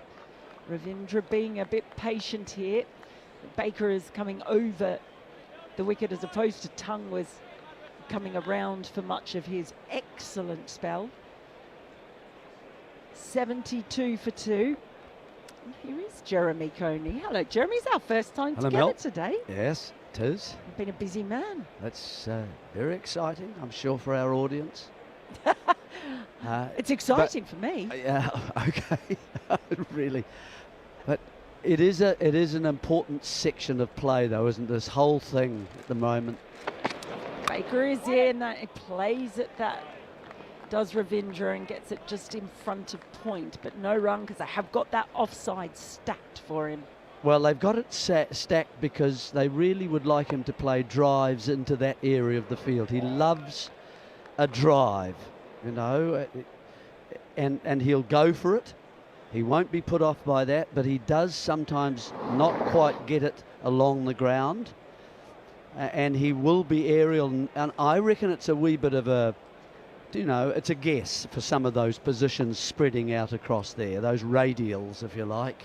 Yeah, I wanted to ask you about that as Baker is in again, just pushing that ball across. He did reach 90 miles per hour in that over, so the balls are coming at pace, but the way he's pushing them across, they are very comfortable leaves for Ravindra when he decides to leave. So the end of the over, 72 for 2, a maiden over there from Sonny Baker. Yeah, I was going to ask you about the spacing, because that's been, at one point they had a leg slip in there as well, and they had a leg slip and a slip and the 2 gullies, and everyone was almost equidistant. So it was like a sun's rays, if you like, coming around the back, and a lot of gaps in between those positions as well. And yeah, I found that quite interesting as Joe Root begins another over. First ball driven, lovely lofted drive, and it's 1 bounce and a 4 straight down the ground from Nichols. Very good, very good. Just a shimmy, a little shimmy from Henry Nicholls, who's been there, and actually he's been overtaken, I think, in the run scoring by Ravindra. But there, a little shimmy and nice and straight, and got a good contact point out in front of him. Got the weight going forward through the shot, and that's what provided the impetus for it to get that far down the ground. Quite safe. It was a lovely shot. There again as Root tosses one up and he whips his hands through this one. More conventional drive is along the ground, but it gets the same result. Another boundary, 2 on the hop from Nicholls, and he has brought up the 50 partnership with that shot. So these two, it's been a very important partnership for New Zealand, losing a couple of early wickets. And it's been very testing. They've probed away, particularly, you would say, Josh Tongue really testing them out, but they're still there. Next ball from Root is slightly flatter and turned around the corner. Will just be the single. Yeah, you wouldn't blame him for being flatter after being hit for 6 or 2 fours, wasn't it, consecutively. The second one a little bit wider, so it's not a case of getting loft into that. That's a case of getting to it, which he did, and punched it wide of Baker at mid-off. Rooting once more, and it's just a little twist of the wrists as the ball is pushed by Ravindra out to point. No run. Yeah, so it's starting to get closer to the point. As Root bowls again and forward in defence, where Root will start feeling mildly, let's put it that way, uncomfortable. Once to the 200 ahead, I think once you get there. As Root bowls again, defended into the onside. And there's still perhaps 8 wickets or maybe 7. 8 particularly, with Ravindra is there. He's such an attacking, an instinctive player that he can take a game away from you in probably an hour. So half a session. Just by the attacking strokes and the range of those strokes that he can play to access different parts of the ground. And you've got to be very careful when he starts to get, he's already had a bit of a chance. He's had he got a nick, didn't he? Or was that Nicholls? I can't remember. No, that was Ravindra on 9. Yeah. He was and dropped by Roo. Roo kind of fell away slowly to his left. Not a big mover, Roo. I thought he would be a better mover, to be honest with you, behind the stumps. You either keep on your feet if you're a really good keeper, like a Folkes, for example. You'd go shimmy, shimmy, shimmy, and you'd be still on your feet, and your balance is much better. He almost went too far with the fall, didn't he? Certainly did. Sonny Baker starts a new over. It's rapid and it's a good high elbow defence into the leg side by Nicholls. But it does show you that Ravindra, while he is a very dangerous player, he also gives you a little chance here and there along the way. But if you don't take it, I've seen him in lots of games now, just the whole match just swings wildly to whoever he's playing for at the time, which is mostly New Zealand, I'd have to say, but sometimes he's in other teams. But I think generally, to come back to your question, Mel, is to cover the shorter area in a better way. You know what I mean by that? Cutting off the angles? Well, just we're going to cover this area for the catch, and we're going to be in relatively close formation, so the ball shouldn't get through between us. It's Nicholls on strike now as Baker is in. He turns this around down towards deep square leg, and they'll come through for another single. Rather than being wide and having gaps between your catches, you find particularly you can do that and be wider apart when the bounce is on the pitch. So in Australia, a place like Australia, where you can actually stand deeper because the ball's going to carry more because of that bounce, you find that you can actually stay on your feet and move, and you want to get that head, if you can, right in line with the ball as it's coming towards you. As soon as your hands get outside the compass of your eyes, then the chances of the catch being taken is reduced quite significantly. Baker's in and bowls to Ravindra, who drives that square on the offside. It's picked up by Emilio Gay running across to point. No run, New Zealand 82 for 2. Ravindra now on 27. Nichols definitely back in front of the runs tally. He's on 35 now, courtesy of a couple of boundaries in the previous over. Little discussion going on between Root and Brooke, just out in the middle before Brooke goes running back to slip. Those two very much the brains trust. Slipping the two gullies there still, as in comes Baker and bowls, pushes it across, and that is driven beautifully, manages to get it past Jofra Archer, who got a hand on it, and it's gone all the way to the boundary. Got there. It was Gay, I should say. It was Gay who got a hand to it, but the ball's rolled all the way out to the boundary, and I thought it might have been stopped, but it's managed to get in there. I think that's Jordan Cox out there.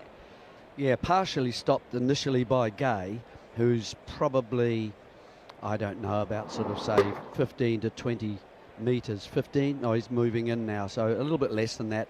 But he's there for the catch rather than perhaps to stop a full-blooded cutting drive, really. As Ravindra loves to stand tall and come down onto the ball. That's how he tries to make sure it goes down into the ground. He gives himself, could I say, extra inches. It really is an odd looking field, just various positions they are standing in. As Baker in once more, it's driven again, this time it is stopped. In the covers, Root is prowling there in a shortish cover position. Yeah, you know what, you sort of normally see the field in a curve almost, but it's all sharp angles and straight lines of the fielders to Ravindra. Only two fielders on the leg side. We've got a sort of straightish mid-wicket and then a deep backward square leg.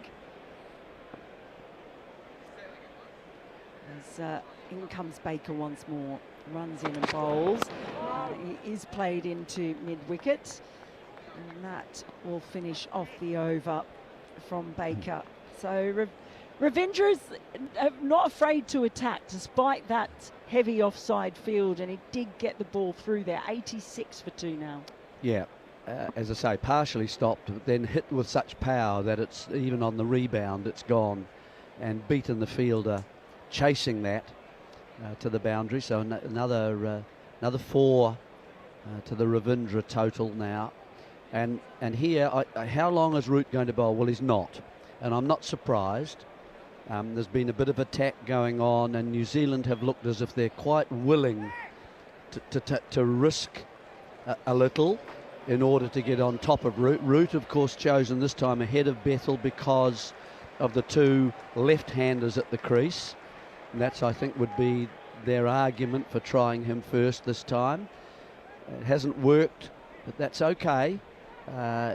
Your spinners really, with the heat of the day, it's actually exposed the way these sides have decided to select their side and the balance of their team. And now they're going to go back to Archer. So he's having a crack this time at the Vauxhall end. Yeah, we've seen him bowl a lot from the pavilion end. It hasn't been quite so much bounce from here. Maybe he'll target the pads. Nichols on strike as Archer is in and bowls. It's a short ball, and he didn't even really have to duck to get underneath that one.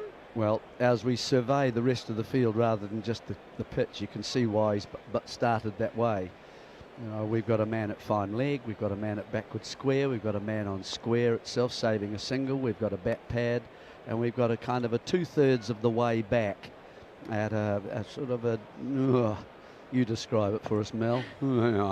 Well, you know, they did this before. I was saying, well, it's not deep point and it's not point. It's sort of a neither here nor there kind of mid-wicket position as the next ball again sails harmlessly over the head of Nichols. It's He hasn't got his back to me. I think that's Jordan Cox there. He's sort of, I guess, 2/3 of the way back. Yeah, to a kind of a wide, long on, really. Wide-ish long on. Sort of in between kind of a mid-on and mid-wicket. Yeah, and that's right. it really is a sort of bizarre position. Neither here nor there, and there's a big discussion and a lot of fielding changes now for Nicholls, who is on strike. They're running all over the place. Root's waving his arms, and he's gone into a short straight mid-wicket. I'll try and describe this field to you in a second as Archer is in and bowls, and it's just pushed in to backward point by Nicholls, no run. So they've now got, for Nicholls, I'm just waiting to see where Harry Brook ends up being, because it sort of, was it a wide slip and a gully? Now they're all changing again. What are they doing to me every time I start to try? They've now got a leg slip coming in. So they've got a leg slip, and then they've got a very wide slip and a gully. In comes Archer, a full delivery that's just pushed up to wide mid-on, no run. It's been a feature of the game, hasn't it, that both captains have decided that they are going to have catching positions generally after the initial burst where you might get a catch into the cordon. Then they have dispensed with a lot of those players or spread them out a lot more and used those extra people for in front of the wicket but in catching positions. Now Root's right next to the cut strip as Archer is in and bowls. It's let go by Nicholls. That all leads me to believe that this pitch is not really fast. It's harder to time the ball. You've got to be overly full for a drive to occur. And especially as if you try and knock it to the leg side, we've seen catching mid-wickets like Cox got out this morning, for example, when Latham went into that position and he flicked it to him and it just was in the air and he took a comfortable catch. But it was that sort of position that both captains have kind of liked. As Archer is in once more, bowls, and that's driven, gets through the gap and down towards deep point, 4 runs. That is another, he's dealing in boundaries at the moment, Nicholls, and there is enough of a gap there with those fielders spread in that certain way, and he just gets on top of that one and uses the pace of Archer. Bowled that one a little bit too wide and loose. Well, what I was saying before, there'll come a time, maybe 220 ahead. If no wickets are taken prior to that, and there's 8 wickets remaining for New Zealand, it might just start making Joe Root a little bit more uncomfortable. And we may find that fields start to disperse a bit more to try and protect those boundaries at the moment that are coming. He's more interested in wickets at the moment. That may change at some point, and run stopping becomes more important. It's interesting you mentioned that Tom Latham change when he came into that catching position at mid-wicket, because I thought that was really good captaincy when he moved out from the slip, because Cox had played and whipped the ball away on the leg side, and he had the propensity to do that. And it took one over, and he had the keeper up to the stumps as well. Really good captaincy. Here's Baker for another one. It's a full ball to Ravindra, who just defends it back to the bowler. I thought Tom Latham really captained well this morning. But then there was that period with that frustrating final partnership, which was from Fisher. It was definitely not the prettiest innings I've ever seen, but it was as much about the attitude he had. He took charge of that partnership. And who knows how valuable those runs may be. They might be for naught, but I thought it was impressive. As Baker starts with his little hop. He's got that slip and 2 gullies in again. This is in, and a very straight elbowed defence into the leg side by Ravindra. Yeah, it was. It was a good sort of counter-attacking 50 from Fisher. Didn't get a lot of response from Baker and didn't expect it. And he just really just hung in there, and it was a good example of how partnerships can work together sometimes. And Fisher was the man leading it. He started with very and overtly aggressive cuts, and then once he settled down, he started to play and show that he could actually play some other strokes as well, some drives, some pulls. Baker around the wicket to Ravindra, who just drives that one square to point, no run. We criticised England when they came out, I think, on the second morning with the short pitch policy, and then there were other strange things, no Archer appearance at the bowling crease, and Bethel coming in after 5 overs with the second new, and those kinds of things. There was a general, oh, what's going on here? But, you know, New Zealand also in that period, I mean, I don't know, O'Rourke just came in and bowled, what, 3 or 4 overs of just straight short pitched balls, and after a while everyone just stood there and said, really? Have another go. Here's Baker, and that's flicked away into wide mid-on. Diving stop there. It's Josh Tongue. Now that's the stroke I'm talking about. Did you see that in the air for a while there?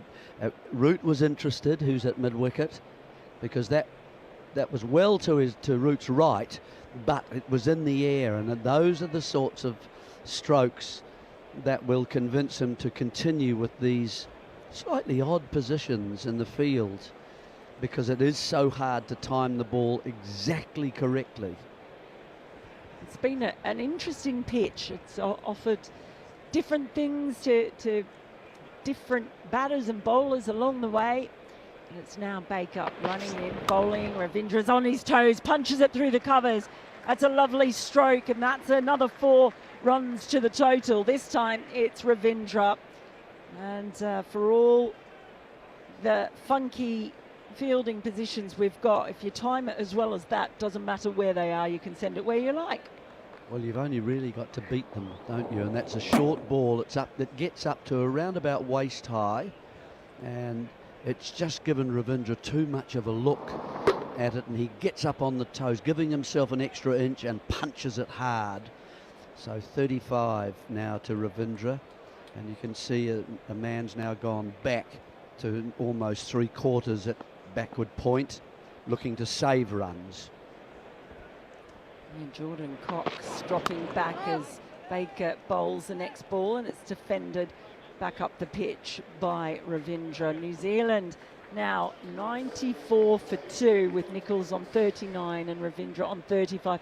Very, as we see the players, they're just going to go and that's it, is it? I thought they were going to stop and have a drink for a second. This session's gone so fast. It's tea. That's it. It's tea. It's snuck up on me. Make a big announcement here. It's tea, everybody. It's tea, everyone. It's a ninja tea because it's snuck up on me. And Jeremy Coney's already had his. He's been chomping on a muffin while sitting next to me. Interesting session. You probably, who do you give that session to then in the end, the afternoon? 2 wickets, but that New Zealand are in a very good position now at 94 for 2. Well, it's 194 really, of course, in terms of the match. And New Zealand are starting to look as if they get a good start again after post-tea, then they will feel as if they are again in a more commanding position in this match. And England, what do we think that they can get on this surface? We're seeing more deliveries just keep a little bit low and squat.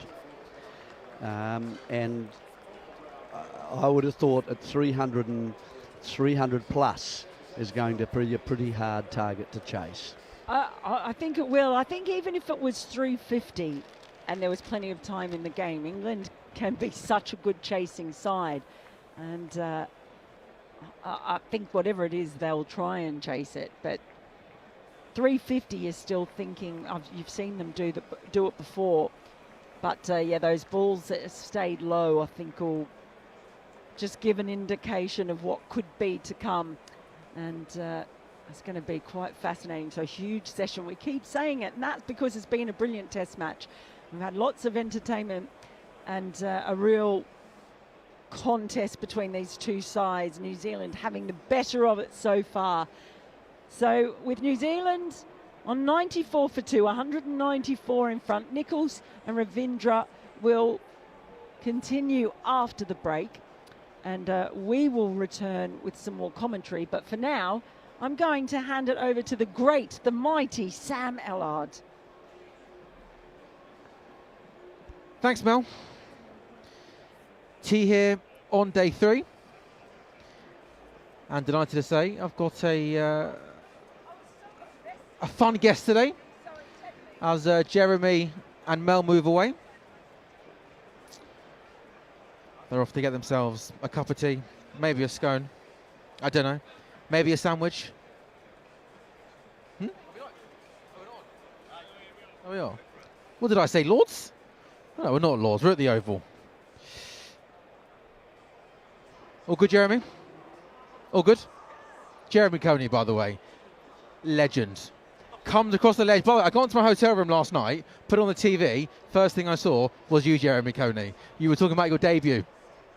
Yeah, literally. I spent all day with Jeremy Coney. I get to my hotel, there he is on the TV. Sorry. Don't be silly. Don't say sorry. Don't apologise. Come on, young man.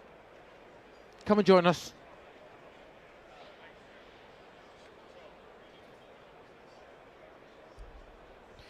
.94 for 2 then on New Zealand at tea. That's for the lead of 194 runs. We'll be back in exactly 15 minutes time. It's time though for some tea, and it's time for a chat with Charlie Harden. Charlie, welcome. You are on talkSPORT's international feed here at the Oval. For those that don't know, who are you and why might some people have seen you all across social media?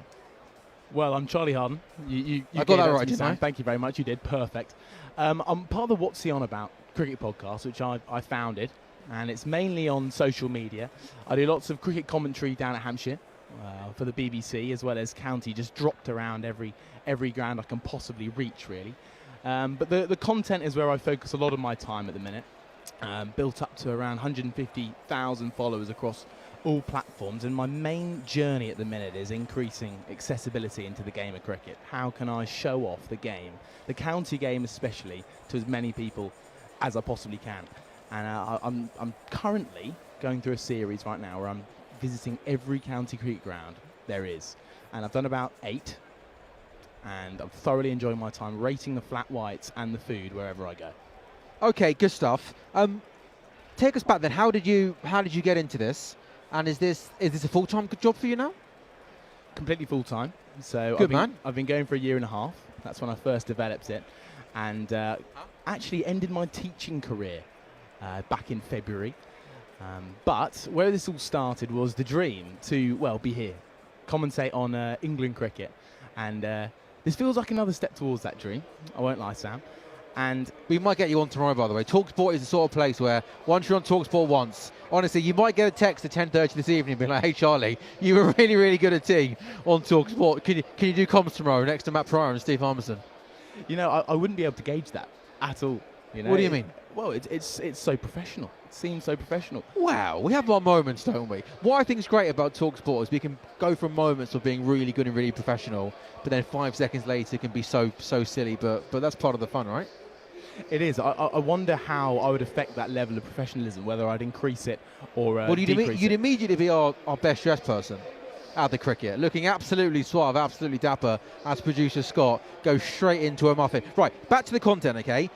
So you're going around all of the 8 county championship, all of the 18 county championship grounds, and you're trying the coffee, you're trying the food. What sort of other stuff are you going to try and bring to people that have maybe never gone to a county game before? So the main thing is, how can I put across the atmosphere? How does each ground feel? And almost why would someone in the area want to go and visit that ground? And I can pick out one example. Hove, I felt, was a beautiful seaside ground. I showed the fact that you could go for a 10-minute walk to the beach to pick up probably one of the top 3 best fish and chips of my life on the beach side at Hove. And what makes it so good, the fish and chips? Everything, and it just tastes nice, basically. The answer is it tasted really nice in my mouth. excellent batter. And the main thing for me was the tartar sauce just brought it all back together. And it was almost that sometimes... Are you Simon Jordan's son? Well, you think fish and chips is just fish and chips. That's absolutely not the case. You know, actually, it all gets brought together by the tartar sauce.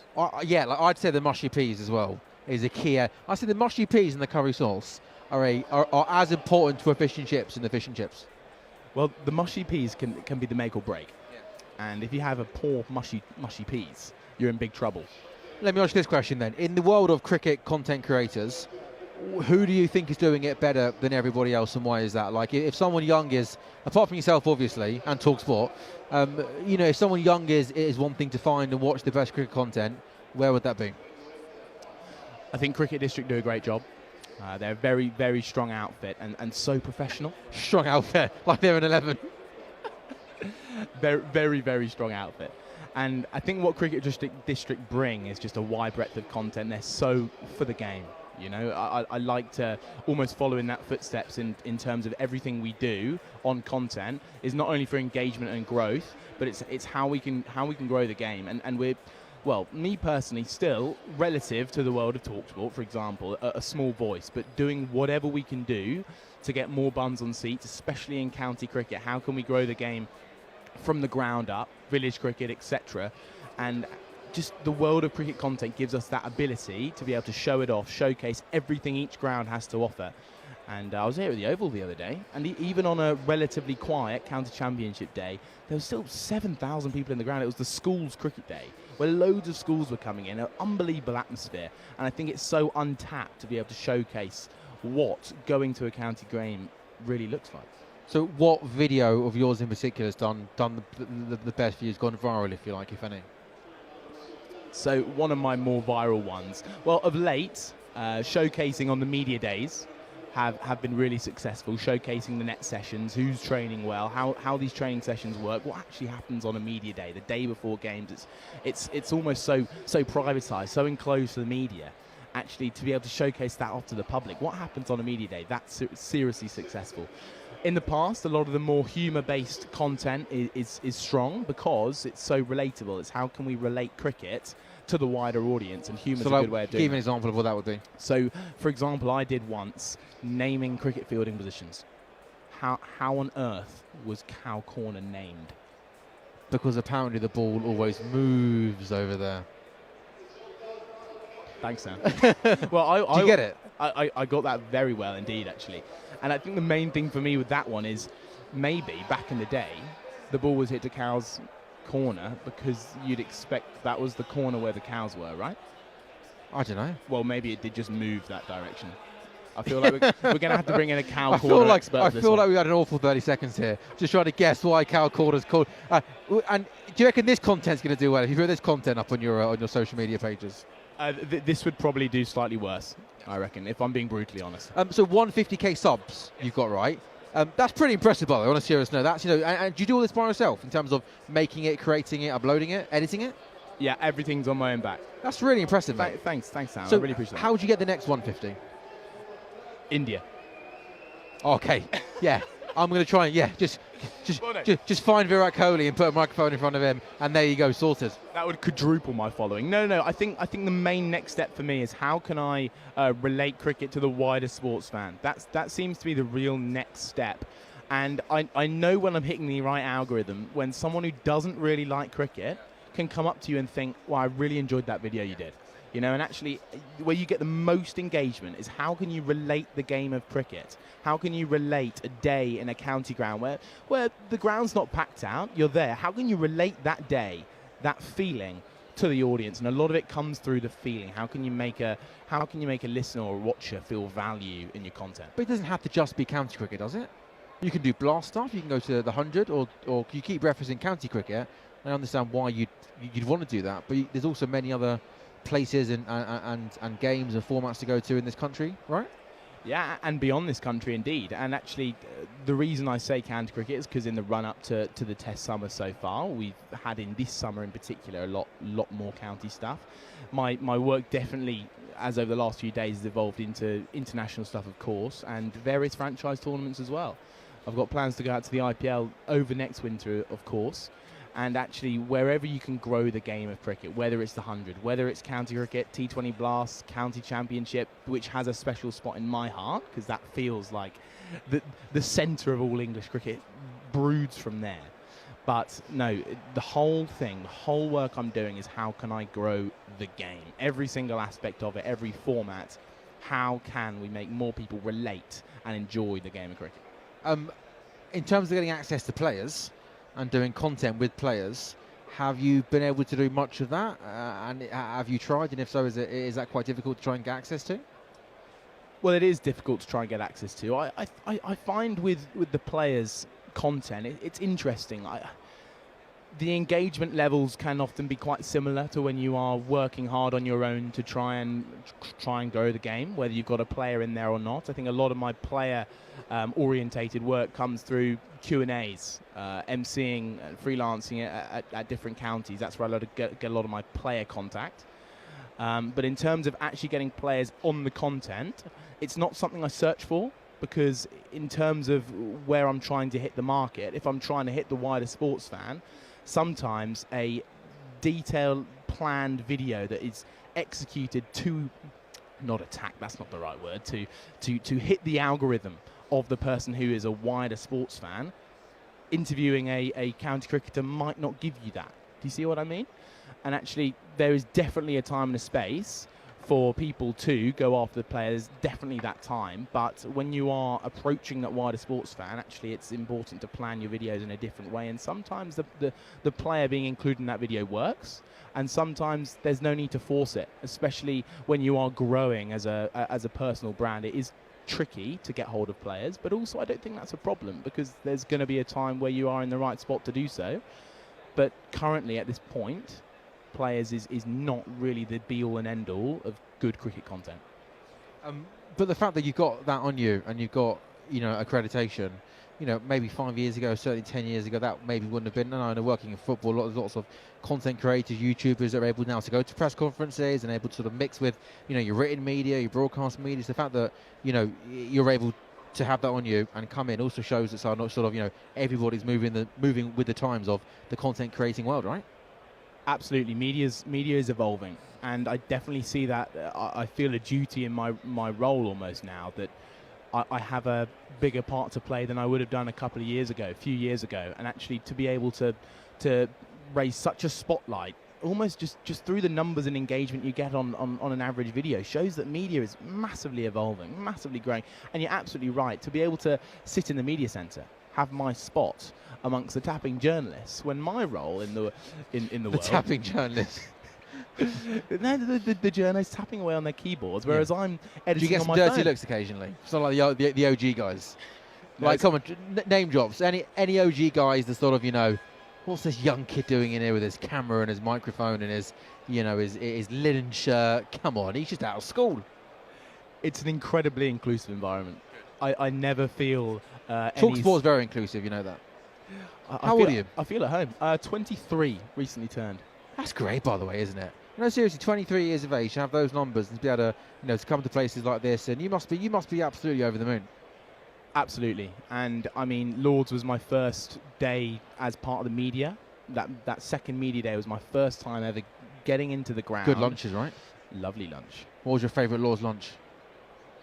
Really flipped up the topic there real quick. No, that's what we do here at talkSPORT. What was my favourite lunch? I think surely there's some content around that, right? The Lord's lunch. I know, just to mix things up a little bit, no? That's a really interesting concept, actually, because I'm sure so. It's been requested. I don't think that's an original thought from me. Take a picture of the Lord's lunch and put it on your social media channels. Well, it's been highly requested to see what a media centre looks like on the inside, and I feel a little bit of a sense that now I'm in here, I'm not gonna start initially straight from the off showcasing everything what's got to offer. You see what I mean? I feel like I reckon give your fans what they want. Maybe I should do it today. Maybe I'll get in early when not many people are in. No, but I do genuinely think that being able to show people what does go on, behind the scenes, behind the curtain, if you like, is a piece of content that people are genuinely interested in. Well, it's a massive example of how media is growing. People are always after more behind-the-scenes content. They're always after what can they get, what extra bit of content can they get, and maybe the next step, maybe the next thing you'll see on What's He On About is behind the scenes in the media centre? What does the lunches look like? For people, young people watching this and they're interested in this sort of type of industry and line of work, what would your piece of advice be for a young person who has 0 subscribers and 0 videos to their name but wants to one day have 150k subscribers to their name? 2 key things. Number 1 is uber consistency. Crazy amounts of consistency. Minimum 1 video a day. And the next thing is make the videos you want to make, and they evolve by first 3 seconds. The first 3 seconds is the most important part of your video. How can you hook a viewer in the first 3 seconds? That's the last key. 3 seconds? You only get 3 seconds to hook the viewer, and then Is that right? Absolutely. That's good advice. That's intense, isn't it? Because you're right, though, when you're scrolling, for me, now I'm actually thinking about it, I don't know why I'm like, on TikTok, I'm scrolling through TikTok, it's possibly even a second. You know, if it doesn't grab your attention in a second, you're constantly flicking through, aren't you, right? Final one then, where can people find you? Throw all your social media handles out there. What's_he_on_about_pod. Instagram, TikTok, YouTube, you name it. That's where you find it. And if you love the game of cricket, give it a follow. Charlie, thanks for joining us. Mate, good luck with everything and keep on going. And hopefully this time, maybe next year, we can do it again and you'll have 350,000 subscribers, right? Sounds good. Thanks, buddy. Appreciate this. We're taking one more real quick break and then we'll resume. When we come back, it is the evening session. New Zealand are 94 for 2. That's with a lead of 194 runs.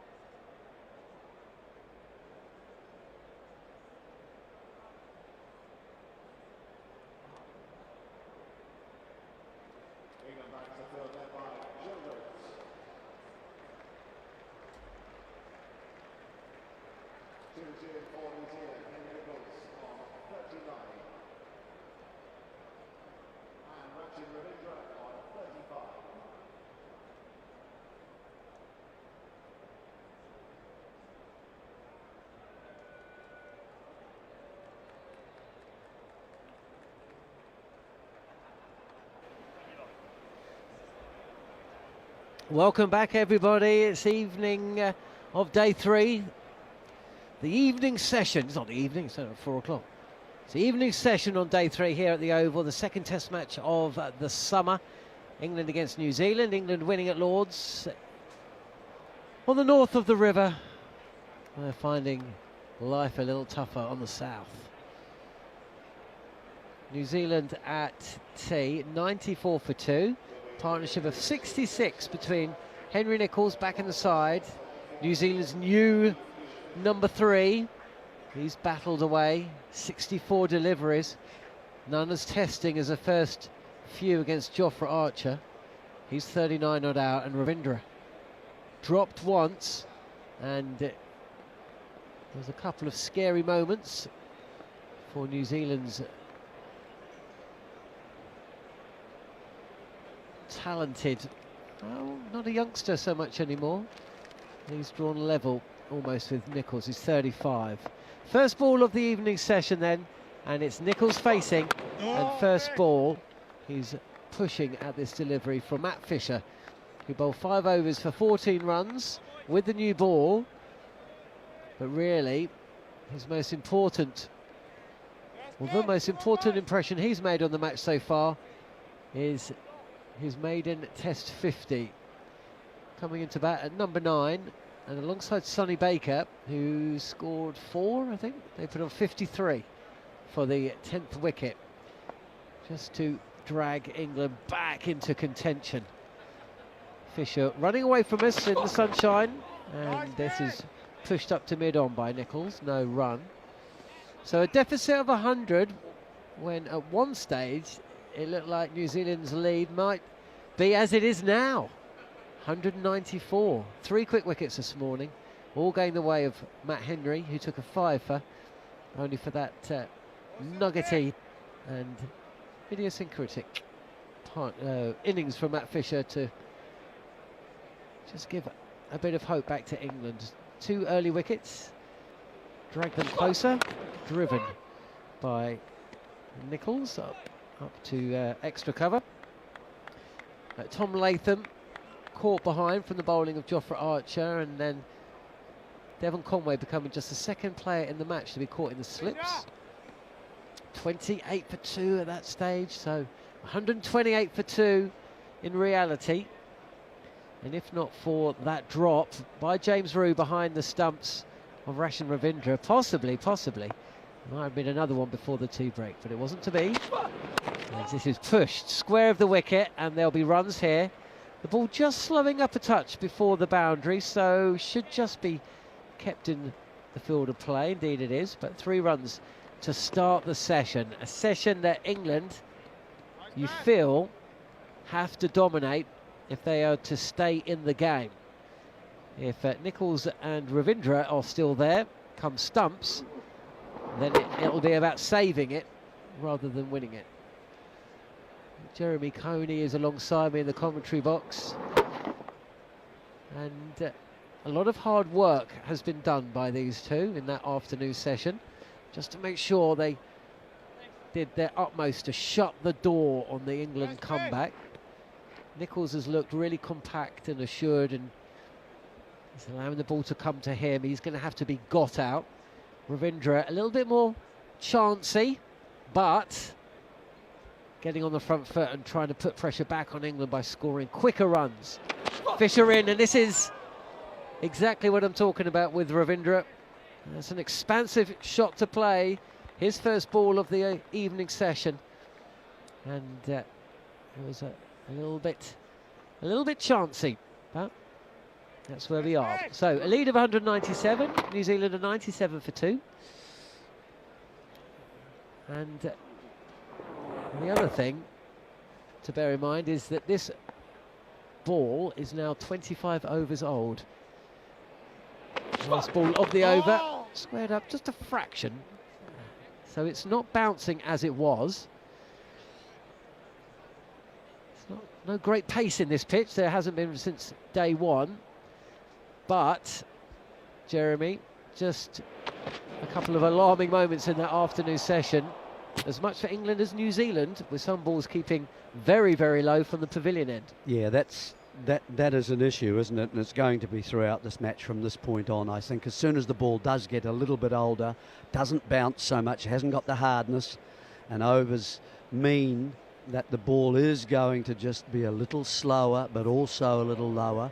If New Zealand can get, in my opinion, another 150, whenever that takes until, they've got plenty of time to do that, maybe 2 sessions at least. If they're good enough, they'll continue beyond that. But that would leave 350. And anything over that, I think England are going to have a pretty tough job. They'll have to play really well, or New Zealand have to drop catches and bowl poorly for that to be attained. I know they've got 350 before England, and they're a team that like to bat last, and they're a team that like chasing totals that they know about. I just think the way the surface has been behaving is going to make that total pretty difficult. And they'd certainly give 350 a crack. Archer is going to share the new ball, nearly gets a wicket first up. Henry Nicholls, who has been tested, of all the bowlers, it's Archer that, to my mind, has given him the most trouble.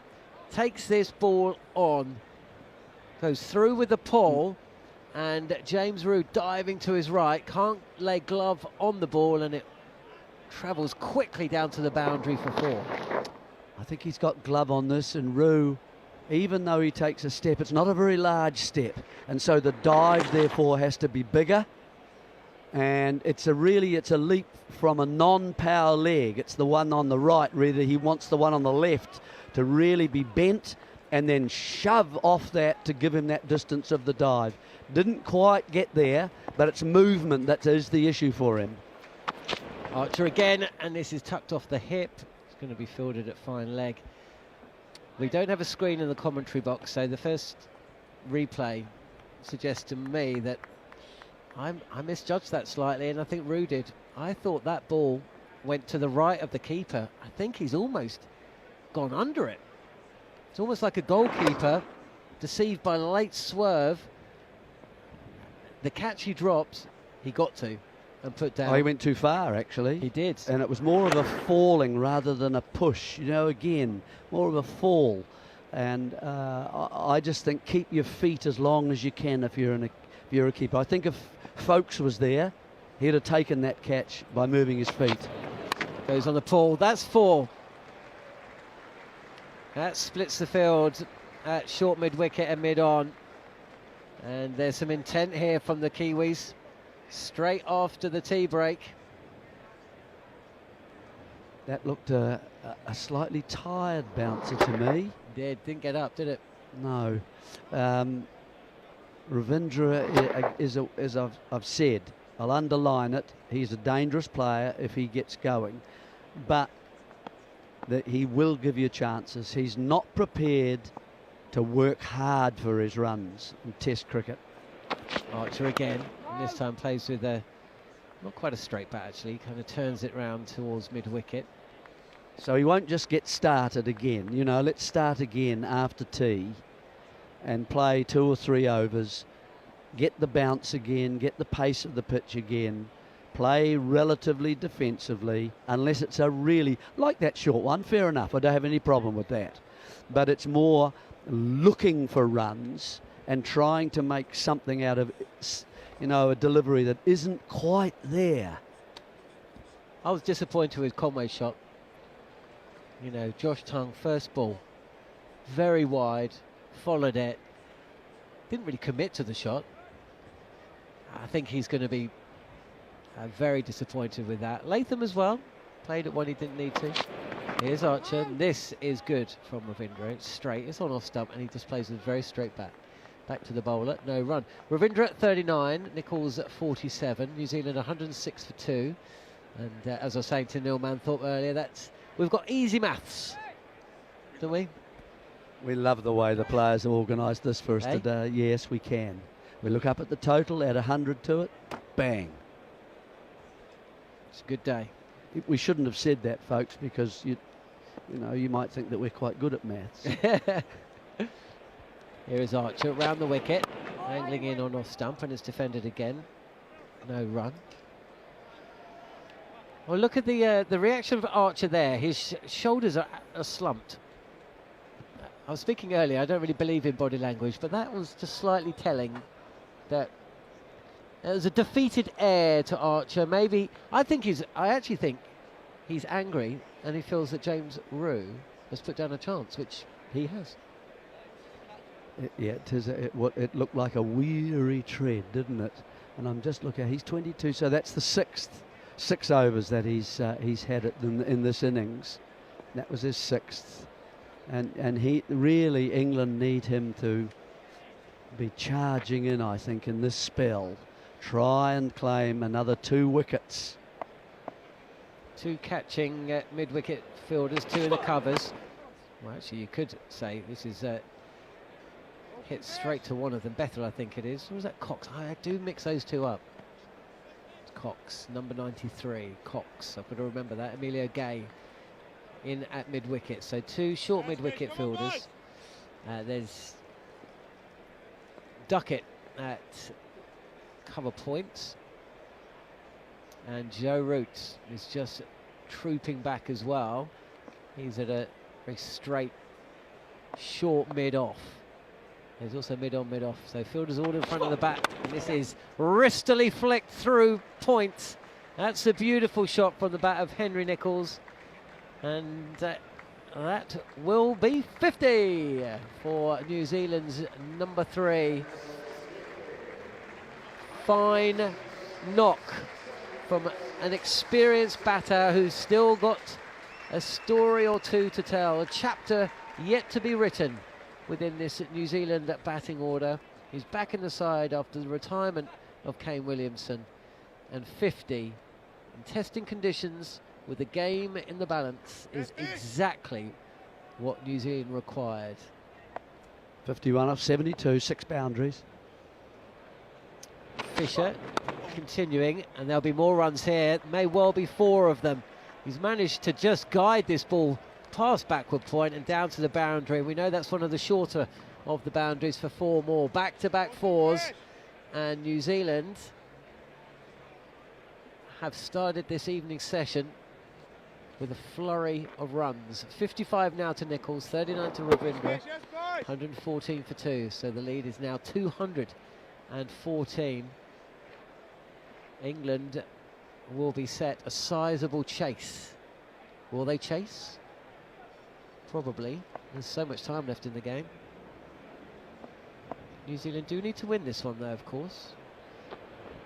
Fisher will walk back to his mark. Back-to-back tests as well. I found it slightly strange. I guess it had something to do with the time of the T20 World Cup that got underway on the Friday after the end of the first test. And there was a big gap between the first and second test, and then the second and third, it's back-to-back. And that's not going to give a lot of breathing room, as this is pushed again through point. Won't reach the boundary, and it'll just be a single. So Nicholls moves to 56.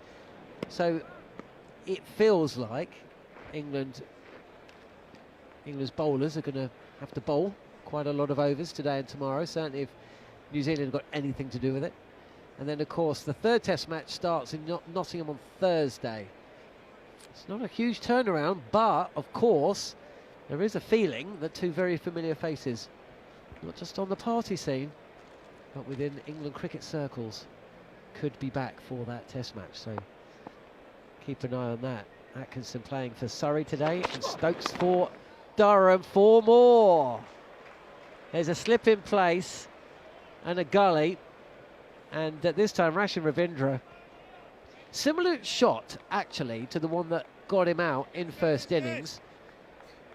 He's just guided this on the up through the field and down to the boundary. Reaches the boundary on this occasion. It was caught by Jacob Bethel in first innings. Was it the same bowler? I'll have to have a look. I think it might have been Baker, actually. Yes, it was Baker. Here's Fisher, and this is straighter, and Ravindra tries to work this through the 2 fielders stationed at mid-wicket, but doesn't manage to do so. So, end of the over, another decent one for New Zealand. Ravindra 43 not out, and Henry Nicholls is 56, and the partnership now approaching 100 for the 3rd wicket. And there haven't been too many 100-run partnerships in the series. In fact, has there even been a 100-run partnership in the series? I'm not asking you. Do you know the answer? No, I don't know the answer. The concern for Root, I think, if Fisher starts going for runs, who's more of your third seamer kind of bowler, as I look at the England attack, they would love him to be able to bowl quite a long spell. Jofra Archer comes in again. It is Archer, and played on the up on his toes and pushing again through point. Duckett with the chase, and the ball is not going to win. That's a good diving stop at backward deep point from Ben Duckett. So it'll be 3 runs, but he's not quite sure, Duckett. So possibly the 3rd umpire. Is that Rod Tucker? Is going to have a look at that one. Just looking up at the big screen now, and that's 4. Ben Duckett collected the ball inside the rope, but the back of his hand touched it at the same time. So 4 more runs to New Zealand, and they continue on at good pace. And that shot there, right there, from Henry Nicholls was not a shot we were watching him play in the first forays of this innings. Ben Duckett now being pushed back onto the rope. I wonder whether Ben Stokes would have done that. Seen a bit of back and forth between Archer and Root, and Archer's won most of those battles in a way that didn't really see against Stokes. And that's exactly what has happened here, because of course with that gap or space, it allows Henry Nicholls to just ease a single, and Duckett then has to run in from the deep backward point boundary to field. If Fisher, however, can't bowl a long spell here from the Vauxhall stand end, it puts a lot more pressure on the other three. If Jofra Archer isn't going to bowl too many overs, it doesn't give me the impression that he's really working up, you know, a lot of speed at the moment and looks really engaged and involved in what's going to be ahead of him. Tongue will be the next one, I would have thought, from that end. Here is Archer, round the wicket, pitched up and not driven with any real timing. It's very, very full, and I think that Rashan Ravindra's kind of hit that with the toe end of the bat rather than the meat. So it's been fielded at mid-on, no run. So I just feel if Archer isn't going to really crank it up and give it a go and try and break the stand and go to, you know, New Zealand might lose a couple more, then there's more interest generally in the game from an England perspective, then it's starting to look like trouble. Again, this is very straight from Archer. Yeah, the intensity that was evident at the start of the afternoon session seems to have dissipated somewhat. And now it feels like the fielders are there to stop runs rather than take wickets. Yeah, well, there's starting to be a bit of that. Deeper at point now and more at orthodox point, the fine leg and the backward square. Just starting mid-on and mid-off have been pushed back a little bit more. We haven't seen those funky fields quite as much as we did prior to tea. Archer again, defended resolutely by Rashan Ravindra. He is working hard at the moment for his runs. 43 not out, Henry Nicholls 61. And as I say, Archer, and if Fisher starts going for runs as well, you're left with just the other two really. And you know, Baker's in his first test. He'll run in, and we know that he'll be enthusiastic and ebullient and all those things. But you know, he's really only in his second season, isn't he, of certainly of international play. Here's Archer, short ball and ducked by Nicholls. What are you pointing out there? I'm just Jerry? interested in how Archer's looking going back after that over. Well, I've seen him Going to happier. get four overs. Does it look 4 or 6? 4, I would say, more than 6 overs. Oh, I can't see him bowling 6. No way. I mean, he only bowled 4. I thought he might bowl 5, and with a new ball, and he bowled 4. You'd think he's definitely got another. Yeah, he's bowled 7 altogether. He hasn't bowled a maiden yet. He's picked up a wicket, but he's been quite expensive. Yeah.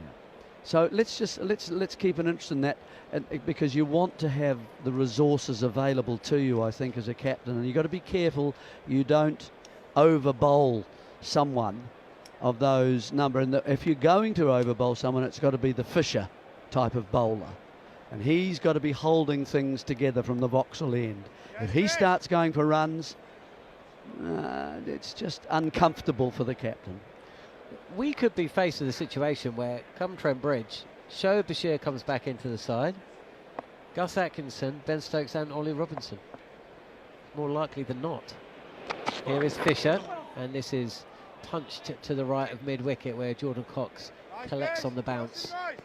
It's funny, isn't it? At the end of day, what day was it at Lord's, where Glenn Phillips was still there at the crease, day 1 actually, and we'll give our opinions on what we think may happen the following day, and we're all in agreement that if New Zealand was to get a score, then Glenn Phillips was going to have to hang around and, you know, shepherd the tail up to of course, he was that first ball that he faced, but yet still New Zealand did add those low order runs, not quite to a point that drew them level in the match. It's Fisher again driving, and that has got through the covers and will reach the boundary as well. That wide long off. Nicholls suddenly motoring. He's 65. New Zealand 128 for 2. Yeah, he's made an excellent start after tea, has Henry Nicholls. He's been punching it square, and so he's now broken up that offside field of catches, He's got that one through extra cover. He's gone down to third man, and there's been quite a number of runs on that offside. So that's just broken the Joe Root field up at this point. Fisher continuing round the wicket, and this is straighter and work to short mid-wicket where it's fielded. Also reached, meant that the partnership reached 100, a neat 100. Sam Ellard alongside me, giving me the heads up. And it's come at a crucial time for New Zealand. They were just wobbling, weren't they? Both openers gone, the crowd engaged and seizing and sensing on the moment. They'd enjoyed the second half of the opening session, and now we're enjoying the start of the afternoon. But Nicholls and Ravindra have led the comeback. Although they were never really behind the game, were they? Pushed out to short cover where it's fielded. So 228 for 2, essentially. New Zealand find themselves with Henry Nicholls 65 not out and Rachin Ravindra 43. In the old radio sport days, because of course we're very fortunate in this country to have two broadcasters competing to broadcast throughout the night back home whenever England travel away. Not always the case for New Zealand, sadly, but back in the day, radio sport fuller and driven up to mid-off, no run. Radio sport, yourself and Brian Waddle and the team, you'd go overseas, wouldn't you? You'd broadcast overseas? Yes, we did. Everywhere? No, not everywhere. Which were the countries that you... Well, we usually came here. We went to India. When was that? What time? 88. Wow. Yeah. That must have been something. Yeah. Obviously Australia. I've been to Australia. So we went around a number of places together. It's pushed out to point, no run. I think the whole... You ever do a Caribbean tour? Yes, he and I were there. What one did you do there, or did you do numerous? I did quite a few series there. Wow. We've done a couple. I haven't been to Bangladesh. Pakistan? Yes. So you've done Sri Lanka? Yes. Oh, love Sri Lanka.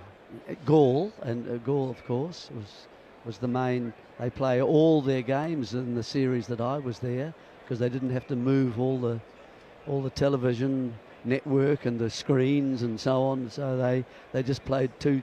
It was a two-test series. They kept at the same venue. Was that recently? Yeah. With SEN. Ah, it's SEN, of course, yeah.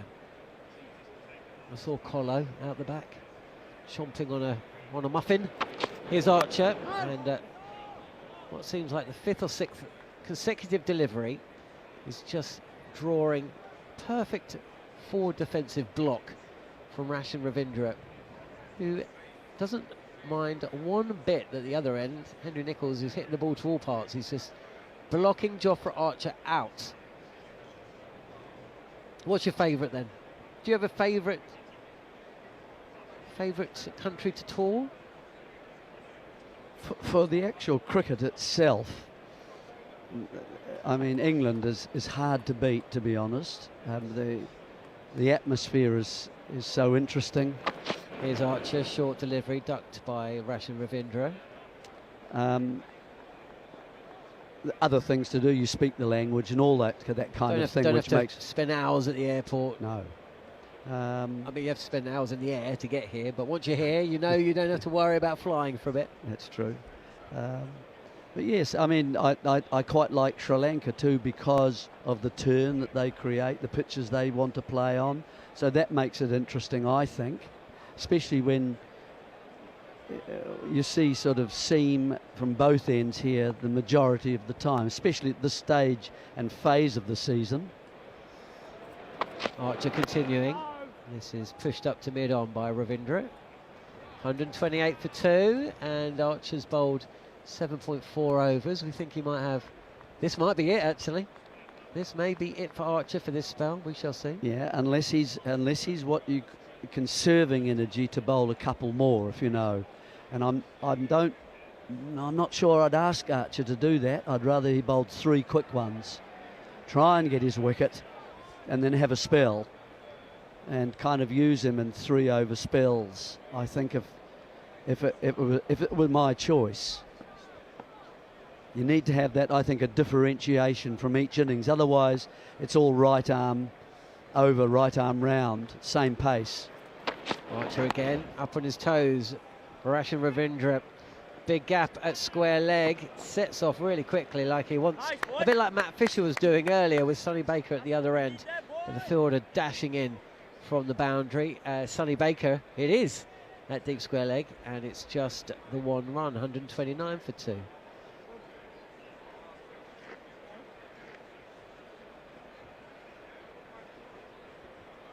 Yeah, we're very fortunate, aren't we, to be able to travel to all these well, I got on the exotic field. countries. I got on the field, of course. Well, I was going to ask, as a player, that was in India. What? Huh? That was in India. Go on. Actually, after this delivery, round the wicket, continuing. Jofra Archer. Oh, it keeps just a lot slow, and is that a catch? At leg gully, the reaction of Gay is it's just dropped short. I mean, a ridiculously fine bit of athletic fielding, but he's caught it on the bounce. Yeah, that's unfortunate for England. I mean, for Archer and for Gay. You can't really go forward for those easily at all. It's just pitched in front of him. Nicholls just got on top of it enough. And he's got it kind of on the half volley, I think.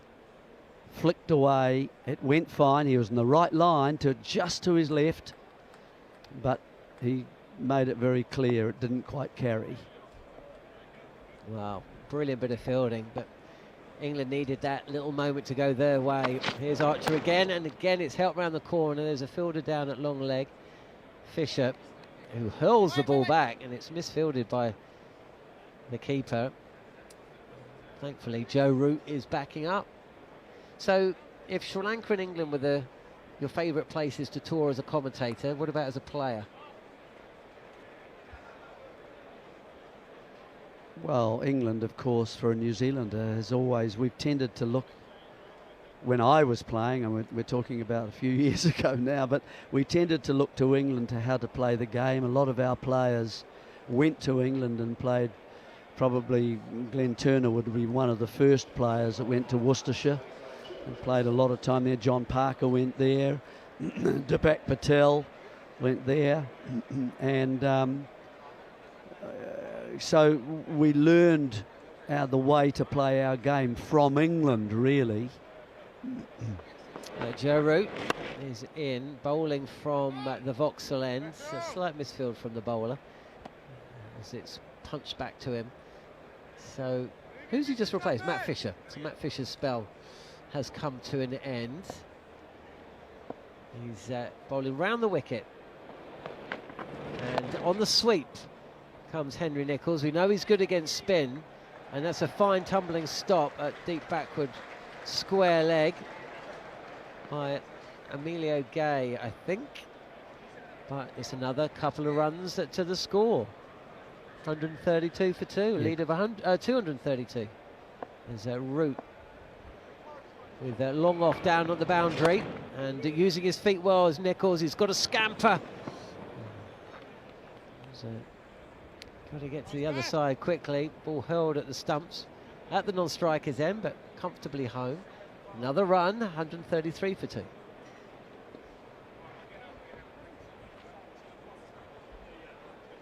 So England was a destination of choice as a player? Oh, yes, I think so.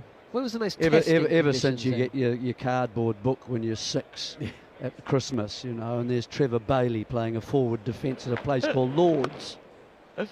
Defended back to the bowler this time by Ravindra, who hasn't added many. No, a couple. Since the tea break, but he's still there, and that's what needs to happen, because New Zealand do have all the time in the world. Touched fuller and driven back to Joe Root this time by the left-hander. One or two left-handers at the crease for New Zealand. Usually you book by lunch on Christmas Day had a sort of a Macintosh's lolly sticking the book together, the pages. So listeners, if you're not in New Zealand, will have to know that lolly doesn't mean a lolly.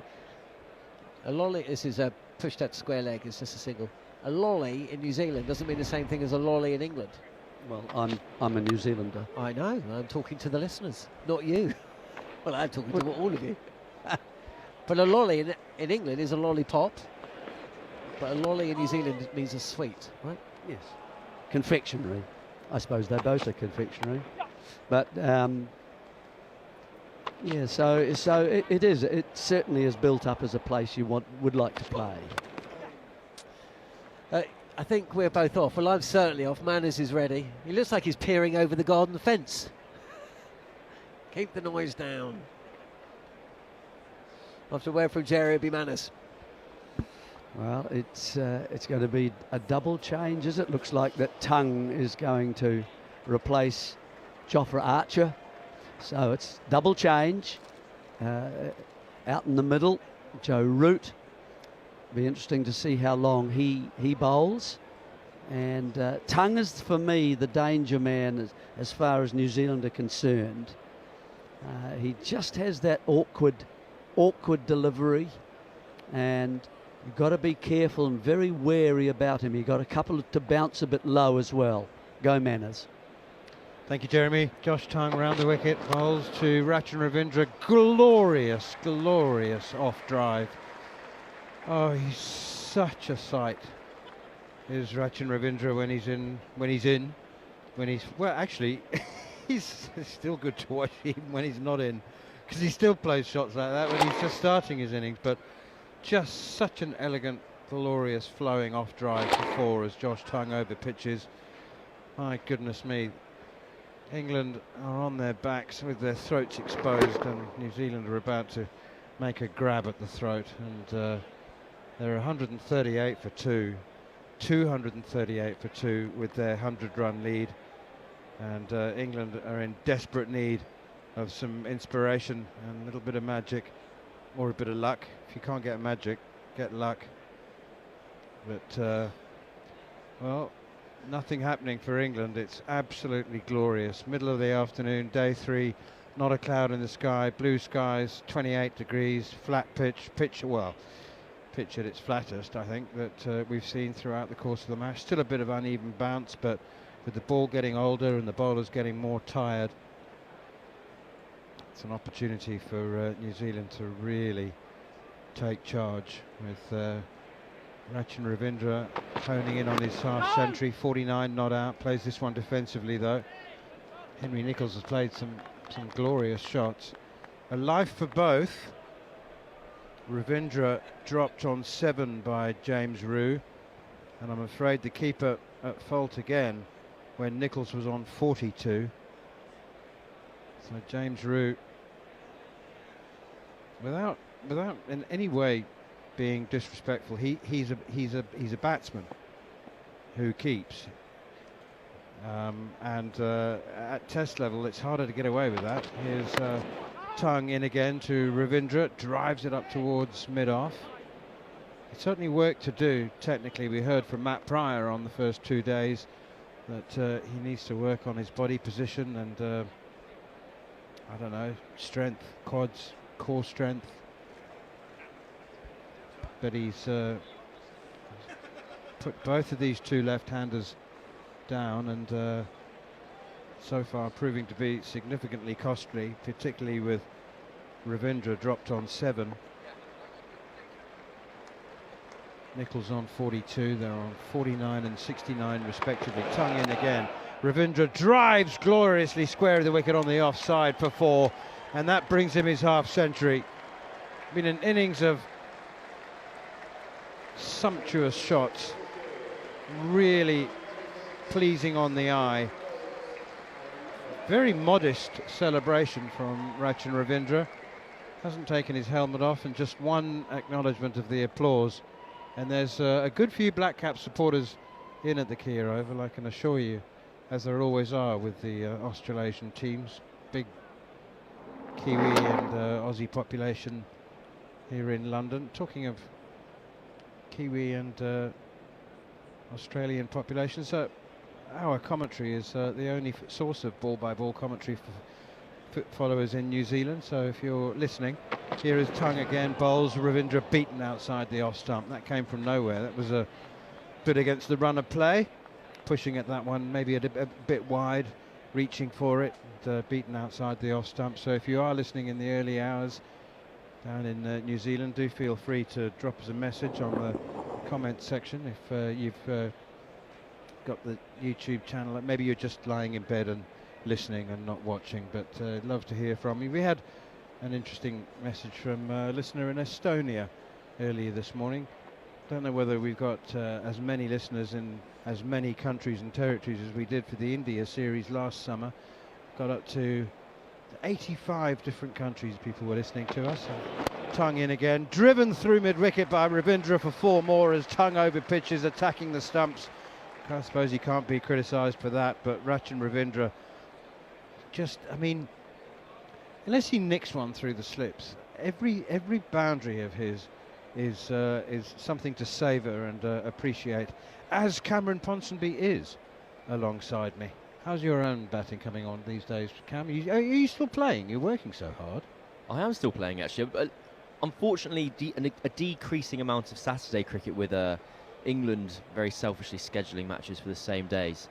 I got 80 yesterday. Had a little match yesterday. I did indeed, yep. Genuinely, I haven't mentioned it to anyone today, and you've teed it up, so it's fine. I'm good against children, that's what I've learned. They're under the age of 15. They are terrible. 80 off how many balls? 99, actually. It was scored. I got off to a bit of a flyer, actually, and then I actually got worse as the innings progressed. Decelerated. I went down the gears. I was batting myself out of form. Joe Root has brought himself back into the attack, and first delivery is driven firmly by Nicholls, but didn't transfer the effort into transfer of energy. Not successful to the ball. Came off the toe end of the bat. Clunky sound. Trickles up to Bethel at mid-on. 146 for 2. Here's Joe Root outside the off stump. Quicker, wider, left alone by Nicholls, who's out of position. Also, just another little fumble behind the stumps from James Rew there. It clipped the gloves on the way through, and Harry Brook took the ball. So a difficult little session this for James Rew so far. Forward comes Nicholls, pushing it to cover. Let's not beat the bush. He's a batsman. He's a batsman who keeps. He's struggled. It's difficult to get away with that at Test match level. He's dropped both of these two. Cameron is Joe Root's in again. Nicholls forward defending, straight back to the bowling. And you know, I'm extremely aware and wary of the fact that he's only 22 years old and he's got a phenomenal record as a batter. He's got 12 first-class hundreds. That's driven by Nicholls down the ground. Matt Fisher fields at long off, and so, you know, I would prefer to think of it as not as criticism, but merely an observation. And his keeping, it's been a difficult Test match. It's not, you know, it's been a difficult little session, but it's been a difficult Test match for James Rew behind the stumps. 22 byes, half of which probably weren't his fault, shouldn't have been called byes, but you know, it's still there on the record. Outside the off stump again, last ball of the over from Root, and it's left alone. And I sincerely hope that Matt Pryor said over the first 2 days, you know, he's got work to do technically on his body position, and dropped one in the first innings as well. Put Tom Blundell down on 34, and has now dropped Nicholls on 42 and Ravindra on 7, and Ravindra's gone on to 57. Well, across this innings, he's had kind of two 50-50 opportunities, but by definition, if they're 50-50 opportunities, he should have taken one of them, and both have gone down. I don't think his future as a Test cricketer is necessarily as a wicketkeeper. It's very similar to Jamie Smith in that England are really keen on these guys as batters first and foremost. James Rew was in the squad not just as a backup wicketkeeper initially, but as the spare batter, full stop. Here's Josh Tongue continuing from the pavilion end around the wicket to Henry Nicholls, and that one bounces a bit more. There's that more of that uneven bounce. This one has actually hit him on. Did it hit him on the glove? It has. Of course it has. It's hit him on the glove, and he's actually in denial. Was for a few seconds, wasn't he? He was walking away thinking it doesn't hurt. It doesn't hurt. Damn, it does hurt, and the glove is off. Not the gloves, just the glove. The one that has been smitten by that short one from Josh Tongue, and he's called for some assistance from the physiotherapist. Like I said, I don't mean to be in any way harsh, unkind, unsympathetic. but the observation is that his wicket-keeping has not looked up to the task. Well, you've also got Jordan Cox in the 11. Now, he was in a very Are you similar... advocating a switch?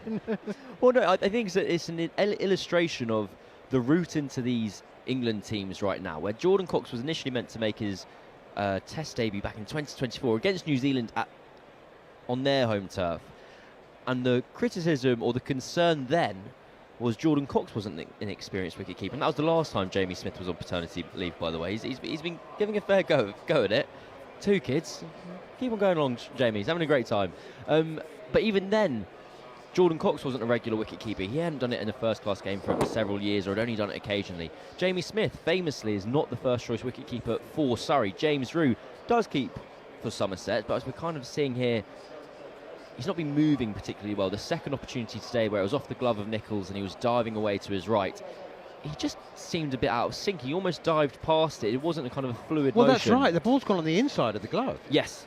And you saw the frustration on Jofra Archer's face when if you're a fast bowler and you're charging in the 30 degrees heat, you're desperately hoping that for all your hard work, you get some reward, some support from your teammates. So it's been a difficult test match for James Rew, and he is only... It's one of those strange ones. You don't know if it's more pressure or less pressure if you know you're only in for one game, because Jamie Smith will come back in for Trent Bridge. And so James Rew, on the one hand, has a free hit at the situation to make the most of it. On the other hand, he knows if he doesn't impress, well, you might be waiting a while to have another go. I may be out of touch because it is over 30 years since I worked on the county circuit, but I remember very clearly going down to Taunton and thinking anybody could keep here. I mean, because you know what, it was not only flat, but it didn't turn as much as it used to then. It wasn't... That's the thing, it's now a spin-heavy place. They call it Hyderabad, which whoever invented that, I think... It's a good nickname. It's a good one. Yeah. So I think if James Rew would have had experience keeping to Jack Leach in those environments, there's no doubting he's an incredibly competent first-class wicketkeeper. Otherwise, he wouldn't have done it for so often for Somerset. However, just at this highest level, the pressure going up a little bit, the lights being a bit brighter, so far it's not been perfect. What are the umpires doing? The fourth umpire. We're checking a ball. We're checking a ball. Graham Lloyd has come on with a box of spare ammunition. Is that what they're doing? Are they? I saw some rings. I saw the rings of doom where they kind of... I should know this off by heart by now. The ball needs to fit through one of the rings and it needs to not fit through the other one. And then we get the excitement of using a different cricket ball, which from 80 yards away you can tell perfectly. But it looks like an umpire initiative. I mean, normally it's the players who need to have a bit of a moan and a whine about the ball in order to initiate a check. The umpires, of course, are perfectly entitled to check it off their own initiative. And I didn't see any... I mean, it's an unscheduled break because of a blow to Henry Nichols' finger, and the umpires, maybe they just thought, it would make what sense. Should we do? If you're England, you've got a break in play, you're waiting for Henry Nichols to get some treatment, and you go on umps, check that out for us please. The partnership's 119. If we can change anything, if we can make any subtle shift to the momentum, the occasion, that would work in our favour. It looked as if the same ball got lobbed back to Joe Rew. We'll just make sure to check that's correct over the next minute or so. We're going to be, again, woefully behind on the day's allocation of 90 overs. We won't get anywhere close. We've lost 24 overs in the first 2 days. Some of that to weather. We had a couple of rain delays. No, I know, but the time was added on in order you get to the extra half hour on each day, but I think we missed. Well, we've had more than that though, because we finished at 7 and the scheduled players 6, close players 6, with the extra half an hour being 6:30. We've gone to 7, so we have lost 24 overs because they did add on time. That's what the boffins tell me.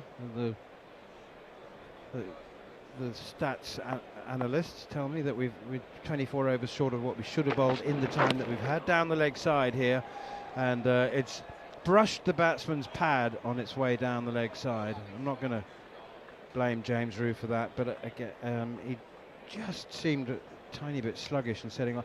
I don't blame him. I'm sluggish. I'm sitting still in the commentary box. You know, it's a hot day. I've got a counter opinion to the slow over rate, which I think you're going to disagree with, and I also think I disagree with it. But I started thinking it, which is actually, given You're just feeling the increase in obstreperous and 2 and cantankerous. 3 day test matches, the slow over rate is saving test cricket. It means we're getting an extra day every now and then. Tongue in again and pushed away by Henry Nicholls, and there's no run. He's had the magic spray on his finger. I mean, Lords dodged a financial bullet in the first test, didn't they? That would have been a 2-day test if we hadn't had It was rain. fewer than 2 days. It was 164 overs or something like that. So could you imagine if they'd not bowled slowly? Thank goodness. Well, I mean, I'm just thinking about, you know, all the food and drink sales and the you know, I mean, the fact that we got well into day 4 was a very, very large slice of luck for the Lords administration. Out down the leg side now from Josh Tongue, and a flick and a miss from Henry Nicholls. We're talking about Rachin Ravindra because he's so eye-catchingly attractive as a batsman that we tend perhaps not. I'm guilty perhaps of not praising Henry Nicholls enough. I mean, it was a burst of run scoring straight after tea. 26 from the first 13 balls, and he's played some very, very positive cricket, coming in at number 3, replacing Kane Williamson. You know, he wouldn't have thought about that at all. You know, I think it's just so accepted that when a legend goes, you don't replace them. You might have to bat in the same position, but you know, you're not taking over from Kane Williamson. That's clipped away to the offside, straight to the fielder. Sonny Baker tidies up. 151 for 2. I think it was a good line from one of the New Zealand coaching staff when asked about the absence of Kane Williamson, how would it affect the team? He said, well, no team's ever going to get stronger without Kane Williamson in it. And to that point, Henry Nicholls, who, again, is an indication of a smaller playing population, 34 years old, has played international cricket for the best part of a decade. But he was the top run scorer in the domestic league over the last year in New Zealand, both the List A and the 4-day competition, so gets his opportunity again. Round the wicket comes Tongue, and tucked away by Nicholls out towards mid-wicket, and there's no run. I mean, he averages just a tick under 40, so he's no slouch. I saw that. And when I realised his test average is 39, I thought, well, why has he been out of the team? He must be having some extreme peaks and troughs. Yeah, exactly. He did. He was absolutely fallow, is the kindest word, for a year. And, you know, there were all sorts of eyebrows being raised in, like, how long are we going to keep backing this? You know, I mean, you know, and it's, you know, in New Zealand, well, we've invested 35 tests in him, you know, he'll come good. But I always feel sorry for Will Young. Like, the man can do no wrong. I mean, he scores runs every time he gets the chance. But he's just a perennial 12th man. Joe Root continues with his off-spin. And it's still a bit too short, and it's chopped away by Rachin Ravindra out to the man sweeping on the cover boundary. England had gone flat here. They were really good in the first half an hour of New Zealand's innings. They were buzzing, they were fizzing, there was good energy, constructive noise, but not now. They've gone very flat. Root in. I think he might well have beaten the outside edge there. A little bit of tiny bit of turn, I think. Henry Nicholls pushing forward, and James Root flicks the bails off, but back foot remained firmly in the crease. Down the wicket comes Nicholls now, hitting straight back over the top, and a attempt to field in vain by Matt Fisher down below us. Just misread the bounce, I think. It was coming from sunshine into shade, but he dived to his well, just forward, where he tried to parry it back with his left hand and missed. But Nicholls backing himself against Joe Root. Like, you couldn't have to go over the top. Yes, and he does get 4 for it. 156 for 2. Lead of 256. And now Nicholls pushes this one to the sweeper on the cover boundary at Sonny Baker. Time for Bethel.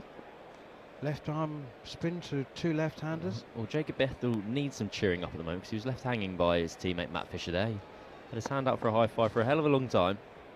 He was offering him a hand up, I think, wasn't he? He just like, give me I think it was all of the above, and Jacob Bethel gave himself a nice little high five in the end, just to congratulate himself for his kindness.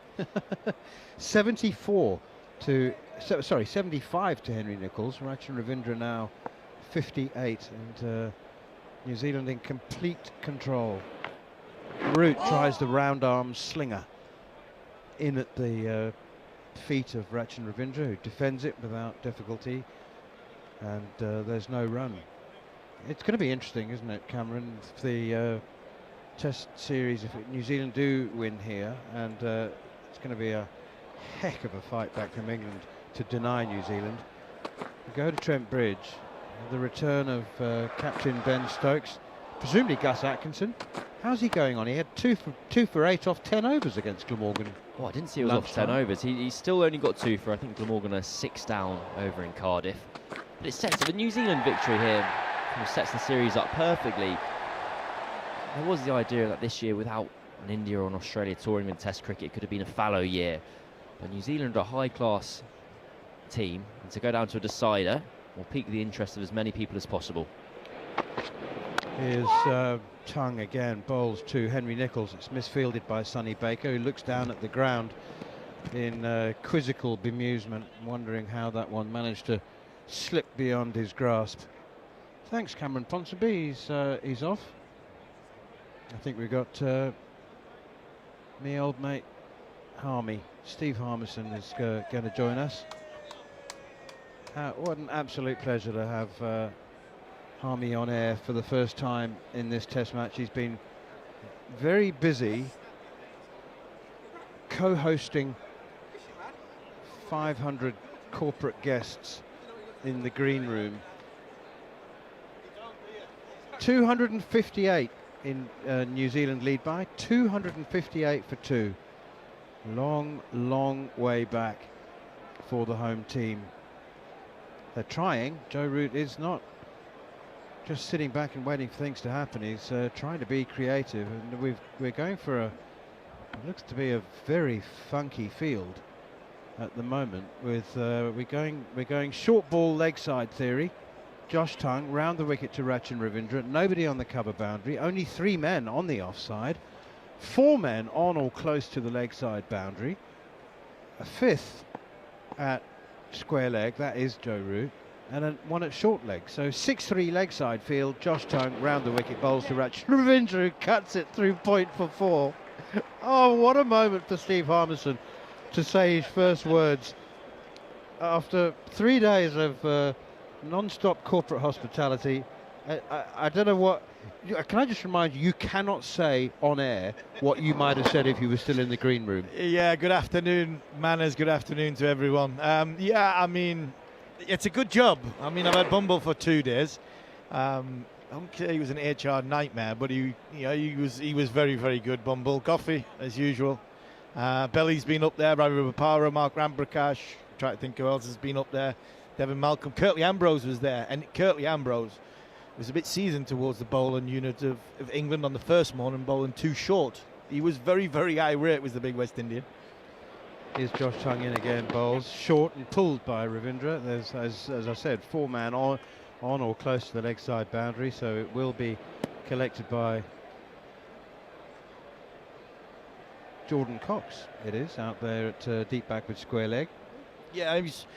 You know, the great West Indian was too short. You kept on shouting, too short, too short. Does he live in England these no, days? No. He says it's too cold for him in England. Come over for a fortnight. He's been here for 2 weeks. Did a bit of sort of cricket with, I think, Lashens, and then he's got a few. He was here on behalf of Ruth Strauss Foundation. He was hosting a table. I mean, put my teeth back in. I've not done this for 3 days, man. I haven't been drinking at all. Here is Josh Tongue again, another bouncer, and this time Henry Nicholls just ducks underneath it, not interested in that. 6-3 leg side bouncer field, and Rachin Ravindra cuts the first ball for 4 through point. Yeah, he was hosting a table for the Ruth Strauss Foundation, which was good. It's been nice upstairs.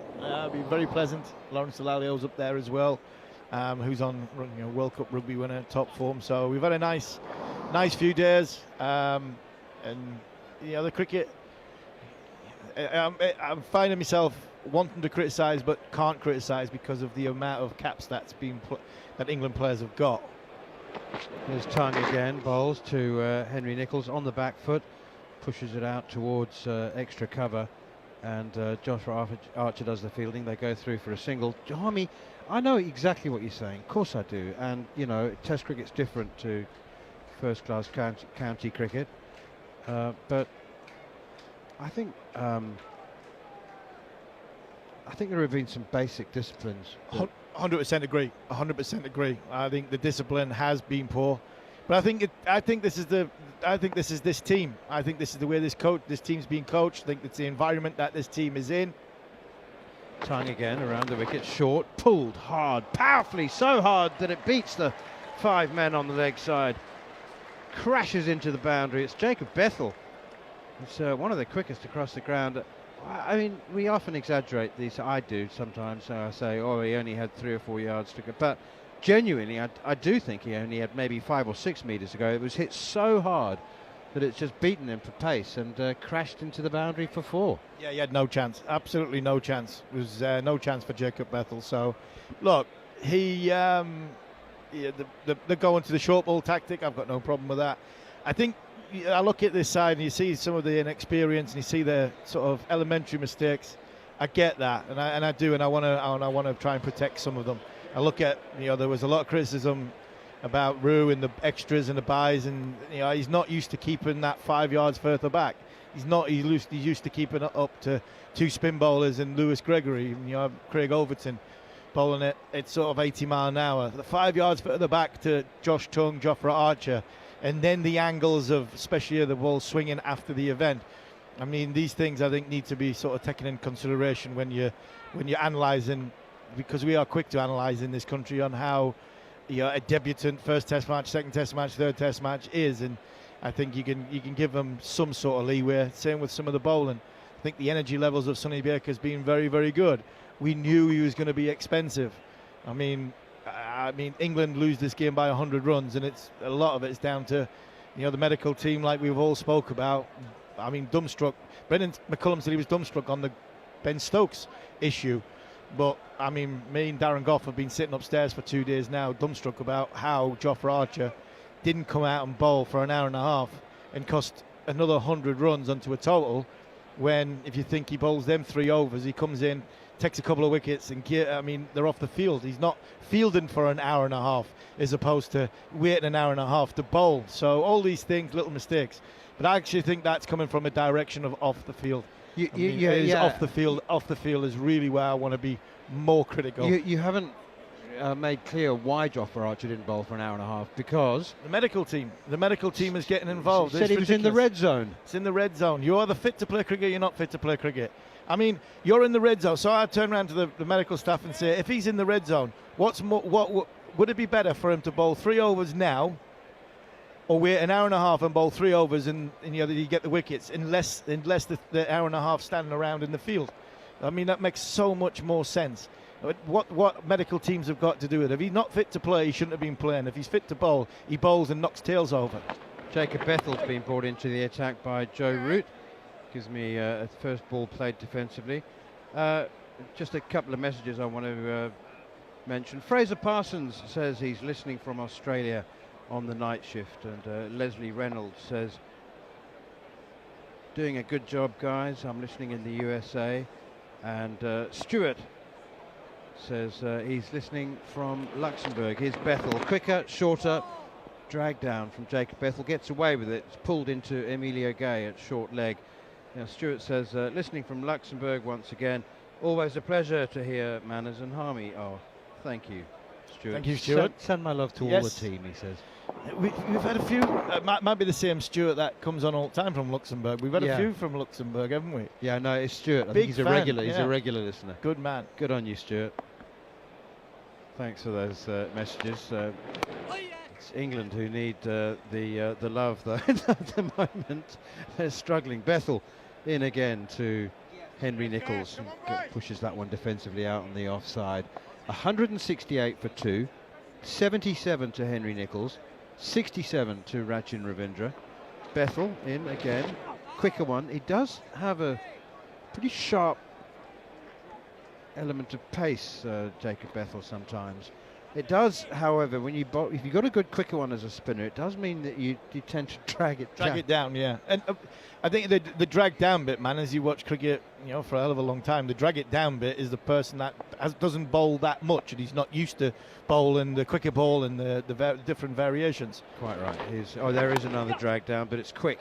And on the back foot goes Henry Nicholls, chopping it away out towards backward point. And did you see Jofra Archer throw it back left-handed? Threw it back left-handed. That'll be, the medical team will be happy that he hasn't used his right arm. And it sounds as though we're having a go at Jofra. And again, what me and Goffey have been saying upstairs and reiterating, we are not for 1 minute. I am not for 1 minute having a go at Joff.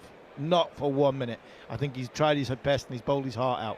I really do. But I think medical teams just get out the way. You're either fit to play or you're not, and this is the frustration for me, the culture that this team has now, whether it's from the coach. I mean, the bowling coach does the bowling coach know, has he seen any of these bowlers bowl in the build-up to these games, the plans that England had towards the New Zealand batters? Here's Bethel again, and forward comes Ravindra, and I think he got a little inside edge onto his pad, and it popped up in the air.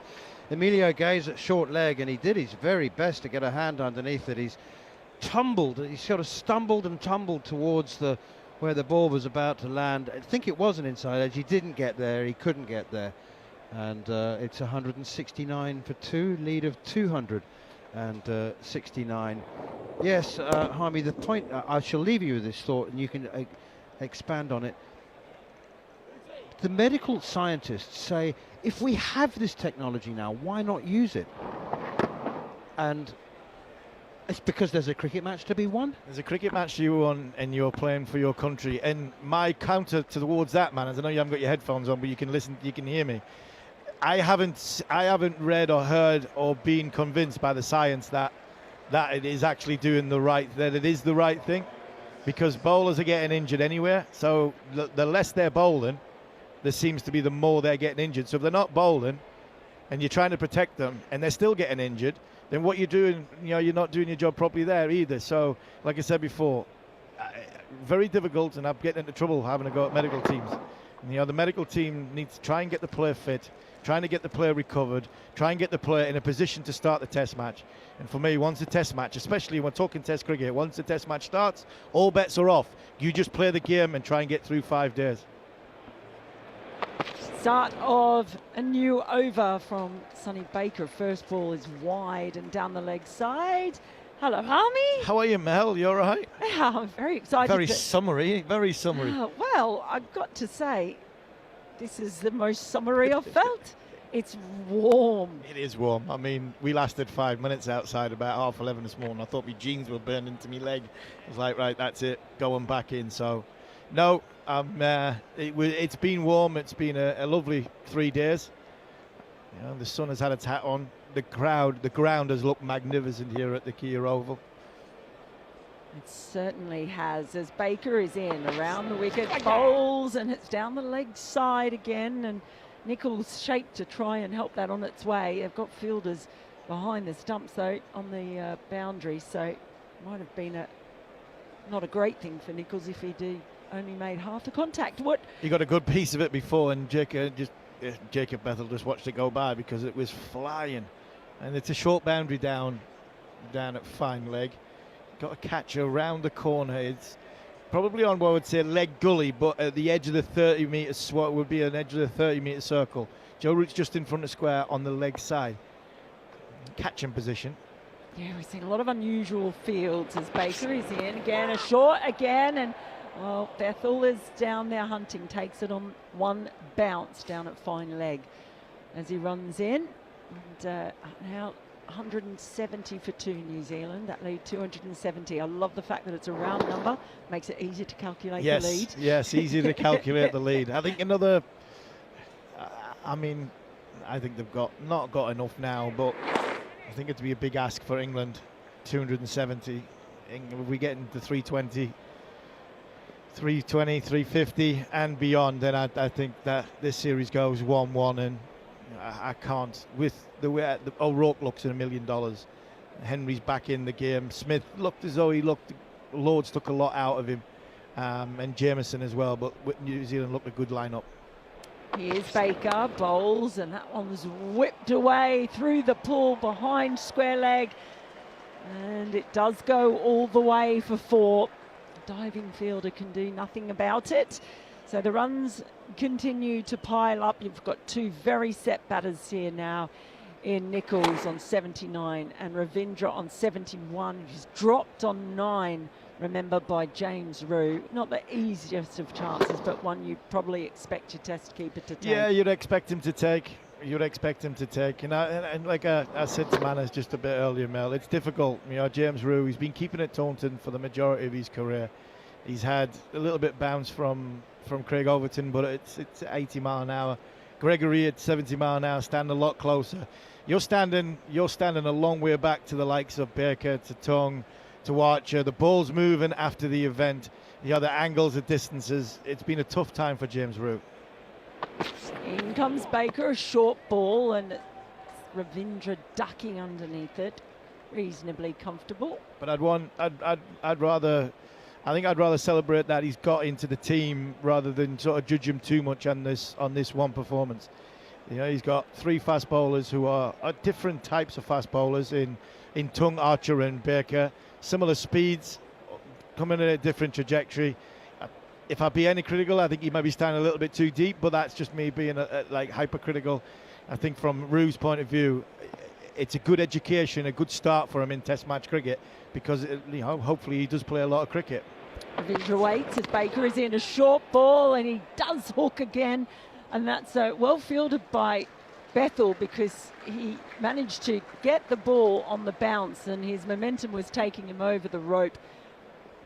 And he just tossed it to Harry Brook to prevent the boundary. Nice bit of teamwork out there, and it's the end of the over. New Zealand 175 for 2 now, with Nicholls on 79, Ravindra on 72. Harmy, Scotty has just sent me a message that's come in on our YouTube channel, the talkSPORT YouTube channel, from T3485, saying, Harmy, I recall Michael Vaughan reminiscing how you forgot your pads but took your, it says, date board to New Zealand. Yeah, no, my date board. It was too... Your date board's something different. You left my that date behind. board, yeah. It's overseas listening, isn't it? I mean, I don't think Haley's listening, so we might be all right that way, but... No, me dartboard, Michael Vaughan, he told that story. He elaborated a little bit, as Michael does from time to time. But yes, the dartboard went, the blue pads didn't. But there was enough viable excuses. Here's Bethel for another over. First ball is a bit of an agricultural hack down to long on, no run, one run. I basically got to a position where I had enough room for one of them, dartboard or pads. And at the time, I'd played 30 on one-day internationals and batted about 5 times. And it wasn't me white pads, it was me blue pads, by the way.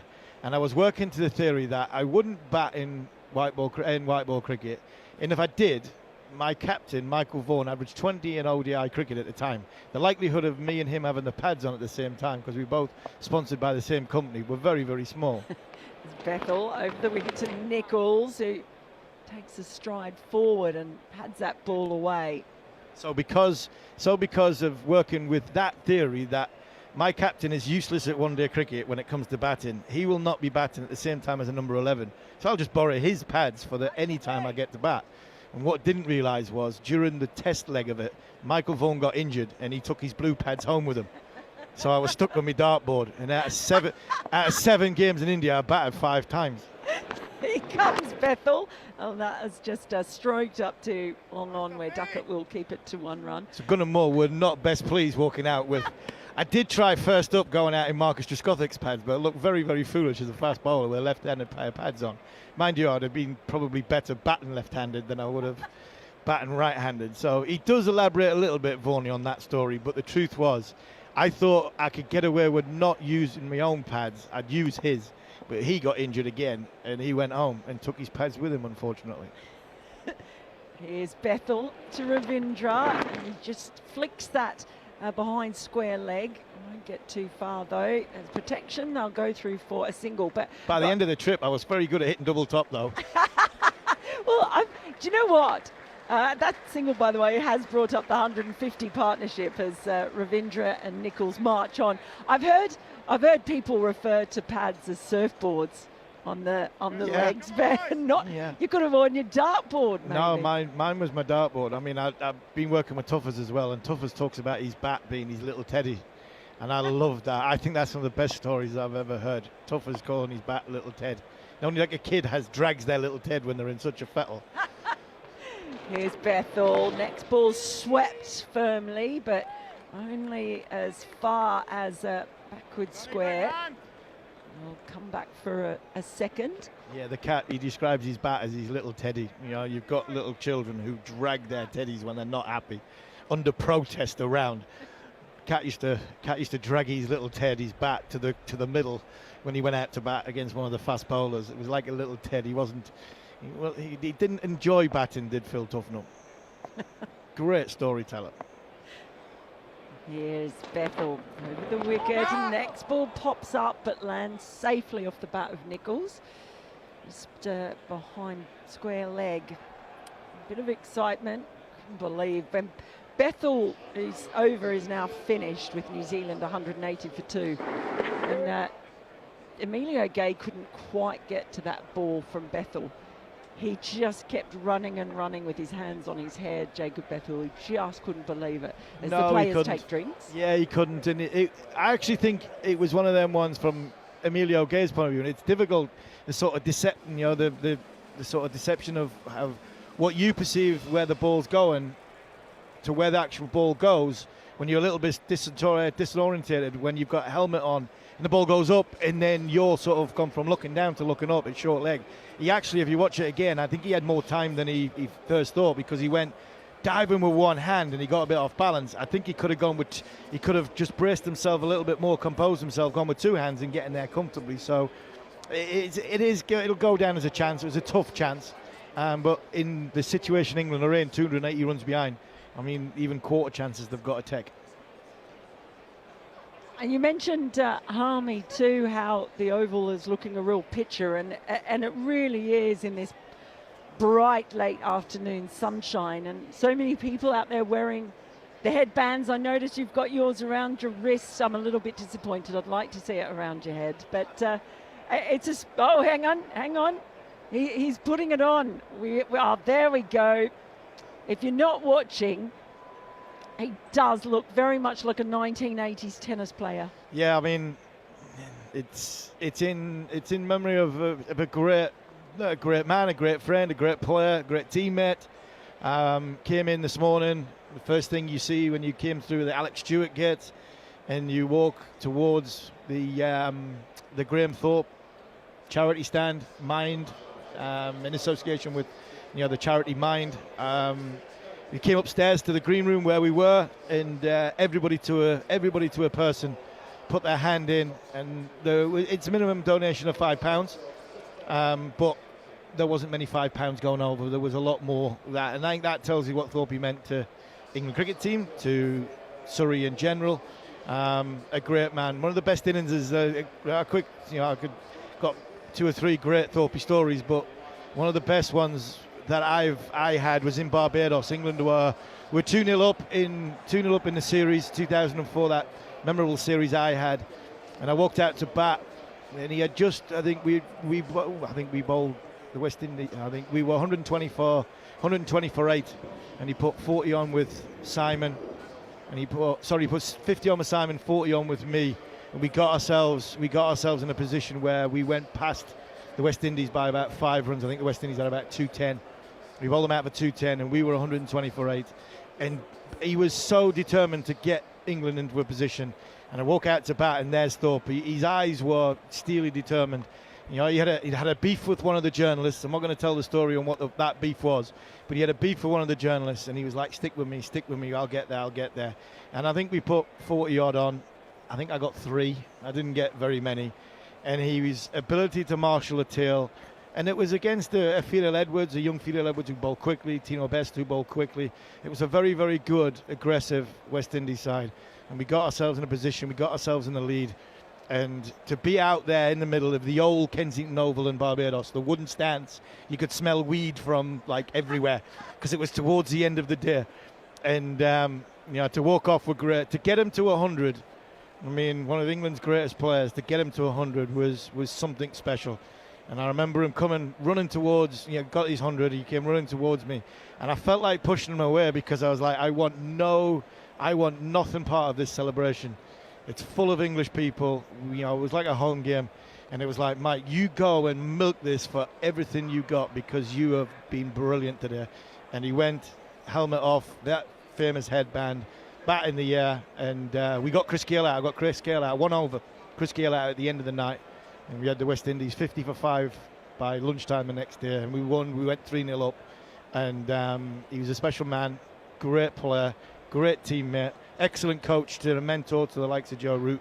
And when the headbands were going for £5, I mean, I was looking and thinking, you're worth a hell of a lot more than that, Graham Thorpe. And it's brilliant that everybody that is wearing them is supporting a fantastic charity in mind.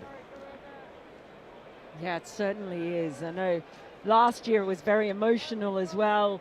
Joe Root scored it was that raw century. last year, wasn't it? It was a bit raw last year. Does it feel different this year? I think it feels a bit different this year. I think it's more of a celebration this year than it was last year. I think that, if I'm being brutally honest, it was a little bit raw last year. This year is a little bit more, I think, of a celebration of what Graham Thorpe meant to English cricket, to this ground, this famous, great oval ground.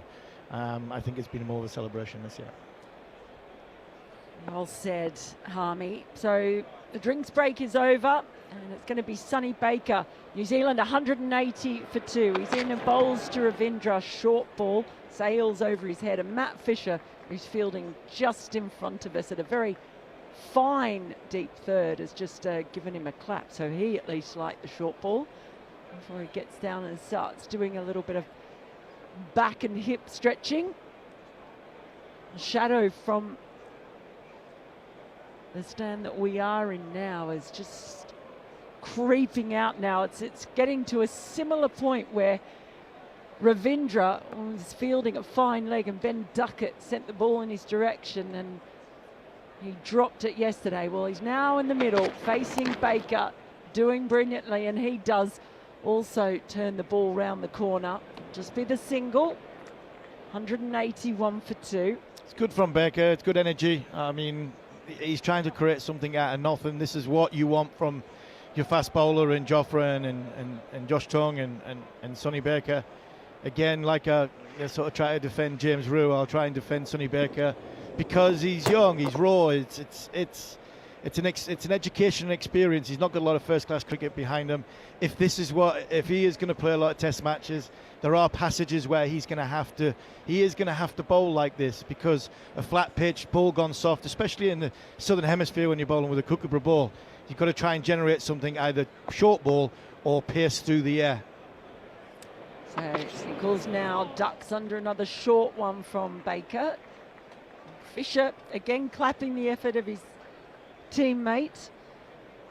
We have seen a lot of short stuff in this test. Yeah, we have, and they've not shirked their responsibility from a bowling point of view. You can say there's been boundaries on offer, but when you pick bowlers who are a bit sort of maverick, who are a bit faster than others, who are likely to get you a wicket, but also have a little bit of expense, especially early in their career, you have to put up with that. And I think Sonny Baker, I've been really impressed by him this week. He's coming in now around the wicket, and well, Nichols backs away and just carves him over the top of the point region. That's another boundary. He's done so well. He's been through a really tricky period early in his innings. Nichols, were under the pump, particularly when Josh Tongue was bowling. He was causing all sorts of trouble. That ball was quite close to his body, but he was still able to manoeuvre it over the top. It is, but it's so easy and so comfortable that you know where the field is set and the way the situation is. England are going to bowl short, so this is sometimes where it's difficult and it's hard to criticise because it's not happening. There's not a lot happening for England. But I also sometimes go, Sonny Baker is bowling that fast through the air. Joe Root having a slip in and give him the option to pitch it up. If you know it's going to be short, you can do Henry Nichols there and just backed away. Comes in again, Baker. Next ball's just dropped into the leg side, ends up going down to deep backward square leg. They're just teasing England now. Yeah, He's they just are. teasing England now. Joe Root's just come onto the offside, and that one's just been clipped at exactly where Joe Root was. It's difficult. There's not much happening for the England bowlers. The England captain is trying everything he possibly can to try and create something because they're desperate for the breakthrough. But like I said before, I always believe when I was going to a short ball as a fast bowler, when I was going to the short ball, don't have all eggs in one basket. Give me another option, and the other option for me would be here. Yes, have your two men back. So you've got your Jacob Bethel, you've got your Harry Brook back. You only need two men on the leg side. You have your catcher on the offside, but have a slip and a gully. So it gives Sonny Baker the option to pitch the ball up. He's running in now over the wicket. Another short ball banged in. And that will be the end of the over for Sonny Baker. New Zealand 186 for 2. Nichols now on 87. The unlucky number for Australians, and Ravindra on 75. Another comment or question that's come in from YouTube from Stuart Harmy. What does Harmy think about Ben Stokes playing for Durham, and should he come back in next week? I've just been having a look. He needs to get his finger out playing for Durham. I mean, Durham have had one here. They've won the toss, bowled first, and last time I seen there were 180 for none, or 170 for none. They're now 260 for 3. So we've managed to pick up a couple of wickets. Stokes 0 for 53 off 15. I'm sorry. A lot of this for me is nonsense. Ben Stokes should be back next week. I understand the curfew bit. Bethel in over the wicket, slapped away through the offside down to deep cover. No run. But one run. I'm sorry. At the end of a test match, when the test match is finished, I mean, should there be a curfew? Shouldn't there be a curfew? For me, I think a lot of it has been blown out of all proportion. I'm absolutely astounded what Surrey and Botham said today. I really don't get that. I mean, he must have had a memory transplant, I think, Beefy, because, I mean, for what he was saying about Ben, I'm really disappointed in the great man for that. Next ball from Bethel is spooned by Ravindra up to long on for another single. At the end of the day, for me, yes, there's a lot of team protocol, and he should be sanctioned. He should be, he'd be disappointed, and he should be reprimanded. But for him to miss a test match over being basically as a 35-year-old man with 2 kids for being out after 12 o'clock, I just can't get that. Especially after the criticism these boys have been getting. As Bethel bowls another one, it's a sweep, but it's straight to the fielder at deep backward square leg. It's a single. I went through this in 2006-07. We lost 5-0. I was embarrassed. This is why I feel strongly about it. I bowled the first ball, the second slip, and I had to wait nearly 6 months to have a right to reply to any England fan because I didn't get a chance to play cricket again for England. Ben Stokes has got a chance after getting beat 4-1, humiliation of the Ashes, to play in a test match and his team won. Surely you can go out and celebrate. Bethel in, bowls swept again. They like this one, England, and they've got it. Bethel strikes, and the wicket they have been trying to get all afternoon comes in the shape of Ravindra. They're talking about it, New Zealand. They're deciding whether or not to review, and he is indeed going to review. Oh, my initial thought was, is it going? Is it going down? Is it going? I think it's hit him in line. I just wonder if it's gone on with the arm. Trying to see what's Bethel bowled here. Now he's trying to spin it. Just wonder if it's gone on with the arm. No, I don't think it has. I think this is close. I think this is really, really close. I'm not sure Ravindra is going to get away with this unless he's hit it.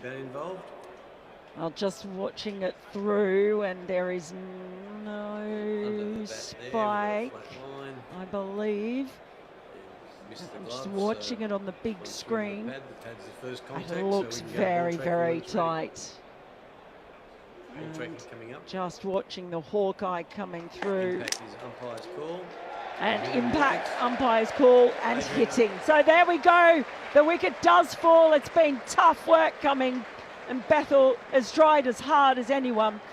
But Ravindra does depart Finally, he was dropped, remember, on 9. But he has played a fine innings trying to sweep. Maybe Bethel just darting that one in a little bit quicker. He was absolutely delighted. So 189 for 3 now, New Zealand. They're a long way ahead in this game. 289 runs to be exact. But can this just open a little door for England? Fingers crossed, Mel, for England's point of view. Fingers crossed. It was a well-made 76 in the lead of 289. I think a long way behind from England's point of view, but good from Bethel. Really good from Bethel. It was the one that England needed. Something that, hopefully from now, from Joe's point of view, there could be a spark. I know we've been talking about Ben Stokes, the England captain. But from the England captain at this moment in time, Joe Root, he can find a spark, open and end up. Yes, it's Daryl Mitchell, and he's a top international player. But the wicket's got a little bit in it. It's a bit up and down. Can he get one of his fast bowlers on from this end as well, or does he keep Jacob Bethel going and hope to expose Sonny Baker to get one up, keeping a bit low, catch him LBW or a mistime pull, because Mitchell will take it on. These are the things probably going through Joe's mind now, and a decision he needs to make sure this 1 becomes 2, and all of a sudden England get a foothold into this last session. So it is Mitchell, who made 44 in the first innings, coming out, and we've got a right-handed batter. My goodness, feels like ages since I've seen one. Ages, hasn't it? Well, it's been some hard graft for England. Now Bethel, a left armour, has the right armour to play with. There's a slip in. First ball's left alone by Mitchell. I think just to finish off before I go on Ben, I really do hope that things start dying down. I think there's a lot of being blown out of all proportion. And I think if we can get him back playing next week as England captain and hopefully get back to winning ways, then time can be a good healer. Next ball is just played up to wide mid-on, no run. I've actually got a couple of thoughts, and yeah, I'm you go for it. Well, it's the end of the over, 189 for 3. After the first test at Lord's, there'd been so much negativity in the build-up around after the Ashes, and I really felt at that time. I wrote at the end of that test, I went and listened to him in the press conference. And I felt like I saw it in his face, all the questions about the pitch. It wasn't about England's win, it was more about the pitch. Still felt a bit quite negative. And I was looking at him, and I wrote this at the time, I didn't write it after the fact. It felt like it didn't matter if England won every single game in the summer and they did everything right. There were some people who weren't going to be happy until there were more heads that rolled. Absolutely, and there's a difference. I was very critical of what happened in Australia, possibly went too far.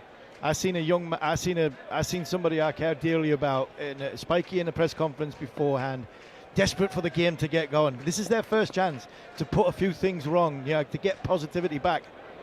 In comes Sonny Baker for another over. It's defended on the leg side by Nichols. But the other thing that I saw in his face, it was like, I'm on hiding to nothing here. It doesn't matter what I do. It doesn't matter what we do. And that's the thing that's really frustrating me, because that's what it leads to. Like I said before, I've been there. 2006-07, first chance you get, you want to win that test match and you want to turn a negative into sort of being a positive.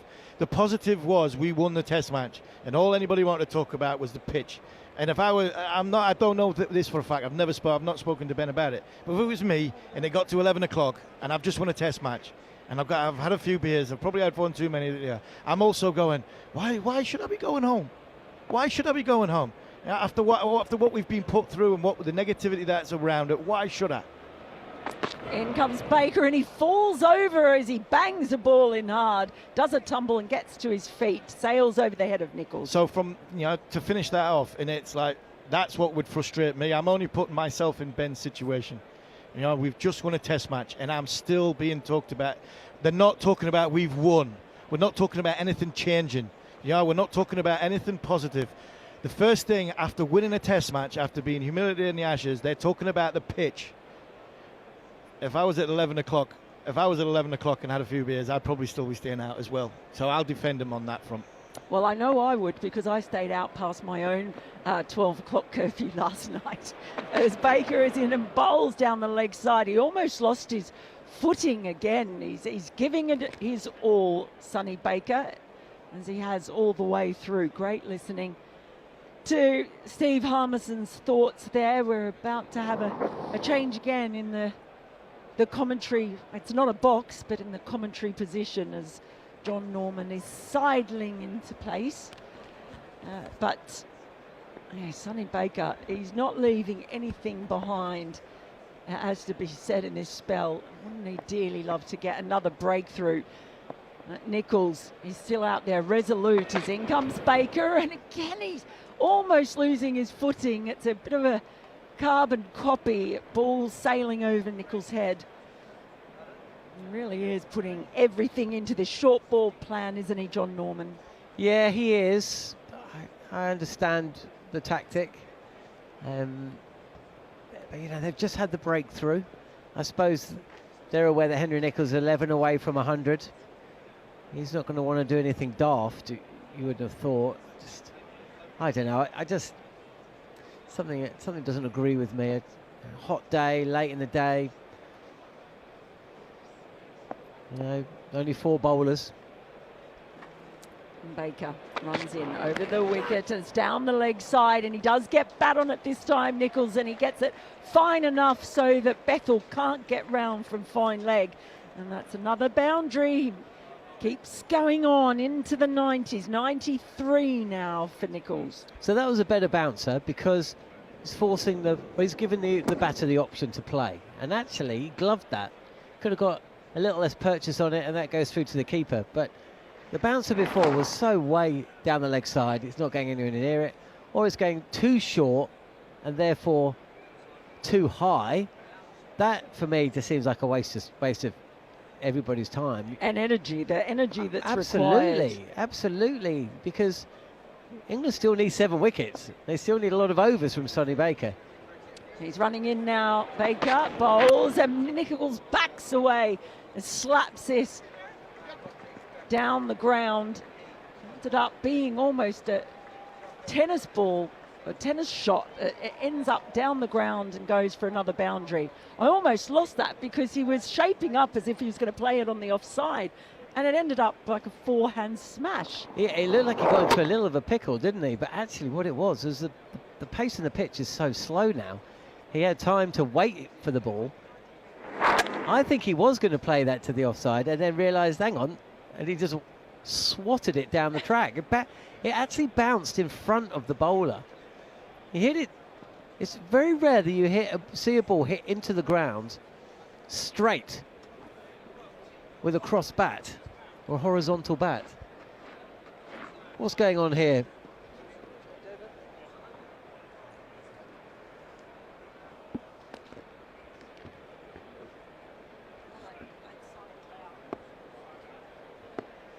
Well, while we're working out what's going on, Jerry and Manners are talking off air rather than on it. Bethel continuing, and Mitchell will just ease forward and pushes this out square of the wicket on the offside to get off the mark. 198 for 3 then England, with Henry Nichols on strike, 97 not out.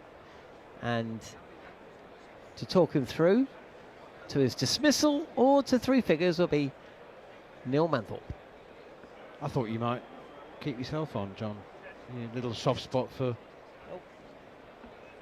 Henry Nichols. Jerry doesn't look like in any real rush to get back on the mic, does he? Spent the whole day on the mic. But he's still talking. Right, it's Henry Nichols on strike at the moment, and 97. Jacob Bethel is into him. Is he eyeing up that mid-wicket boundary? Hit with the spin? No. Defends this one. It's there. The option's there. Hit with the spin. Nobody on the deep mid-wicket boundary. Here is Jordan Cox at mid-wicket, stationary, quite close. Just clear him. 100 is yours, Henry Nichols. Short and wide and cut. Doesn't really get hold of it. Little sort of bottom edge, I think, and it's just a single. He moves on to 98. How have you assessed Jacob Bethel's bowling? Well, he bowls wicket-taking balls, and he got some turn and bounce, didn't he? I mean, you know, he's not a nude spinner. I mean, he does put revolutions on the ball. Yeah, And he bowls it quite fast, doesn't he? yes, Gives he it does. a little rip. Yeah, exactly right. And that's a good weapon to have in your armoury. Quicker one here, and it hits Daryl Mitchell on the pads as he takes a half step down the pitch. But he's, he has the makings of a very good part-timer. Really useful part. You can see him in helpful conditions, finishing his career with as many wickets as Joe Root, certainly. Not sure he'll play 165 test matches, but on the back foot, Daryl Mitchell pushes it out to extra cover. He's not a guy that's going to bowl you 6 cheap overs at the end of a session, necessarily. Maybe he will, but I think because of his variations and his quicker one, he's going to be prone to the drag down. He does bowl quite a lot in nets, though. In practice training sessions, he does. He's not a reluctant part-timer in any way. Pushed away by Mitchell, fielded by Bethel as he dives to his right. So, what did you think? It looked like he's learned how to bowl spin in shorter form cricket. Which he has. There we go. More pearls of wisdom to come on the following on podcast after play. Yes, of course. No doubt talking about Jacob Bethel's match haul of 4 wickets. Getting rid of Rachin Ravindra on the sweep. LBW. It was a close call whether the ball pitched, whether the ball made impact with the front pad in line with the stumps. It was a close call, but that was down to technology because it was reviewed, and it's the technology which confirmed that he was dismissed. It was confirmed by Gary Morgan that we have lost 24 overs from the game, from the allocation, not including overs that were lost to rain, because time has been added to make up for those overs. So we certainly are struggling with the over rate in this test match, but there's been plenty to enjoy. I mean, 90 is what's supposed to be bowled in the day. We've become accustomed to losing 3 or 4, but to lose more than 10 from that allocation on both of the first 2 days was disappointing. Right, it's going to be Josh Tongue thundering in from the far end. It's Matt Fisher, beg your pardon, and first delivery is back of a length and chopped away, not timed by Henry Nicholls. What a moment this will be for Henry Nicholls in his first test match in place of Kane Williamson at number 3. 10 hundreds, 12 50s, highest score of 200 not out. Average, as I mentioned earlier, just a tick under 40.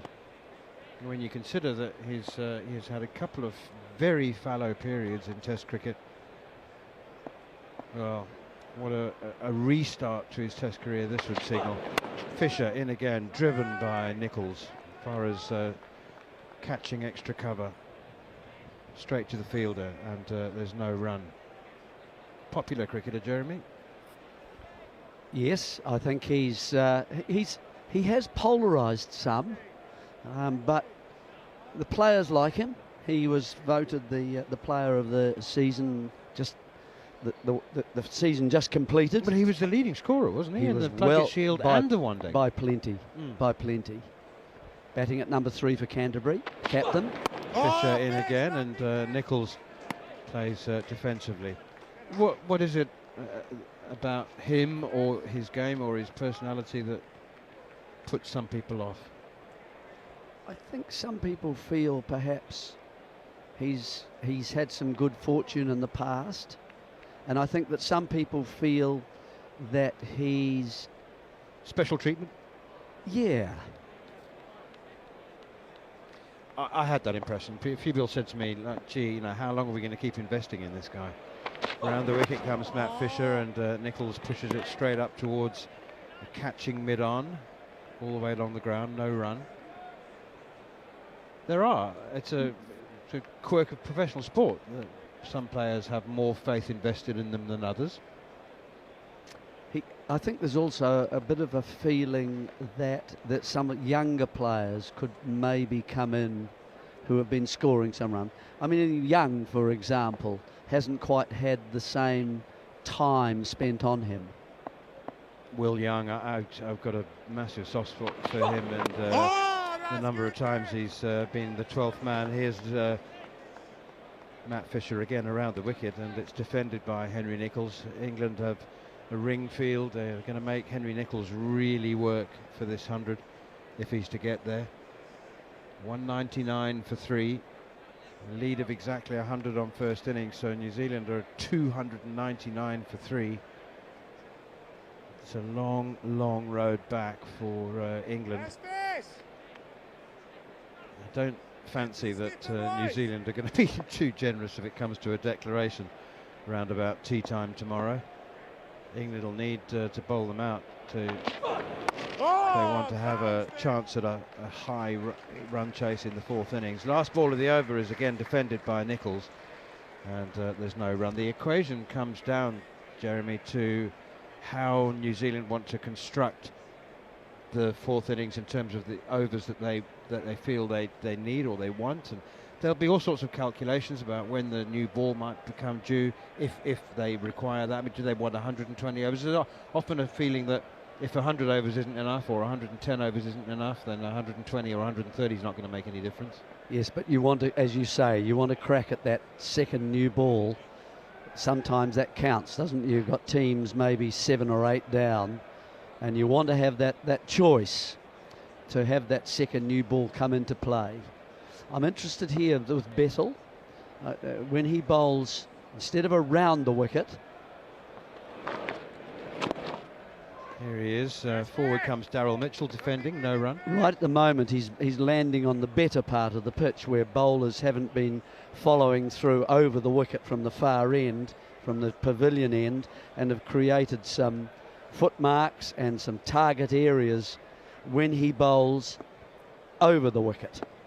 Now he might even try that to the right-handed Mitchell. Here he is up to the crease now. It's another short one, and it's chopped away by Mitchell. He bowls at least one drag down and over, does Jacob Bethel, and it's usually when he's bowling his quicker delivery, and his quicker delivery is pretty rapid. And that's cut away for 2, and it brings up the 200 for New Zealand and the lead of 300. 201 for 3, lead of 301. And I think that if there are left-handers in particularly the top order for England through the first 3, and Rue, of course, so 4 in the top 6. Here's Bethel again, and flicked away by Daryl Mitchell for a single out towards mid-wicket. The other thing that New Zealand want is not leave too many overs as far as England are concerned. I mean, you know, it's all very well having a target of 450, but if there are 130 overs for England to score them in, then basically they just need to bat. Yep, they don't want to do that at all. No, it always involves time, or overs, if you like, always come into that equation that they're going to have to consider. They're not going to make it easy for England. Here is Bethel. That's short, another long hop, and it's pulled away through mid-wicket for 4, and it's Henry Nicholls' 100. Nobody on the deep mid-wicket boundary. That is disappointing for Jacob Bethel, but congratulations to Henry Nicholls. He raises his bat, the helmet is off, under his left arm, the bat's raised. Well played, Henry Nicholls. That's a tremendous effort. The game was there to be taken control of, and Henry Nicholls has done a wonderful job in doing exactly that. He has, and if you think about the big gap that Kane Williamson left at number 3, and he's moved into that place, and what a statement, what a good performance coming in there, and in a way compensating for the loss of someone like Kane Williamson. It's been a fantastic effort from him. He's not going to find it easy right now. Let's just have a look at this, see if the turn. Here is Bethel, and Nicholls slightly too short. He can play that off the pitch and pushes it into the offside for a single. There is definite activity from outside the left-handers off stump when Bethel goes to that over the wicket line and hits those targets. Nicol himself was hit well up on the shoulder, and it's created a bit of uncertainty, but New Zealand won't mind seeing that now.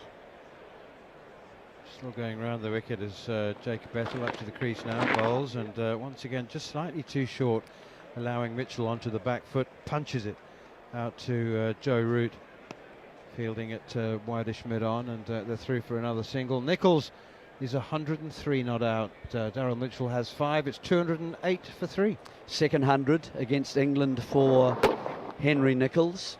The first one was in Auckland in 2018. Remember, that was the pink ball test, and New Zealand bowled England out for 58 in the first innings of that match, and then constructed a big total through Williamson and through Nichols, and won that match.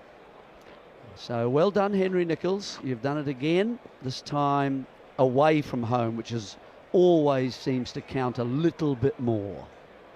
Century number 11. I mean, there's it's undoubtedly universally accepted landmark. 10 hundreds. You've got 10 hundreds. You know, you've proper player. You've played a lot of Test cricket. You know what you're doing, and his conversion rate's extremely impressive because he's got 12 50s. So now 1100s, 12 50s.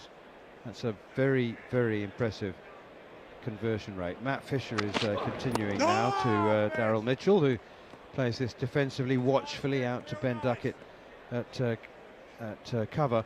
It's a ring field here for Daryl Mitchell, with England having a slip and a straightish gully. Jacob Bethel's more like a fourth slip, really. So Harry Brooks at first slip. James Roos standing up to Matt Fisher. There's a leg slip, a short mid-wicket, a short cover, mid-on, mid-off. Looks like a prep school field. Steered away by Mitchell off the thick outside half of the bat towards Bethel at gully. And there's no run. I don't mean that in any disparaging kind of way at all, but it is the sort of field that you might see for an under-13s match. Everybody close in, saving the one. No sweepers and the like. There is a man at deep backward square leg, but for the most part now, Joe Root is trying to apply a strangle with his most accurate and controlled bowler in Matt Fisher from the pavilion end. Forward comes Daryl Mitchell, pushing that one straight back up towards Joe Root at short straight mid-on. There's undoubtedly an air of resignation amongst some of the crowd, many of whom have started to file towards the exits. They've seen enough for the day, or maybe they're drunk enough, or maybe they're too sunburnt. There are some very pink people milling about. Sounds like a new tribe. The pink people. Here's Fisher again. That's chipped defensively by Mitchell straight back towards the bowler and drops short of him.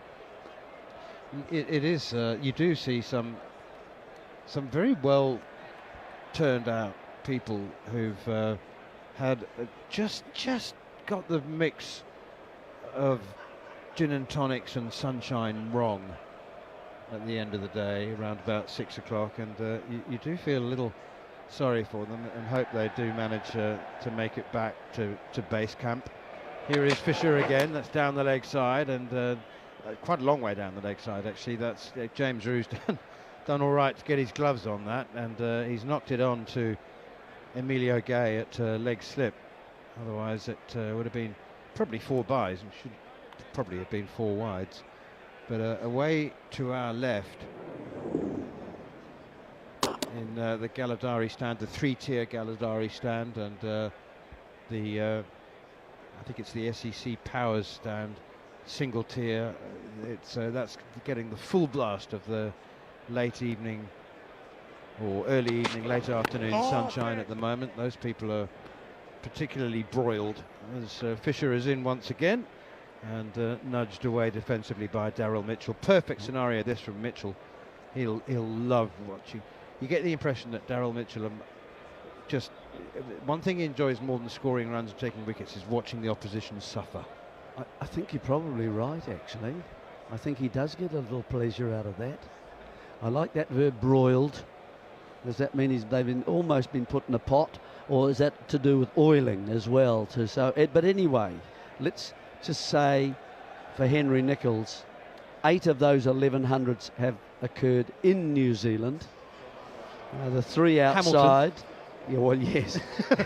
The 3 outside, Zimbabwe, 1 in Zimbabwe, 1 in Pakistan when they played at the UAE, and 1, of course, now in England. So the rest of them, 2 against Pakistan, 2 against South Africa, 2 against Sri Lanka, 1 against West Indies, Zimbabwe, Bangladesh, and 2 against England. So that's the construction of how he's gone with his big totals. 8 at home, you can understand that, I guess. Those 2 against South Africa, they weren't. Were they COVID or when the SAD team went? I think one of them might have been that. Against the D team, yeah. But that's okay. It's Test 100, you know. I mean, they weren't club cricketers. It was just that South Africa's 60 best cricketers were all contracted to the SA20 at that time. But you know, they were still. There were cries of, "Oh no, this is the end of international cricket." Weren't there? Yeah. Weren't there? Yeah. Some of them maybe from me. Yeah. It was an unfortunate thing. It hasn't been replicated, I'm glad to say. Anyway, it's Nicholls on strike now. Jacob Bethel's continuing to him, and he pushes that one behind square on the offside to backward point, straight to backward point. There's no run there. Joe Root's doing his best to applaud his players and gee them up, keep them going. Got 35 minutes to go till the close of play. Will be a long way short of the day's allocation of overs once again. That's another long hop from Bethel, and he gets away with it as it's slapped by Nicholls straight to Root, who's wideish and deepish at mid-off, but it went straight to him and quite powerfully. Seats in the members' pavilion are also as many empty as there are occupied. Disappointing day for the home side. So you never give up. There's, still room for a fight back, although it would have to be a dramatic one for England as Bethel is in again, punched once more to backward point, fielded by Fisher. Henry Nicholls, 11th Test 100, and he's batting beautifully on 103. Daryl Mitchell has 5. We saw a sumptuous, delightful 76 from Rachin Ravindra, out LBW sweeping against Jacob Bethel, giving him his 4th wicket in the match, and it's Bethel in again and Nicholls defends. You thought there might have been a bit of a question mark over the technology, did you, when Ravindra was given out LBW? No, you said the impact was very close to being outside the off stump, pushed away for Nicholls as he guides it into the covers. But no, I thought it, but before they actually showed it to us, I just was interested to see where it made contact with the pad. Ravindra was very close to his glove as it went past, but there was no doubt about it, and it was hitting middle, and I think it was certainly in line with the stumps. I wondered whether he was going to, instead of sweeping, whether he was going to try and go sort of a wide, long on area. I thought that'd be the area he'd be keen on. Me too. Mid-wicket boundary was unguarded. Yeah, exactly. I thought Nicholls might be interested when he got to 97, 98 as well when he was facing Bethel. Bethel's last ball is defended by Mitchell, and there's no run. 209 for 3. It was clearly an option, wasn't it? Because there was a close in mid-wicket. Jordan Cox was quite close, stationary at mid-wicket. So you just had to clear him, hitting with the spin. And I thought Nicholls might, I'm sure he thought about it, but then again, he thought, well, I probably could hit it there 19 times out of 20, but maybe it's the 20th and I'd get a little top edge. So he decided to play it safe, and is entirely understandable and probably prudent as well. 209 for 3 New Zealand. 309 for 3 in effect after England today bowled out for 291. Let's not forget that it could have been much worse for England, and it's much better for New Zealand, because There was a 53-run partnership for the 10th wicket for England. Matt Fisher made an unbeaten 50 from 77 balls, batting at number 9. Here is Fisher, the bowler, and this one is cut. A little bit of width outside the off stump. Nichols hits it straight to Sonny Baker at backward point. I mean, New Zealand could be sort of in the clear by now. They could be 360 ahead, and then they would be gone. 3 down. Another 100 tomorrow.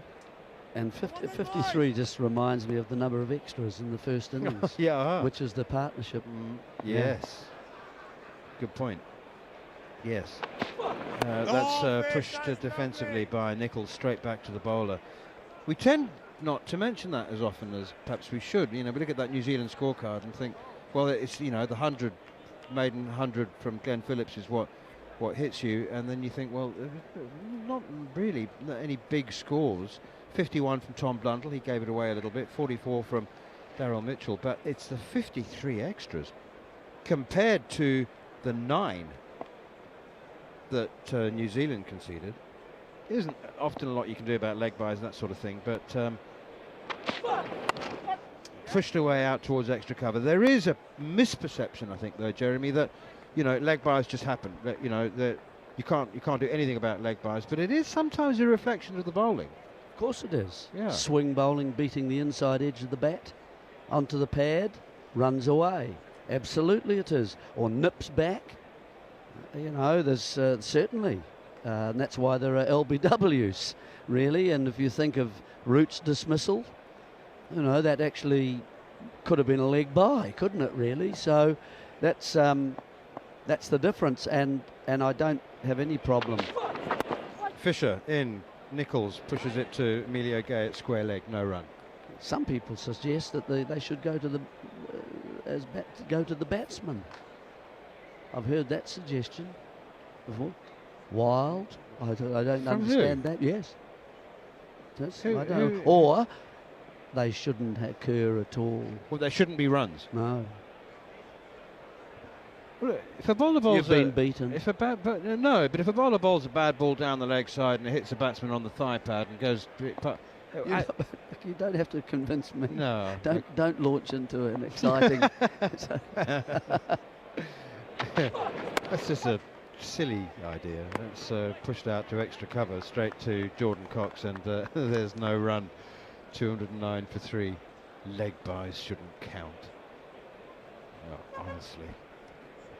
Who are you Dan doing? Dan Norcross is the man. You have a chat to him. He'll provide you with a reason. I know you don't. You never trust a man who drinks half a pint of Pinot Grigio. Okay. And never buy him a drink either.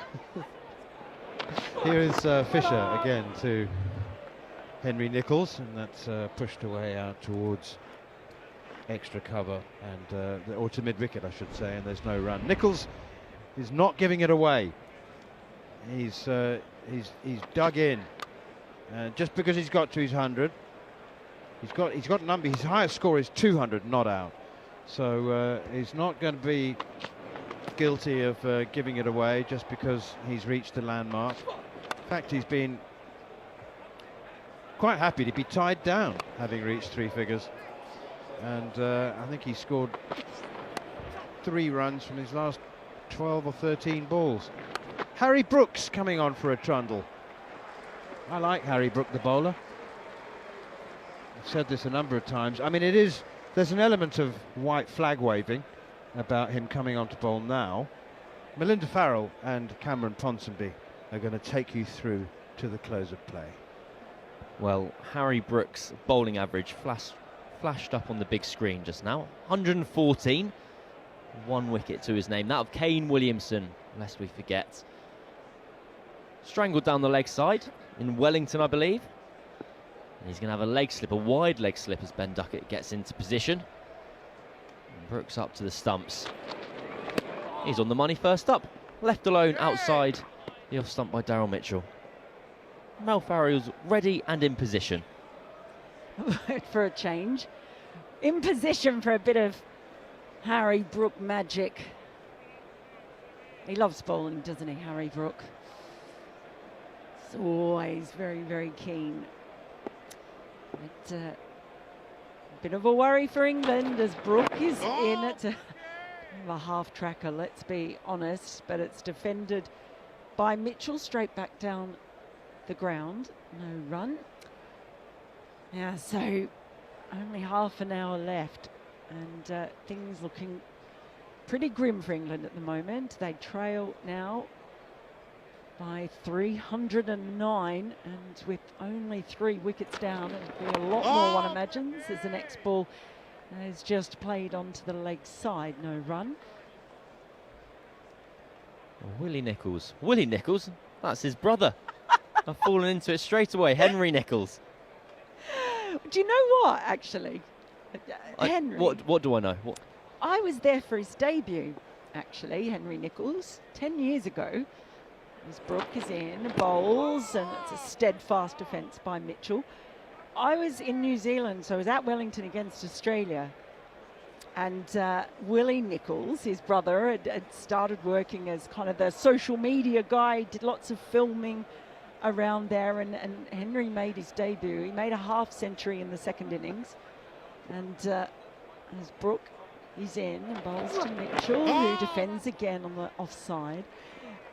And so then we went to Christchurch for the second test. Australia won the first test big, but Henry got a half century. I actually shot a video with the two brothers. I did this whole feature for ESPN on, you know, Henry having made his debut and his brother is all excited running around filming the nets and everything. And I'd forgotten I was there for his debut.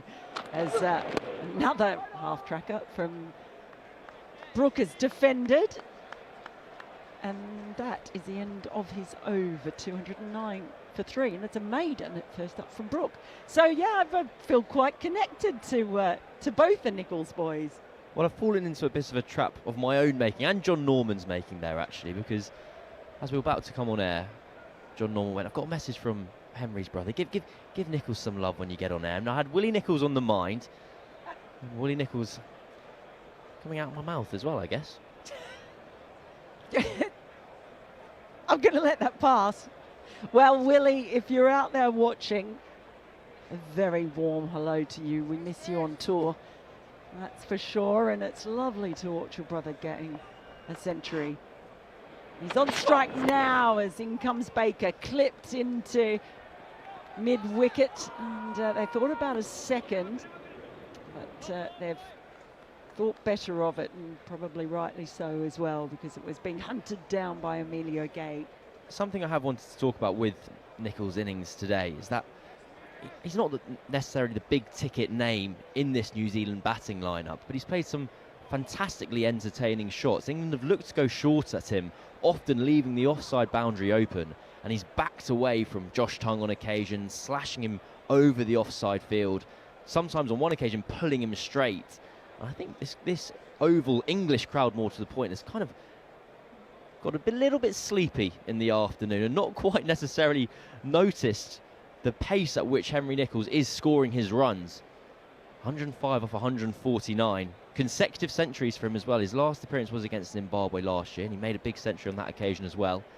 He's a mighty fine test record. So it's Mitchell now on strike, though, defending onto the offside from Matt Fisher. He's running in from the pavilion end. And the other thing is, I mean, with everything in the past week, the fact that Kane Williamson just sort of sidled off into the sunset without really any fanfare, the fact that New Zealand have had such an experienced campaigner and also a really solid performer for them to be able to come in to the side into the top order has been a boon for them. As Fisher is in and bowls, that's tickled fine. It's too fine for the leg slip, and it's another 4 runs. This time it's Mitchell. Just got enough on it, and it was fine enough. It takes New Zealand to 214 for 3. I don't think England will mind that erring of line from Matt Fisher too much. They're deliberately trying to bowl very, very straight. They have a leg slip in position. They have a catching mid-wicket in place. So you're trying to bring LBW and bowls into play. And the risk you run there is if you get a little bit too straight. If you're missing just down the leg side, it's a positive miss, as it were. If he was missing a long way outside off stump and getting carved for 4, then you're wondering whether your bowler's being able to execute his plans. And James Roux is keeping up to the stumps as Fisher is in and bowls. It's defended.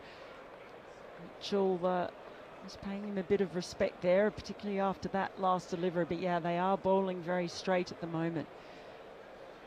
I don't think I have seen so much of a keeper up to the stumps in Test cricket as I have in the past 7 months. Well, it's become very trendy. Australia have almost changed the game to that extent. It became a real tactic of choice against England when England were in their kind of full Bazball mode, looking to use their feet. Fisher in and bowls, and that's a mightily extravagant swing from Mitchell. It sails down the ground. And I think, are they just checking to see if it's gone for 4 or 6? I haven't seen a signal from the umpire yet. Well, those sat in the pavilion have decided it's 6, and so too is the umpire. Ah, now we are. There we are. We've got a belated signal, thanks to the fans down in the stands. It was just a big languid swing from Mitchell, who's starting to get a motor on now. It's an incredibly disrespectful shot from Daryl Mitchell. Matt Fisher, not only does he have the keeper up to the stumps, but he's being treated like a spinner by Daryl Mitchell as well, just lifting him back up over his head.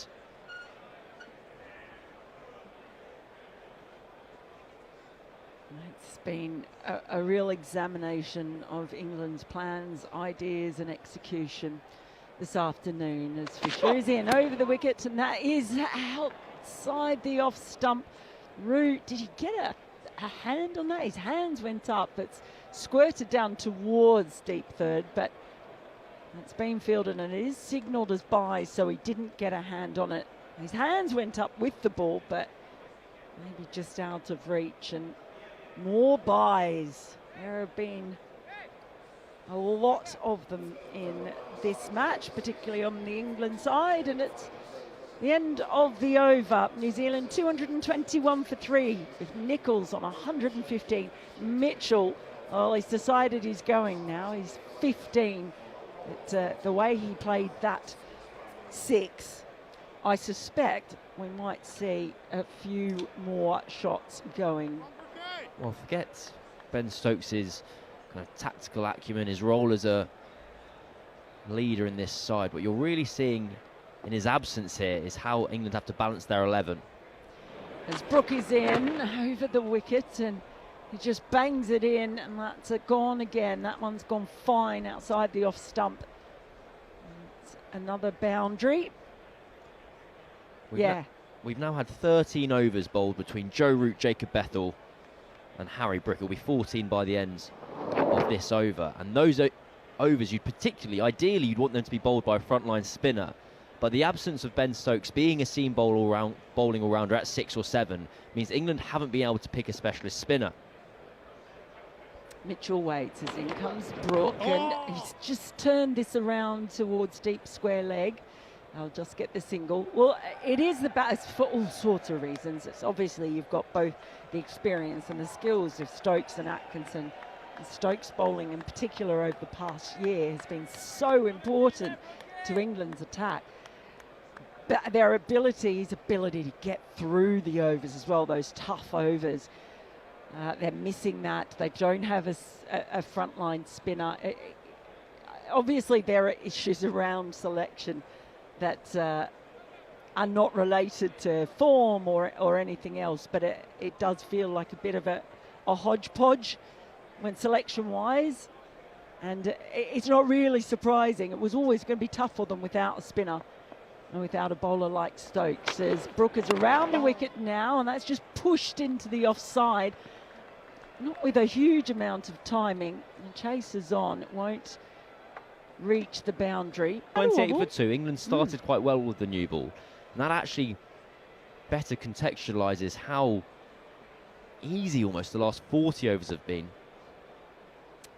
Harry Brook is over the wicket to Mitchell, who raises his elbow high and fences that to point.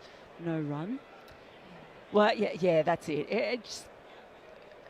And there'll be criticism of Joe Root and his captaincy and the tactics and the short ball stuff and everything as well. But I think it was always going to be difficult in this test to manage the bowlers, both experience-wise and also variation-wise. There's Brook. He's in and bowls. It's driven, but it's well stopped in the end by Fisher at mid-on. A tumbling stop, but they'll take a single. It takes them to 230 for 3. We just looked down the English bowling figures, and of the seamers, Matt Fisher, the most economical seamer, at 3.83 and over, so even he's going at the best part of 4s. You're not going to be containing anyone with an economy sat around that mark. Jacob Bethel, the most economical bowler on show, at 3.5. Brooks and Nichols, he just thumps that one into the short cover region, no run. And that is the end of another Brook over, with New Zealand now 230 for 3, an expensive over, 9 runs coming from it. It's just all too easy. Mitchell has moved on to 21. And Nichols, he just keeps going. Really have enjoyed watching him bat today, the Centurion. Well, we're going to have a change of bowling from the pavilion end. What's which end? Pavilion the end. Pavilion.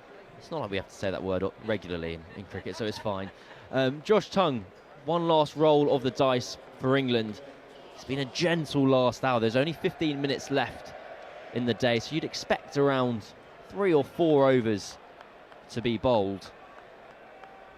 And if New Zealand reach the end only 3 down, their position in this game is so strong. 333 is their lead, still with 7 wickets in hand. Well, the good news is, for the neutral, we're heading towards a decider in... I wanted to say decider in Durham, just for alliteration, but it's in Nottingham. A nail-biter in Nottingham, perhaps. We'll be tied in Trent Bridge. There we go.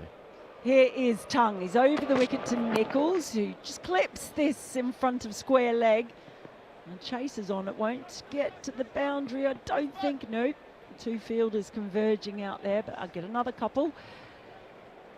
And yeah, I thought Tongue actually bowled really well. He bowled 6 overs in his first spell today, Josh Tongue, and he was fantastic. I thought he was constantly challenging. He got a couple to scoot through low. Of course, he had Ravindra dropped on 9 by James Root, but he looked so dangerous. We were on here together, and it looked like he could really side through that top order if a few things had gone his way.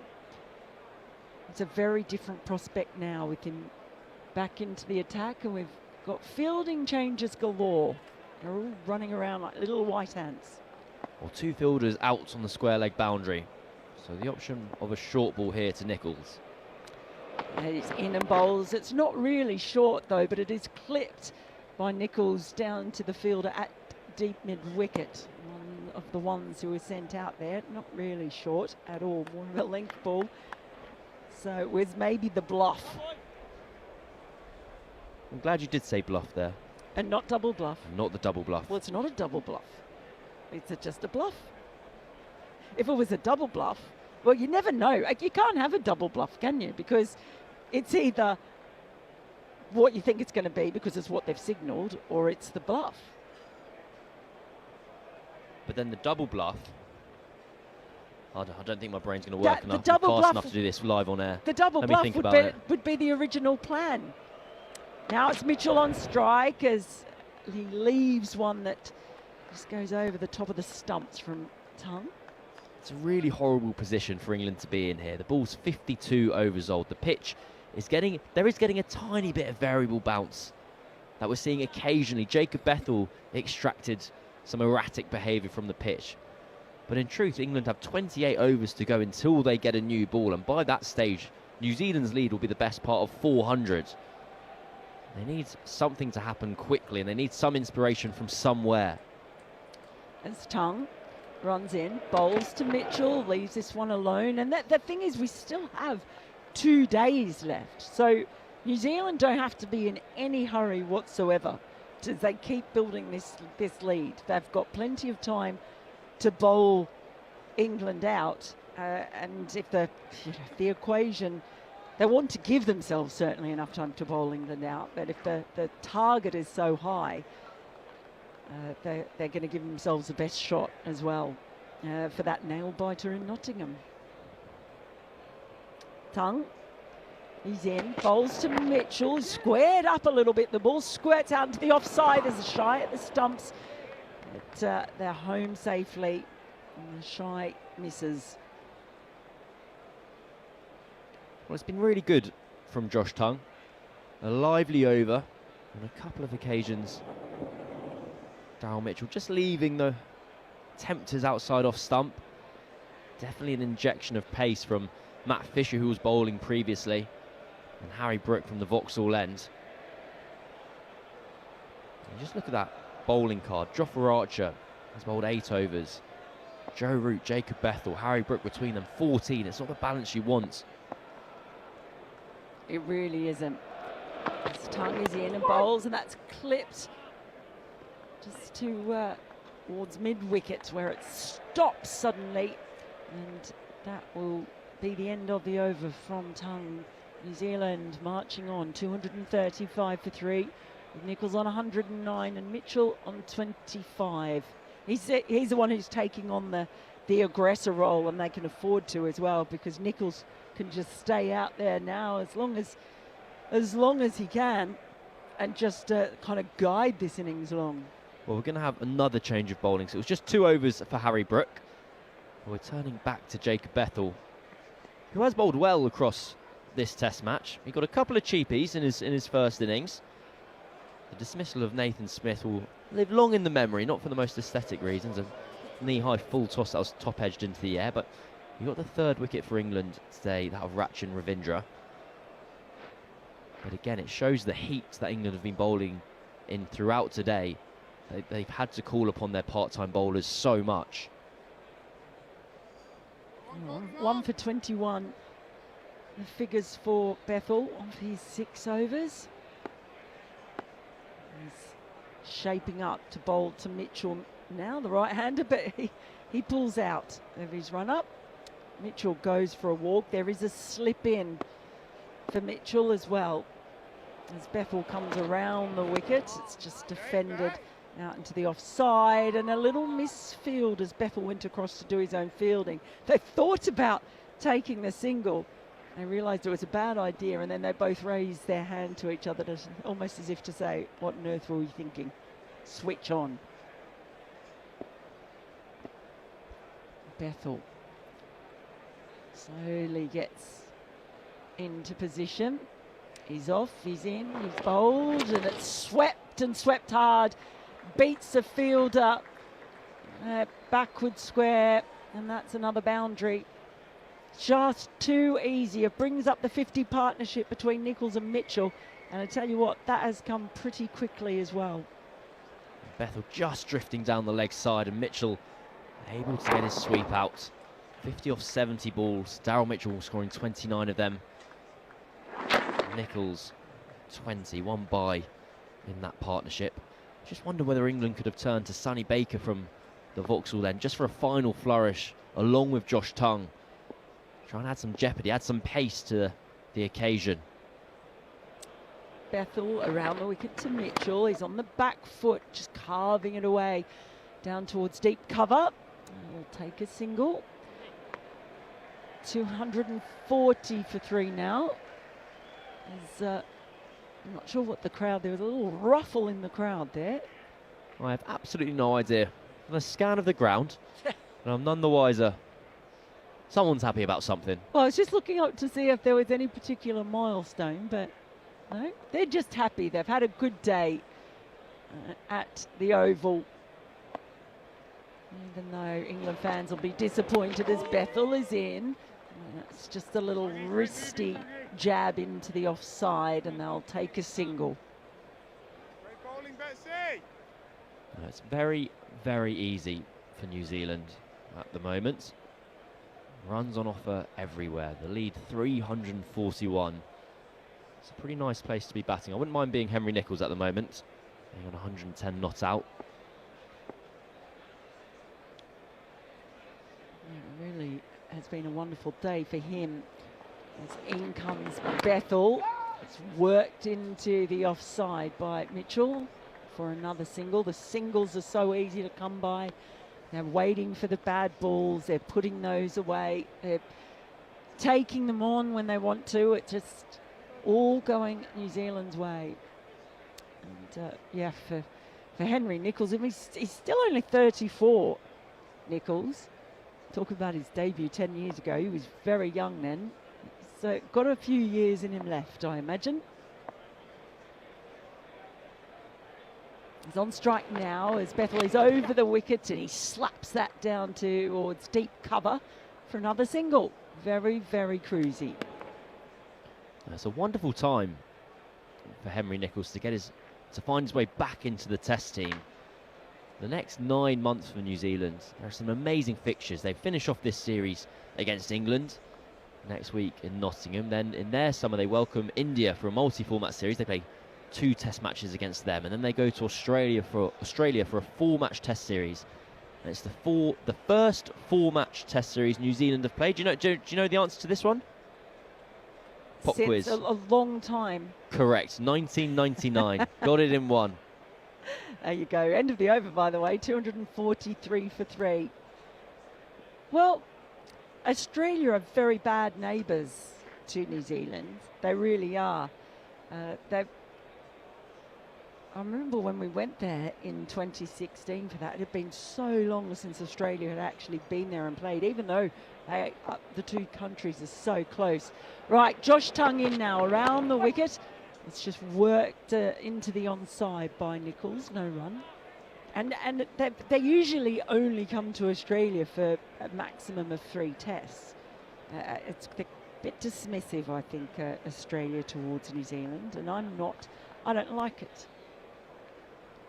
It's just a hop across the ditch. That's the right phrase, isn't it? It is the right phrase. Yeah, it's only a little ditch.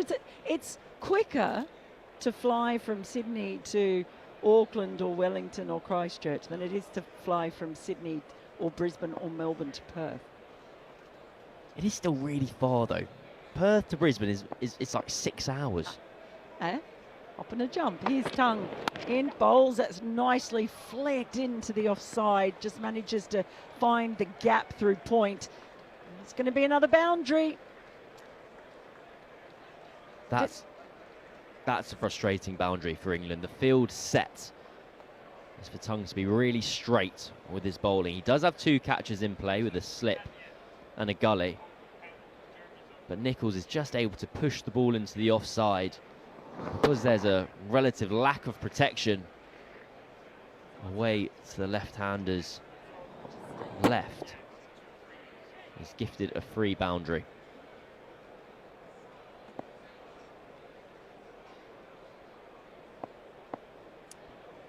Tongue in around the wicket, short ball. Nicholls just ducks under it. The shadows now lengthening from the players, but also from the big stand. And are almost reaching the heels of James Roux. Those shadows now. This might be the last over. No, it won't be the last over. They'll get I think we'll sneak one more in. Yep.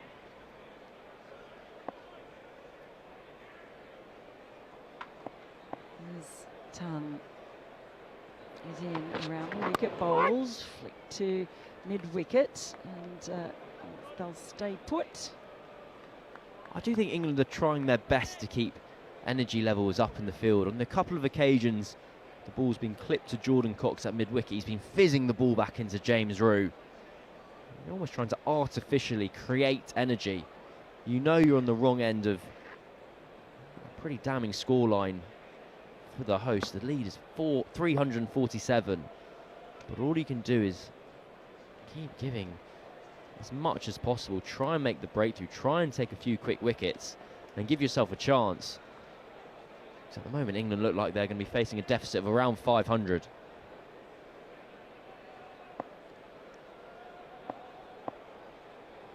Nichols taps his bat, waits as in comes Tongue, and that slipped, I think, from Tongue's hand because it was a full bunger down the leg side. James Rue had to move a long way across to stop that one.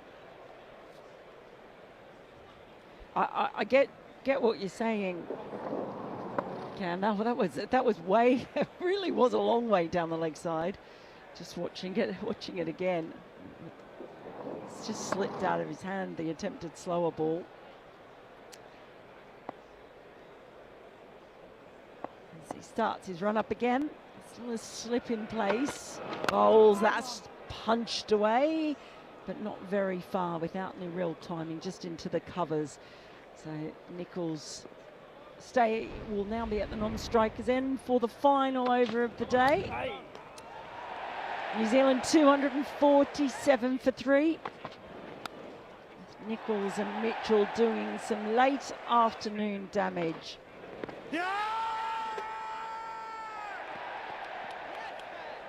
Well, I've just had a statistic sent my way by producer Scott that England have already conceded more extras this innings than New Zealand did in the entirety of England's innings. So on all facets of the scoreboard, New Zealand are coming out on top. So 10, add that to the 53 we had in the first innings, 63 extras. That's a lot. Here is Bethel, full ball, tossed up, and just bunted down to Joe Root at mid-on. He fizzes the ball back in as well. But they do look a bit tired, I have to say, England. Been a very hot afternoon in the sun. Mitchell waits as in comes Bethel with another full delivery. It's just checked back to Bethel. Think about the contrast to a couple of days ago when Jofra Archer lit up that first evening session. It was like a long time ago, a slightly flatter ball from Bethel. And it's going to be pushed away and another single as well. Fielders changing. England released a video on their social media page of Brendan McCullum giving a team talk at the end of day one and praising the energy from everyone on show about how they turned what could have been 350 for 5 for New Zealand to 270 for 7, whatever it was, 220 for 7. And here we are today. You've got Jacob Bethel bowling his part-time left arm off spin. You've got he's in now, bowling that part-time left spin, a left arm spin, and it's just pushed behind point, no run.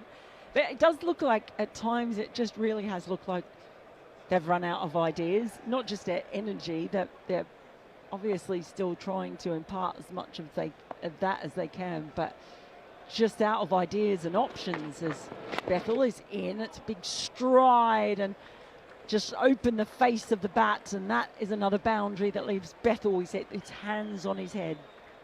Well, the runs keep flowing. 250 up for New Zealand as well. Their total 252 for 3. Henry Nichols has made 119 of them. I don't know if I don't know if I'd criticise England too heavily for not trying different things out. We've seen different catches in different positions, short ball plans, full ball plans. As the next ball's defended back to Bethel. I certainly don't criticise them for that. I just think that the selection that they've done has left them with some limitations, shall we say. As we see, the end of the day, stumps is called, and at the moment of stumps, New Zealand are 252 for 3, with Nichols on 119 and Mitchell on 32, and it has absolutely been New Zealand's day. Just a reminder how the day started. England were 222 for 6, with Cox and Archer, the night watcher, out in the middle. And then once Cox departed, it looked like they were in all sorts of trouble. Only a last wicket partnership between Matt Fisher and he was really entertaining, actually. Half century to him, alongside Sonny Baker, who was there with him in support. That was the only thing that gave England even a sniff. They still finished 100 runs behind New Zealand's first innings target, all out for 291. And then since then, it's just been all New Zealand. Slight wobble early, Latham departing for 4, and Conway gone for 11. But then it was the Ravindra and Nichols show, Cam. Well, aside from that 10th wicket partnership from England, where Sonny Baker and Matt Fisher put around 40-50 runs, it's been the perfect day for New Zealand to finish 252 for 3. I actually think it's a almost truer representation of the batting surface we've been playing on for 3 days now than a particular indictment on England's bowling attack, because on day one, New Zealand finished 7 wickets down, but a lot of those wickets have been very cheap. Likewise, England returned the favour on several accounts. This has been a good batting surface, and for the first time across this test match, we've seen 2 batters, and Henry Nichols in particular, apply themselves, managed to build a score. That being said, England had their opportunities. 3 dropped catches across this afternoon. The key one being Ravindra when he was put down on 7. Well, I say that, Henry Nichols put down on 38. He's not now almost added a further 100 runs. Had England taken those opportunities, the game could be in a very different position. As it happens, New Zealand well ahead of this second test match. Now, Rachin Ravindra, he did end up departing LBW Bethel once he got to 76, but it was a fine contribution. And then Daryl Mitchell at the end, playing some aggressive shots, taking a bit of pressure off, I say pressure off Henry Nichols, but I don't know that there's been too much on him. He's looked pretty serene out there.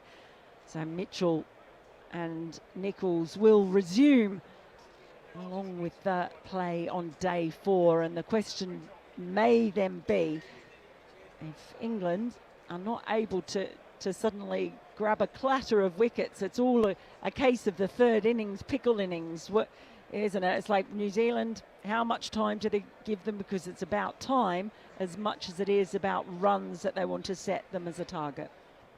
Well, an area of concern I'd have for England across that innings, and why the kind of third innings pickle, as you and Daniel Norcross from a rival broadcaster talk about it, is that you can often find yourself in a scenario where you don't really know whether to stick or twist. New Zealand have scored so quickly. They're 252 for 3 here, and that's not off 70, 75 overs, it's off 56. Since the first 10 overs of this innings, they've basically gone at 5. So if you look at the England economy rates, only Matt Fisher sits underneath 4 runs and over, and he's up at 3.75.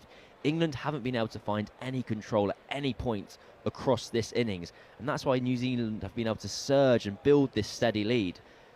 At the start of this innings, there felt like there was an opportunity, if England struck quickly and regularly, to contain New Zealand to a lead of 350. Can you bowl at them out for 250 is effectively the challenge England had in front of them. It hasn't happened. New Zealand's position in the game incredibly strong, 352 ahead. And I believe, well, I can see you're making way. We're going to have Jeremy Coney coming in for Mel Farrell. And Jon Norman in for me. I'll just wait for Jon Norman to come and sit down. I'll get his initial thoughts on today's play before handing the microphone over to Jeremy Coney. Are you ready and raring? I was waiting for Jon Norman to put his headphones on.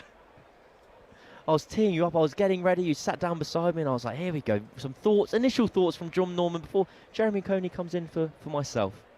Thank you very much, Cam. You can head off. Thank you for your work today. Cam will be back tomorrow, but now it's time for Following On. Hello and welcome to Following On from talkSPORT Live from the Oval at the end of day 3. A day that has been dominated by the Kiwis. A quite marvellous century from Henry Nichols. One of the questions we asked before this test match was, how do you replace the irreplaceable? Well, he's got some way to go, but it's a good start. 119 in second innings, and really, alongside Rachin Ravindra, battled through a really testing spell at the start of New Zealand's second innings. They had a 100-run lead after Matt Fisher hit his maiden Test 50, and Matt Henry with a 5 for as England were bowled out, but it took a while after 3 quick ones. Sonny Baker, who faced a lot of deliveries and didn't score many runs, providing ample support to Matt Fisher, who faced about the same amount of deliveries but did score a lot of runs.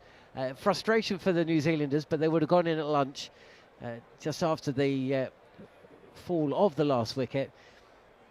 Phlegmatic, I imagine. It was still their game to lose, and even though they lost Tom Latham and Devon Conway early, 28 for 2 at one stage, from that point onwards, after the drop of Rashan Ravindra by James Rue behind the stumps, it was pretty much one team in it.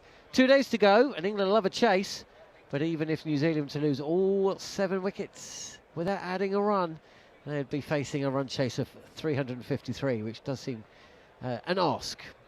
I'm alongside Jeremy Coney for the next 20 minutes or so. First things first, Jeremy, as you scroll down the notes at the end of the day, congratulations to Henry Nicholls.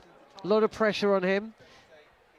There was not quite, it wasn't disquiet at the announcement that he would be coming back into the side, but there was some of the opinion that maybe Will Young was deserving of an opportunity at 3. But weight of domestic runs, top scorer in the Plunkett Shield, and the fact that he has kind of been there and done it. He's got the T-shirt and he's wearing it tonight. So well done to him. What did you make of the innings? Henry Nicholls, has, as I mentioned earlier, has been quite a polarising figure in New Zealand. I think some people felt that he got, a lot of chances, but today I thought he was solid right from the start.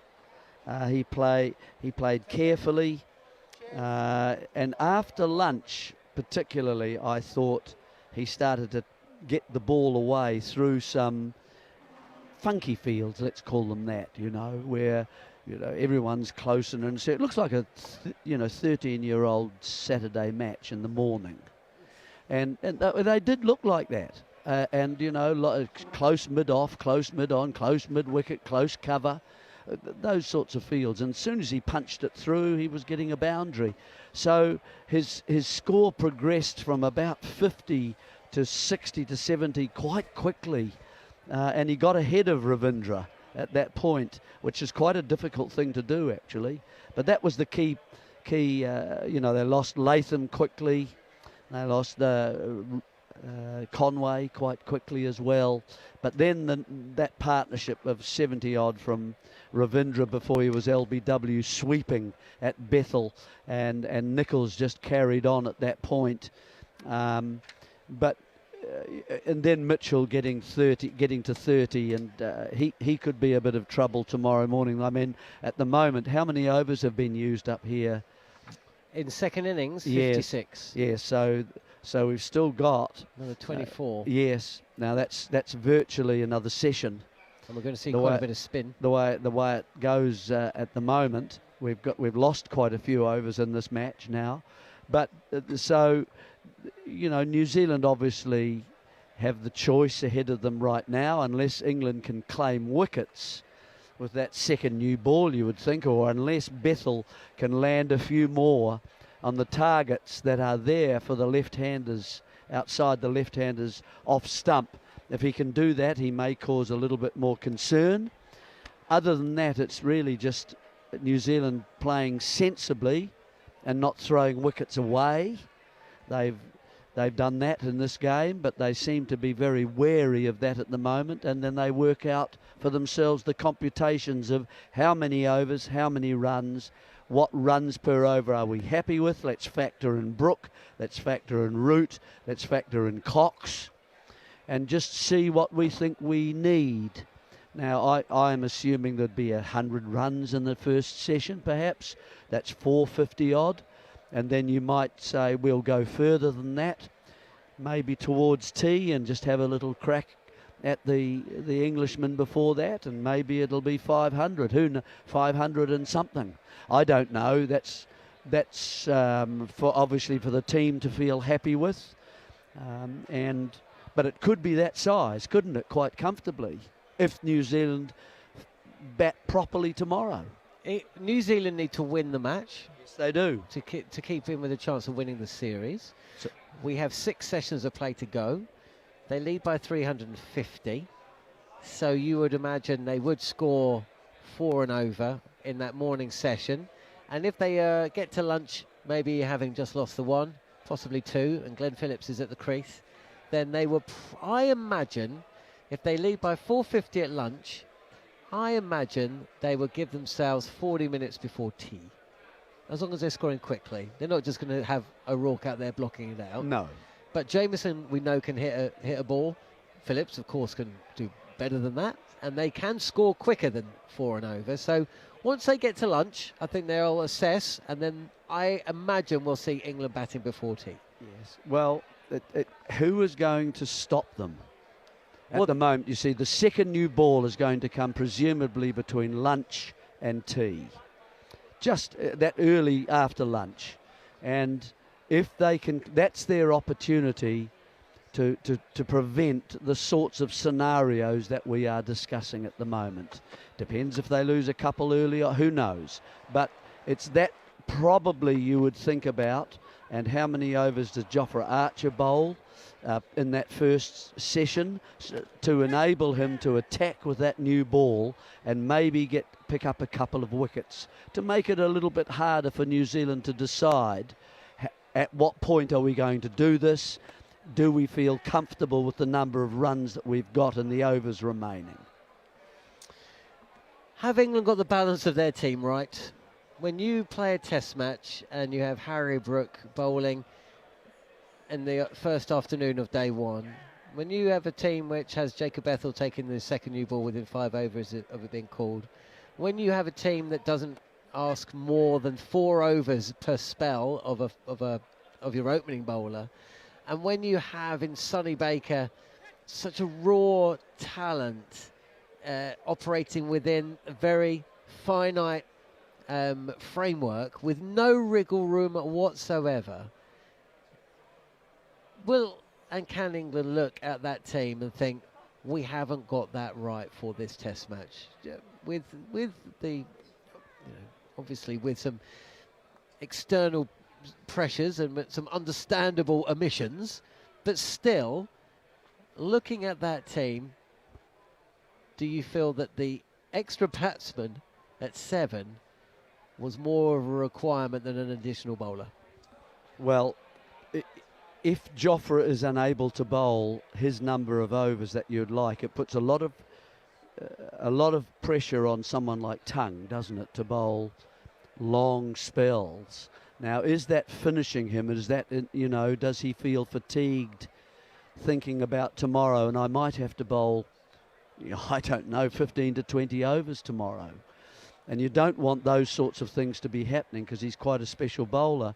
Baker is a young man who's enthusiastic. He's got some raw pace. He may develop, but he's not at the moment. If he doesn't get that swing away, he hasn't quite got the experience at this stage and this level. As Fisher, he's only in his second Test match, so it's a youthful looking attack. You've virtually replaced the entire attack from the first Test match. So you either do that or you have a very solid spinner to come in. Because as it happens, as the heat now, are we going to get a hot day tomorrow? If that's the case, you need a spinner that you can rely on and not miss those targets, who will hit those maybe 2 to 3 times an over, not 2 to 3 times a spell. See, I don't think Josh Tongue is that kind of bowler. Sonny Baker clearly isn't that kind of bowler. And Jofra Archer can't be relied on to be that bowler for very long in terms of spells. And then you don't have a spinner. So I just feel that the team selection is wrong. And it's a problem. And it may just be a one-off because, of course, there's a lot of bowlers to come back for the third Test match. But at no point, and this was always going to be the case, we did say this on day 1, You know, you're watching Sonny Baker's first spell, and we're all enjoying it. And obviously, Jofra Archer's bang on it for that first spell. And Matthew Fisher, after he worked out whether he was bowling over around the wicket and he worked out his angles, he looked really good. There's a bit of swing. But the question mark was always going to be, what happens when it stops swinging, when you're a bit knackered, when your second, third spells, and when the pitch is flattened out, and the team you're batting against, which is a good, experienced one, isn't giving away freebies. At no point today did I think Sonny Baker was going to take a wicket. And apart from the very, very early stages, I didn't really feel Matthew Fisher was going to take a wicket. Archer, first spell, especially against... Well, he did take a wicket, and Henry Nicholls was given a real working over. Brilliant. But it was over before it began. And, as you say, that means you are relying way too much on Josh Tongue, who isn't economical. Yep. And one of the two part-time spinners is going to have to fill a hole, a gap, that you knew might possibly be there if things didn't go well. And now the number of runs that New Zealand are ahead from the first innings, because they didn't really bat very well, did they? Those today, where the tail, Cox, Archer, Tongue was swept aside in the course of about 3 or 4 or 5 overs. So that left, and it was a little bit of good fortune that Fisher and Baker were managed to last as long as they did. And so it could have been worse, actually, quite comfortably. England are going to be set a world records target, and do you think they'll have a crack? Well, I'm not 100% sure, because, of course, this isn't a Ben Stokes team. This is a Joe Root team, right?